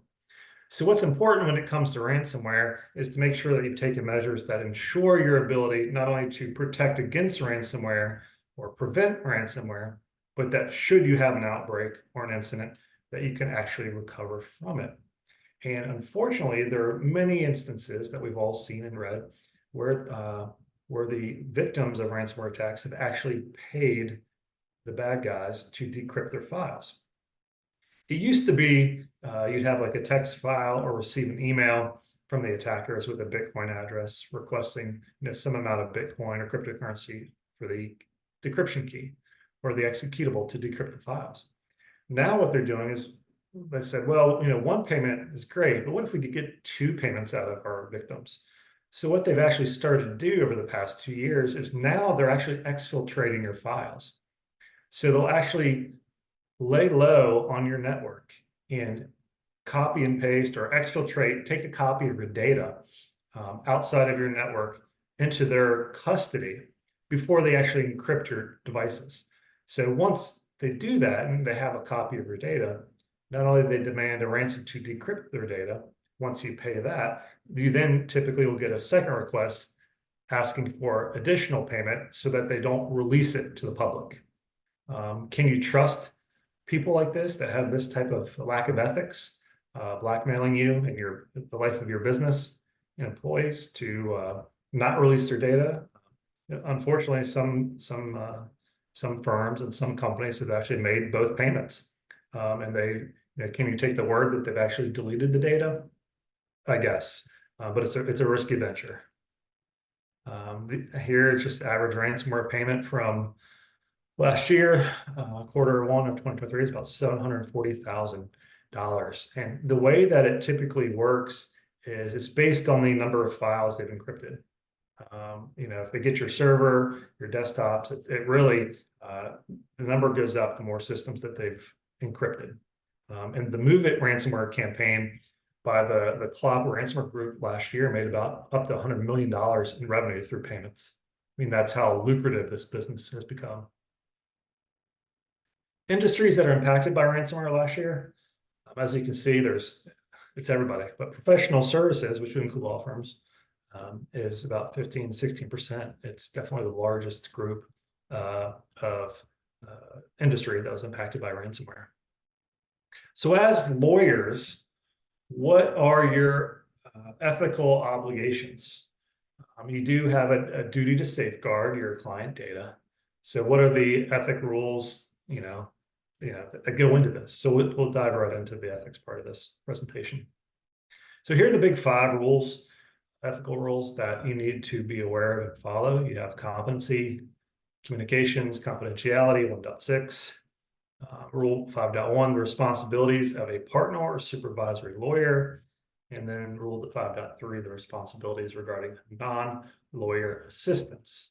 This would be your paralegals, office manager, or third-party vendors that you've engaged to protect your client data. As far as competent and reasonable measures, a couple steps you need to know it. You need to know what you need to be doing. You need to understand at a high level what you should and should not be doing to protect your client data. Some of this is common sense. Should you have passwords on your computers? Yes. Should you have antivirus or endpoint detection software on your computers and servers? Yes. Some of these are common sense. Some is not. Some you actually need to pay attention. You need to learn. And then if you don't have the competency in-house, or your firm has outsourced its IT providers, you need to make sure that you're dealing with or working with qualified vendors from both IT support and cybersecurity. For those attorneys that you may not be aware, but in 2018, the ABA actually released a formal opinion sort of outlining lawyers' obligations after a data breach or a cyber attack. So, the steps, what you should be doing should you be experiencing a data breach or a cyber incident. And so if you've not read that, I certainly would take a quick glance at that. Rules 1.1 and 1.6 come into play. You must use and maintain technology that is used to represent clients and must use it in a manner that reasonably safeguard information. And of course, there's that great qualifier, reasonable, or what's reasonable. And I spent several slides coming up sort of defining that for you. Competence obligation is met through either the lawyer's own study, their knowledge in the field of technology and maintaining the firm's technology, or employing or retaining qualified assistants, outsourcing your IT, or if you have internal IT staff. You have an obligation to monitor for a data breach. So this point here is you cannot only be reactive, you actually need to be proactive. Having your systems monitored, your firewall, your workstations, your servers, your third-party vendors, monitoring for signs of or patterns of a potential data breach. Many cyber events are not breaches. You could have a pop-up, or you could, someone in your firm could click on a link and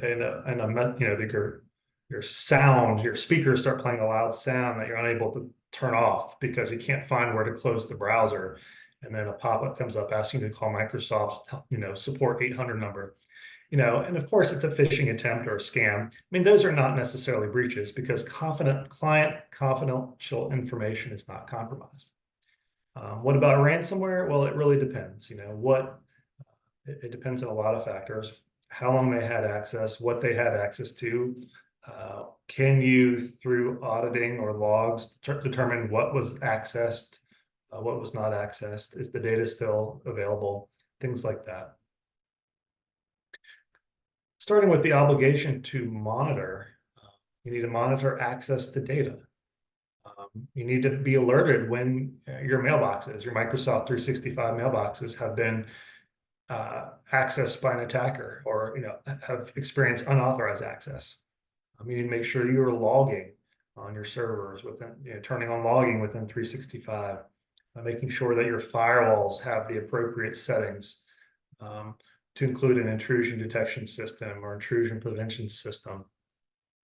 And I mean, honestly, what typically happens is firms are breached months before the discovery is made. So this goes back to where the ransomware example I gave. The attackers are actually exfiltrating data for several weeks, going through your files, looking for credit cards, or if they're if they have access to your 365 mailbox, they're looking for who the accounts payable are, who within your organization is sending out invoices, and they'll try to get access to that mailbox, and they'll sit there and lie in wait, and they will actually send out mail on your behalf, pretending to be your affected user with altered wiring instructions, fake invoices, things like that. And it's not until that happened, or your vendor or your client, wires money to the wrong account before it's too late. That's when you typically the attackers are discovered. Lawyers must employ reasonable efforts to monitor technology. Resources connected to the internet, your external data sources, which would be, the third-party providers you're using for your legal applications, as well as your vendors who are providing data services. You have a potential ethical violation when you don't undertake reasonable efforts to avoid data loss or to detect a cyber intrusion. And it's really that lack of reasonable effort that causes the breach in the first place. If you're not monitoring and taking reasonable steps to protect your firm, protect your client data, then that in itself is usually what ends up, being as the attack surface the bad guys get in. So why do you need zero trust? Well, it's because you can't trust everything, So here's an example. One of my favorite ones is even the casinos out in Vegas. They have great physical security departments, electronic security departments. They deal with millions of dollars flowing in and out daily. But this one casino, they had all a very large cybersecurity budget, but they ended up buying a smart fish tank. I guess some of the components came from overseas, but essentially, like many things nowadays, you can't really buy something now that doesn't have an internet connection or isn't controlled through the internet. I mean, for gosh sakes, refrigerators and ovens and even your washer and dryers now have the ability to connect to your Wi-Fi networks and things like that. So what happened is they bought this smart tank that they control, they could monitor the water temperature and things like that remotely. Well, that was a way in. They didn't I guess secure that device or didn't think about securing that device or the potential risks of implementing, this fancy fish tank. So the attackers actually were able to compromise the operating system of the device, the controller on the fish tank, which was on the local network, and they were able to sort of use that as a jumping point to gain access to other critical systems within the casino, within the management office of the casino. So it's kind of funny that they're compromised by a fish tank. But it just goes to show you, I mean, anything that has an internet connection and operating system, it can be compromised potentially if you're not doing everything to protect it through strong passwords, two-factor authentication, things like that. Now, what is as Sharon president of our company and the former president of the Virginia State Bar, as she likes to say, what's your ethical get out of jail free card? It really goes back to reasonable efforts. If you make them and you still have a breach, you make the necessary reasonable efforts to prevent unauthorized access or disclosure of information, then there's no discipline. And again, reasonable efforts depends on the sensitivity of the information, the type of client data, the likelihoods of disclosure without additional safeguards. What's the cost, right? Cost is always a huge factor of implementing those safeguards. The difficulty, is it something that you can easily do? Is it moderately difficult to do, or is it extremely difficult to implement? And whether or not that safeguard will actually adversely affect your ability to represent the clients, to perform your job, represent your clients. And so you want to make sure that when you start to examine some of the recommendations in the security safeguards that, they're cost effective, they're relatively seamless to your employees, your staff, your ability to work. You're not trying to create or implement barriers in the ability of your staff, not only to quickly get back to your clients, or you don't want to miss deadlines. You don't want client communications to be inadvertently caught in spam filters and you're missing important communications and things like that. So there's a balance there. So reasonable security, it changes. At one point in time, it was you just need a password on your computer and a firewall. Not anymore. Things have changed drastically. And the first thing I'll say, it's zero trust. And we spend much of the rest of the presentation talking about what actually zero trust is. But that also includes, from a security perspective, backups. Is your backup immutable? And what I mean by immutable is that it cannot be changed. Ransomware over the past 5 years has changed everything. The way that you have to think about protecting your data, even your backups, the way they're designed. Because ransomware can affect everything in your local network, it is recommended from a ransomware protection standpoint that you have a copy, an offsite copy, typically it's in the cloud, encrypted of your data. So what many firms will do is they'll have a backup that is local to their network, and they'll have, overnight, their backup software will also send out to some, secure data center with the vendor an encrypted copy of that data. And that way, if they do have a ransomware attack or a natural disaster, that their data is still accessible and they can use that to recover from should any of the local backups be affected.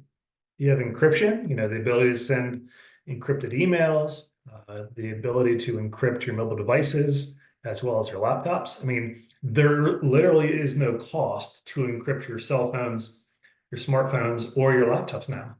Whether you have a Windows 10 or 11 professional system, a MacBook Pro, or an iPhone or Android, all of those operating systems include encryption by default at no cost. For the computers, you do have to turn it on or enable it. For the smartphones, you do not. The minute you type in a passphrase or set a passphrase or PIN on your smartphone, the device is encrypted. So cost is not a barrier there anymore. Firewalls, we talked about that earlier. The cost of firewalls have come down in terms of the features that they provided. I'll talk about that later. Again, we mentioned policies and procedures as far as passwords and multi-factor authentication. We'll go into that. Least privilege access is a common security principle that essentially separates, it limits what users can access. They only have they can only access what they need to access. The prime example of that would be in a small firm, you may have on your network drives or within SharePoint, you may have an HR folder, or you may have a management folder or a partners folder, and you want to restrict access of your employees as to who can access that data. You don't want your paralegals or your receptionists being able to access salary or bonus information. So that's a quick example of you want to limit within your firm who can access what data, because it doesn't cost anything. And the primary reason of that is because if your receptionist were to get compromised, or his or her user account get compromised, the attackers would then only have access to what she has access to. They wouldn't have the keys to all the kingdom there. Virtual private networks and physical security. We'll get into those in a little bit. Okay, so moving into zero trust. The federal government is sort of paving the path, although not at a blazing speed, because nothing gets done quickly in the government. But they've definitely started moving towards zero trust cybersecurity principles. Here, the White House released a memorandum in 2022 in January that sort of outlines how the government is going to defend against increasingly sophisticated and persistent threat campaigns. It is coming to a law firm near you. It is moving at, let's move at small firms due to many, it's more about learning. It's not that they don't have the capability or budget to implement, because a lot of the implementation of zero trust doesn't really cost much. A lot of it's already integrated with your systems and software, but it's actually learning about what it is. It's a lot, because it deals with a lot of different cybersecurity concepts and principles, but it's necessary, and it may be required by many cyber insurance companies. We're seeing it more and more on the cyber insurance questionnaires that you are getting when it comes up for renewal. The bad guys, such as Anonymous, are very ingenious as to how they get into our networks. Whether it be through social engineering, phishing, bait clicking, whatever, sending an email, a spoof email and clicking on it. We just have to do generally a better job about keeping them out of our networks. So there are three, according to NIST, who released a draft architecture for zero trust, there are three key aspects. You have the enhanced identity governance, you have segmentation, and you have software design perimeters. Essentially, users can only access data and systems necessary to their job, sort of at a high level. One of the easier concepts to understand is that users must re-authenticate themselves each time they access a file or a folder or an application, because it's not sort of the old method of a user logging once into their computer system in the morning and being logged in all day and accessing everything on the local network and the websites and things like that is no longer adequate. So being able to force your users to re-authenticate themselves for different systems to prove it is, to prove who is, who the user says is accessing the systems to verify is important. Do users like this? No. Having to type in their password or get a 2FA code, they feel annoyed. It disrupts their workflow. But for the short time that they make it inconvenience, it's worth the level of security it provides. So, what is zero trust exactly? It is an infrastructure approach. So it's a systems approach to network security that relies and is built on the principle of trust no one and verify and re-verify everything in the management and access of data and applications of your network. So again, just because I log into my computer using my username and password, if I go to access a network resource or QuickBooks or a legal application or anything, making sure that the systems that I'm accessing ask me to re-verify my login to prove that I am who I say I am. It's different than the current authentication approach of the single sign-on, again, which I mentioned earlier, that we're all used to over the past 20, 30 years of using computers. You log in once. I mean, gosh, even converting law firms to require passwords for their users was a problem, 20 years ago. It was a big change that was, slow to adopt. And lawyers and attorneys, they do not like change. But gradually, we can work through this. So usernames and passwords are often the primary gatekeepers of secure access. We're all familiar with them, your email address, your password, your first initial, last name, password to get into your computer. You have multi-factor authentication. You have security measures that are enforced by your Active Directory if you're a Windows-based environment. If you have moved to the cloud and you are using Microsoft Azure, which has been renamed to Intra ID, that will help to implement zero trust principles. In a properly configured zero trust environment, all access is validated before any access is granted. Again, you must prove who you are before that file or application access is granted, before you're able to do what it is you want to do. What are the benefits of zero trust? The number one benefit is the reduced risk. Reduced risk equals, it's the better your data, your client data, your confidential data is protected, the less chance of a cyber incident. Even if you were to experience a potential cyber incident, if you have zero trust implemented correctly, the attackers can't they can't escalate their privileges. They can't access something without being able to compromise another user.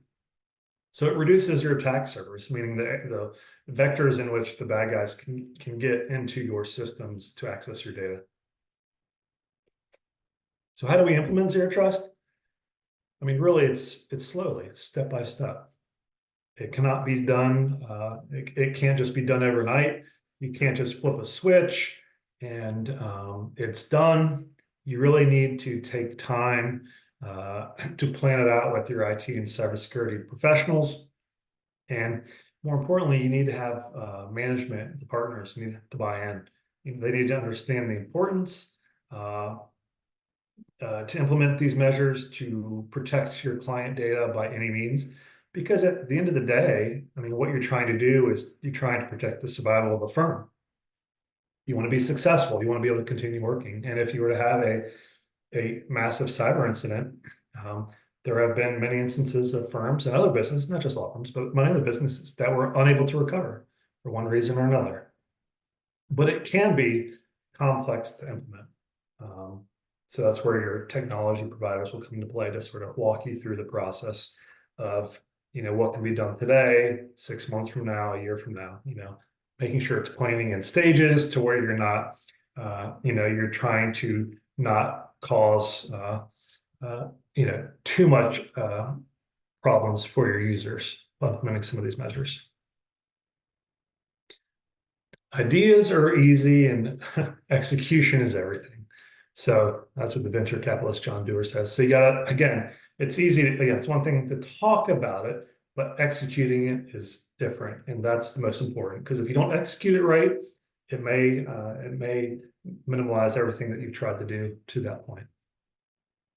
So when discussing, when you're starting the process of discussing zero trust or planning zero trust, you need to have a firm understanding of where your data is. Is it on premise? Is it on a network drive, a server? Where is your HR data? Where's your accounting data, your AR? Things like that. Do you have it in the cloud? Where is it stored in the cloud? With what vendors and what type, what information is stored with each of those websites that you use? Do you allow mobile access? So are you talking, do your employees have personal phones, or do you provide them with work business phones to get their email? And you have other vendors and third parties. What data does your IT provider maintain? So you need to sort of have a data map as to where your critical data resides and who has access to it. Because from there, then you start able to have conversations of, how do I protect data that is stored at this location? So until you know where it is, it's hard to discuss how to protect it. Data locally would involve your computers, servers, external hard drives, flash drives, your backup system. Is it local? Is it in the cloud? Is it a hybrid approach? Who are the vendors that you utilize? And where is that data stored? So if you're using Clio or NetDocs or Rocket Matter or Microsoft 365, some of those vendors will give you the option of selecting which geographical location in the United States your data's in. What data centers is your data stored in? So it doesn't hurt to know. In a work from home environment or a hybrid environment where your employees can work from home some days, are they able to use their personal devices? So do you have to worry about your firm's client data, residing on the desktop of your, one of your attorney's home, family operated devices? How is your data accessed? It's not just as simple as, through a computer or a phone, obviously, but do you use a product, do you use a virtual private access, a VPN? Do you use a product like GoToMyPC or remote desktop, or like a terminal server? Or is it all cloud-based? Do you no longer have servers and need remote access to your office network because your office network no longer exists because you moved everything to the cloud? So is everything accessed through websites like Clear, Rocket Matter? And do you allow file sharing? OneDrive, Dropbox, SharePoint, things like that. So again, as you sort of walk through this, you need to understand how your employees access the data to do their job. Network segmentation. The easiest way to think about this, which you should be doing, but most of you probably already are, is most law firms will have a wireless network. They'll have one for the firm and they'll have one for guests. Typically, your guest wireless network is isolated or segmented from your law firm network, which simply means that when your clients come into your office and hop on your guest wireless network, they do not have the ability to access or reach your firm network, which would be your firm computers, your firm server, your firm phones, things like that. So they're segmented or isolated. From a network standpoint, not dealing necessarily with wireless, but you can also separate logical networks, meaning your data network. So your server and computers are on one subnet. Your phones are segmented on another network, so they don't talk. So if your phones are become compromised, the attackers couldn't laterally move to your data network. And then you have, again, your guest wireless and your credit card. If any of you are PCI compliant and run credit cards for your phone, for your firm, PCI compliance also talks about network isolation, making sure that that credit card processing machine is on its own subnet, not accessible to the rest of the network. It ensures that data from one network cannot be accessed from another. Again, you can separate services. We talked about isolating the guest wireless network from sensitive data or your firm's primary network. And again, it just restricts the ability for the attackers to move from one network to another. So the guest network cannot access the network that stores your data. Your credit card machine cannot be accessed from the guest or local network. Again, you are protecting yourselves because if your guest network, if someone comes to your office with an infected computer, they cannot therefore infect your law firm's network because you have segmentation. You have that isolation on your wireless networks. You can even drill down, at a much finer granular level where you can separate based on the type of device or the type of data that's being accessed, if you wanted to. You can do it physically. It doesn't have to be logically sort of set up through the programming of your switches and firewalls. You can really have complete separate physical networks where and many of you will probably do if you have VoIP phones, voice over IP phones from your internet provider. Typically, they'll give you two firewalls. One will be for your phone network, and the other one will be for your data network. So you can patch Ethernet network drops in different switches. You can connect each one to different public internet protocol, public IP addresses. But many of your internet service providers will do that for you when you're getting a phone system through them. The logical segmentation, like I mentioned, if you're just separating based on data or device type, is done through what's called a virtual local area network or a VLAN. And that's typically done through Cisco devices. or managed switches. Going back to the discussion of monitoring, how do you monitor for a data breach, a potential attack, ongoing attack? Now, I'd say probably for the past decade, there have been applications and software that you could install locally to help you go through, or help your IT provider go through log files. I would say only probably in the past 2 years have these types of services moved to the cloud and have actually come down drastically in price to where they're actually affordable for solo and small law firms. The SIM here is security, information, and event management. At a high level, it is really just an aggregator. So it ingests or takes real-time data from multiple sources and analyzes them. It detects if there's an ongoing attack, or if something from a security perspective that needs to be looked into has occurred, such as the creation of a new administrator account within your Microsoft 365 environment. It's things like that. It will alert you, your IT staff, and cybersecurity staff. That allows them, as it's ongoing, so that they can respond quickly to any potential incidents.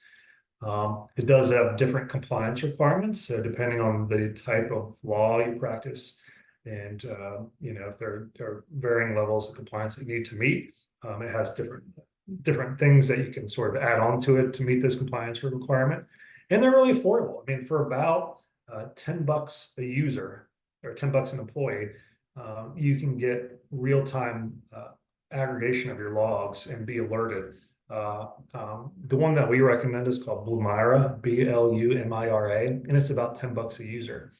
And what we've come to like about it is when we talk about ingesting or aggregating logs from different sources, I mean, that truly is valid. I mean, we have clients where we have event logs from workstations, servers, firewalls, switches, printers, anything internal being sent to the cloud to this vendor, as well as it integrates with Microsoft 365, Google Workspace, Dropbox, all the major antivirus products, endpoint detection products. And so it's essentially, rather than your IT person, and it's not, I mean, it's not feasible to pay an IT provider to go to all these various locations on a proactive basis to go through log files. But for $10 a user, you can actually have all these log files actually, send the logs to this sort of aggregator, and it uses AI and a bunch of other cloud-based services to sort of go through them, and it provides the alerts. So it has become very, very affordable, and it's starting to become a requirement for cyber insurance carriers because of that, just because of the cost has come down and the benefit that it provides. That, again, we mentioned before that the attackers typically are on your network for months before they're detected. Well, this is a proactive step that you can take to detect them trying to come in before it's too late. So there is the tug of war, security versus convenience, especially when it comes to passwords. The creation, the management, everyone, I won't say everyone, but many people use password reuse. They have the same email address and password for all their accounts. Your bank account, your investment account, your Gmail account. I mean, they're all the same. You're using the same password everywhere. So when it's compromised at one location and you get that notice in the mail saying there's been a data breach and your data was taken, the bad guys then take that username and password and they try it everywhere.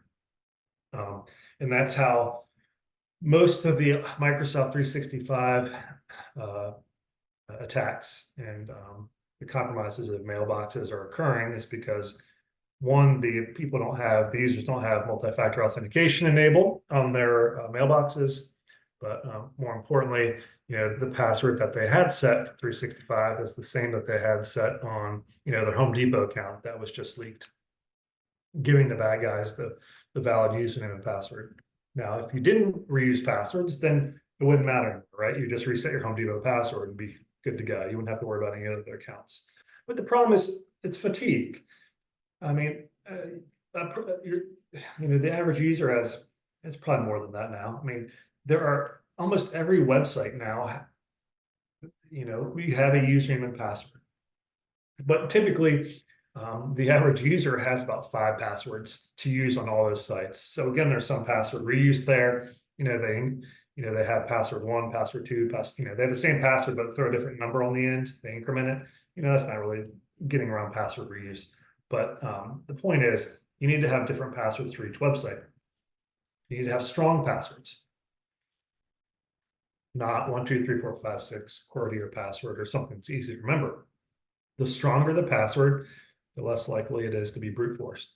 Now, the question we always get, or feedback we always get is, well, if I have a strong password for each website, how do I remember them? And the answer is a password manager. Here are some examples, that give you e-wallet, Keeper, 1Password, relatively inexpensive. The one that I do not use, and if you are using, we recommend that you switch to another one immediately, is called LastPass. LastPass actually had a data breach about a year ago, where the attackers were able to compromise the master passwords. It's the passwords to unlock the password vault.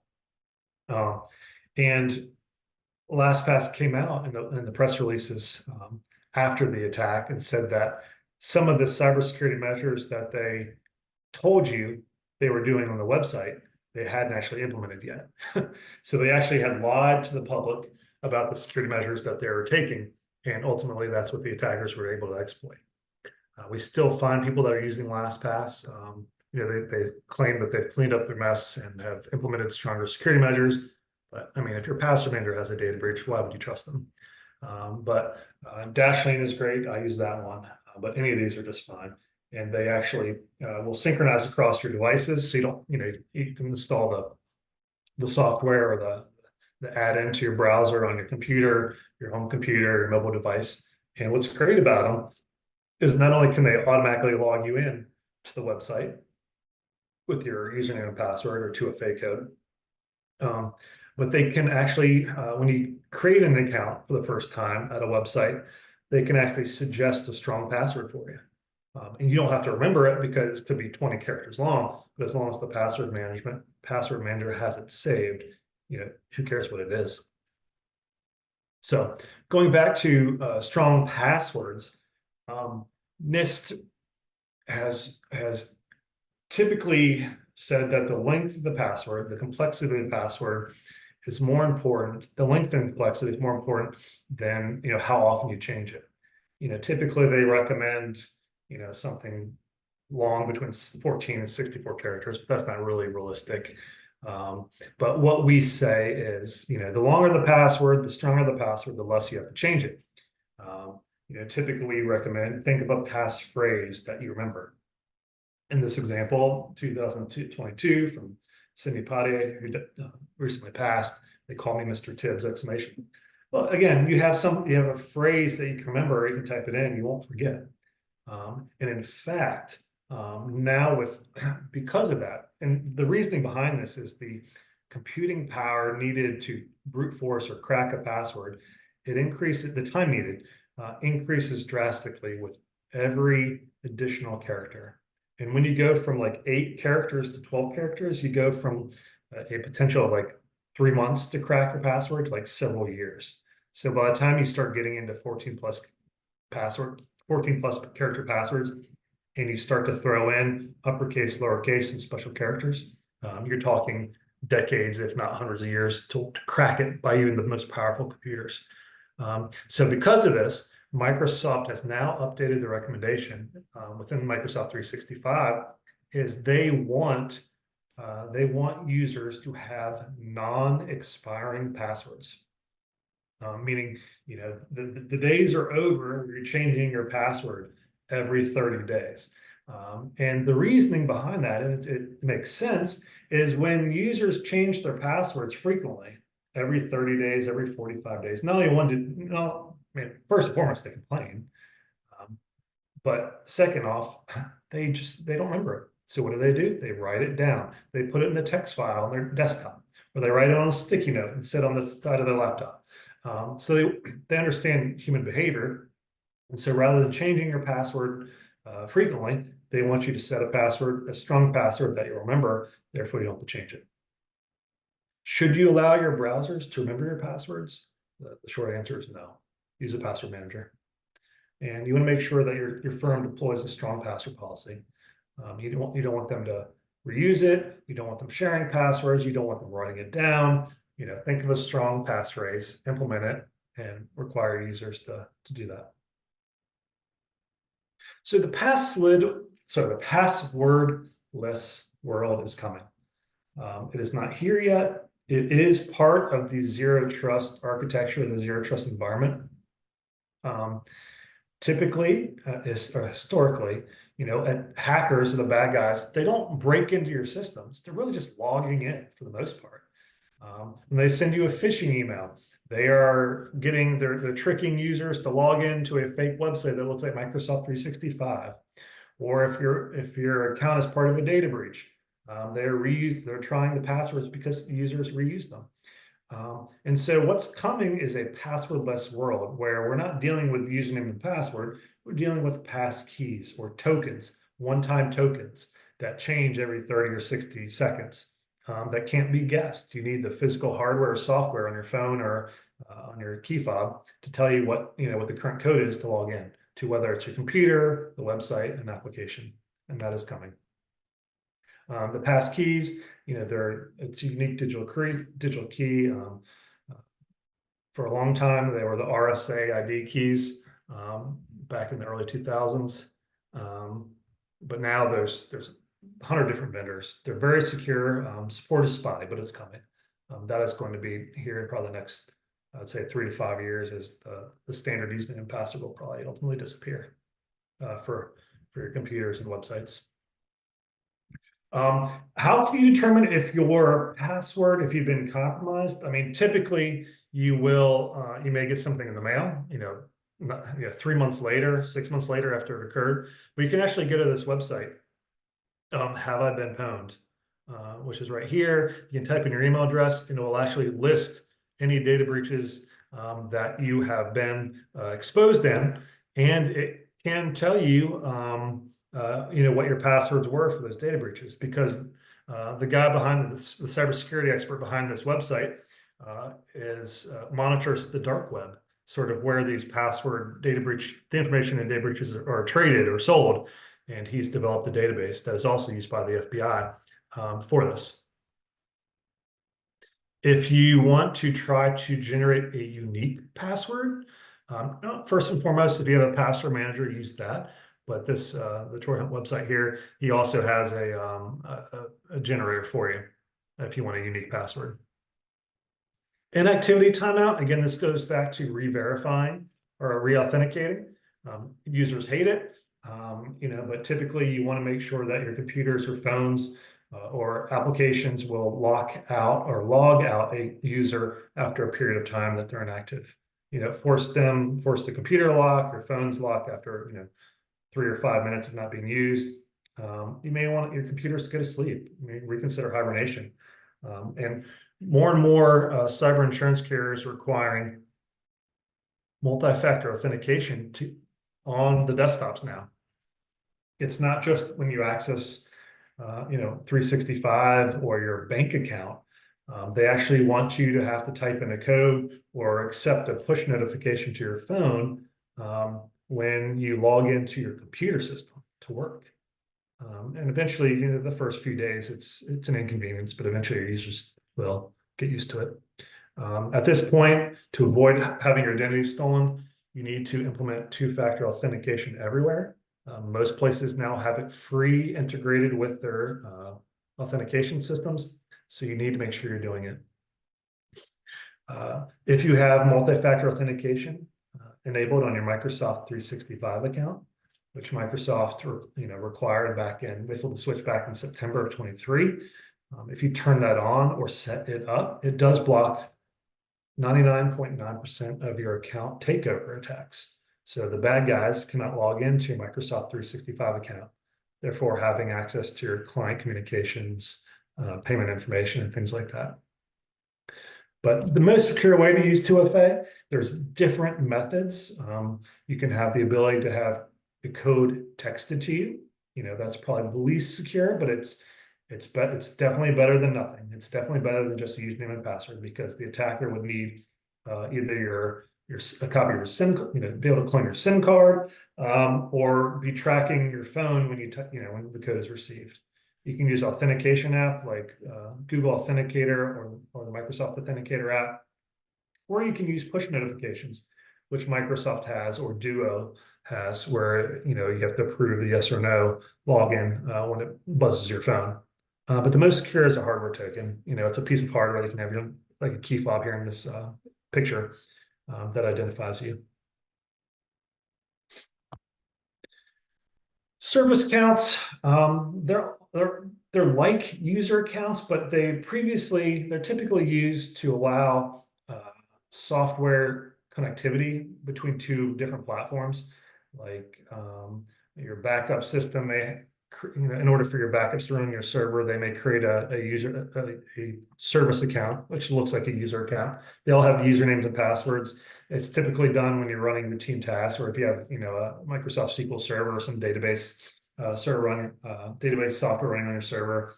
It creates a series of standard user accounts or service accounts that typically have admin level access.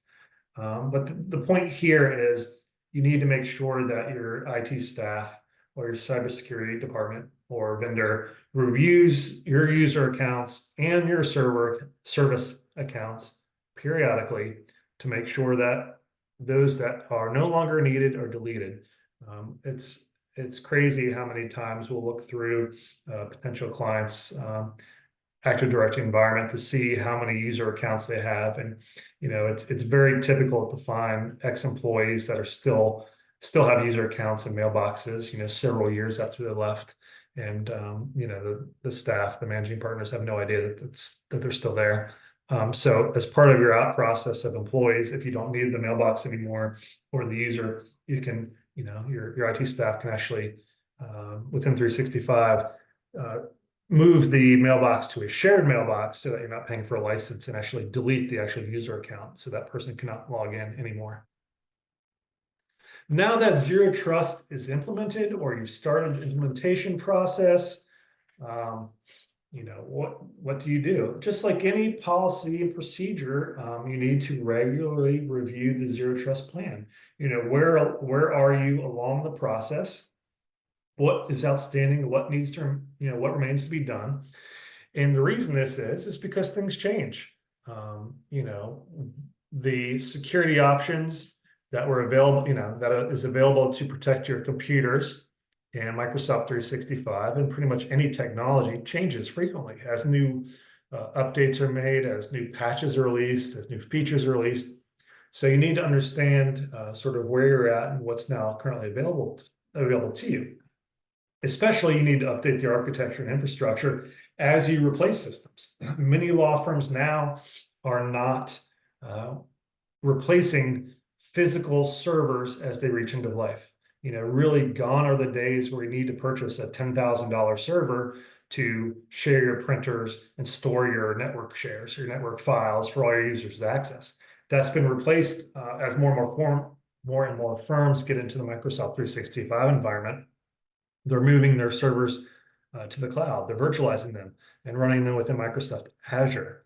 They're using Microsoft SharePoint for file storage and sharing. You don't need Dropbox or Box or any of the other third-party providers when you're already paying for a Microsoft 365 subscription. So what I'd recommend is understand what you're paying for and utilize those services, because Microsoft has implemented strong security measures.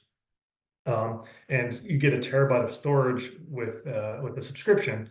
So that is typically more than enough to store your firm's data, and your network shares and folder structures can easily be migrated and replicated within SharePoint. And then train on the plane regularly. Make sure that all the managing partners, the office manager, and your IT staff are aware of what's going, what needs to be done. And as things need to change or need to be updated, you need to make sure that you educate your users about what the change is and how it may or may not impact them, depending on how seamless that change is. so that they're on board and aware and kept in the loop. And with that, I've reached the end of our time. I want to thank everyone for attending. And let's see here. Yeah, if you have any questions, I'll hang around for a minute or two, but I want to thank everyone for attending. And have a great day. Thank you so much. I don't know if you can see this, Michael, but there is a question in the Q&A box. I'll go ahead and ask it for you. I may have started the form too early. Oh, I'm sorry. This was about attendance. That's okay. But okay, if anyone has any last minute questions for Michael, please submit them. Otherwise, with that, I think that completes the end of our symposium. Thank you again, all of our speakers, for agreeing to speak on your amazing various topics to celebrate our 30th anniversary. And I will send it over to my colleague, Kyle. Yes. Thank you again, everyone, for coming today to attend our symposium. Just a few things as we wrap up. First, all of the presenter slides have been uploaded to the box, so you can access them at any time. Feel free to do that. Another thing is just a reminder to please fill out the attendance survey that was sent out earlier to get your CLE credit for today's session. And the last thing is, if you are in Richmond, Virginia, we are having a reception this evening at the Ardent Barrel Room in Scott's Addition starting at 6 p.m. And with that, we're wrapping up this year's symposium. Thank you so much again for helping us celebrate our 30-ish anniversary with JOLT. And we hope to see you next year.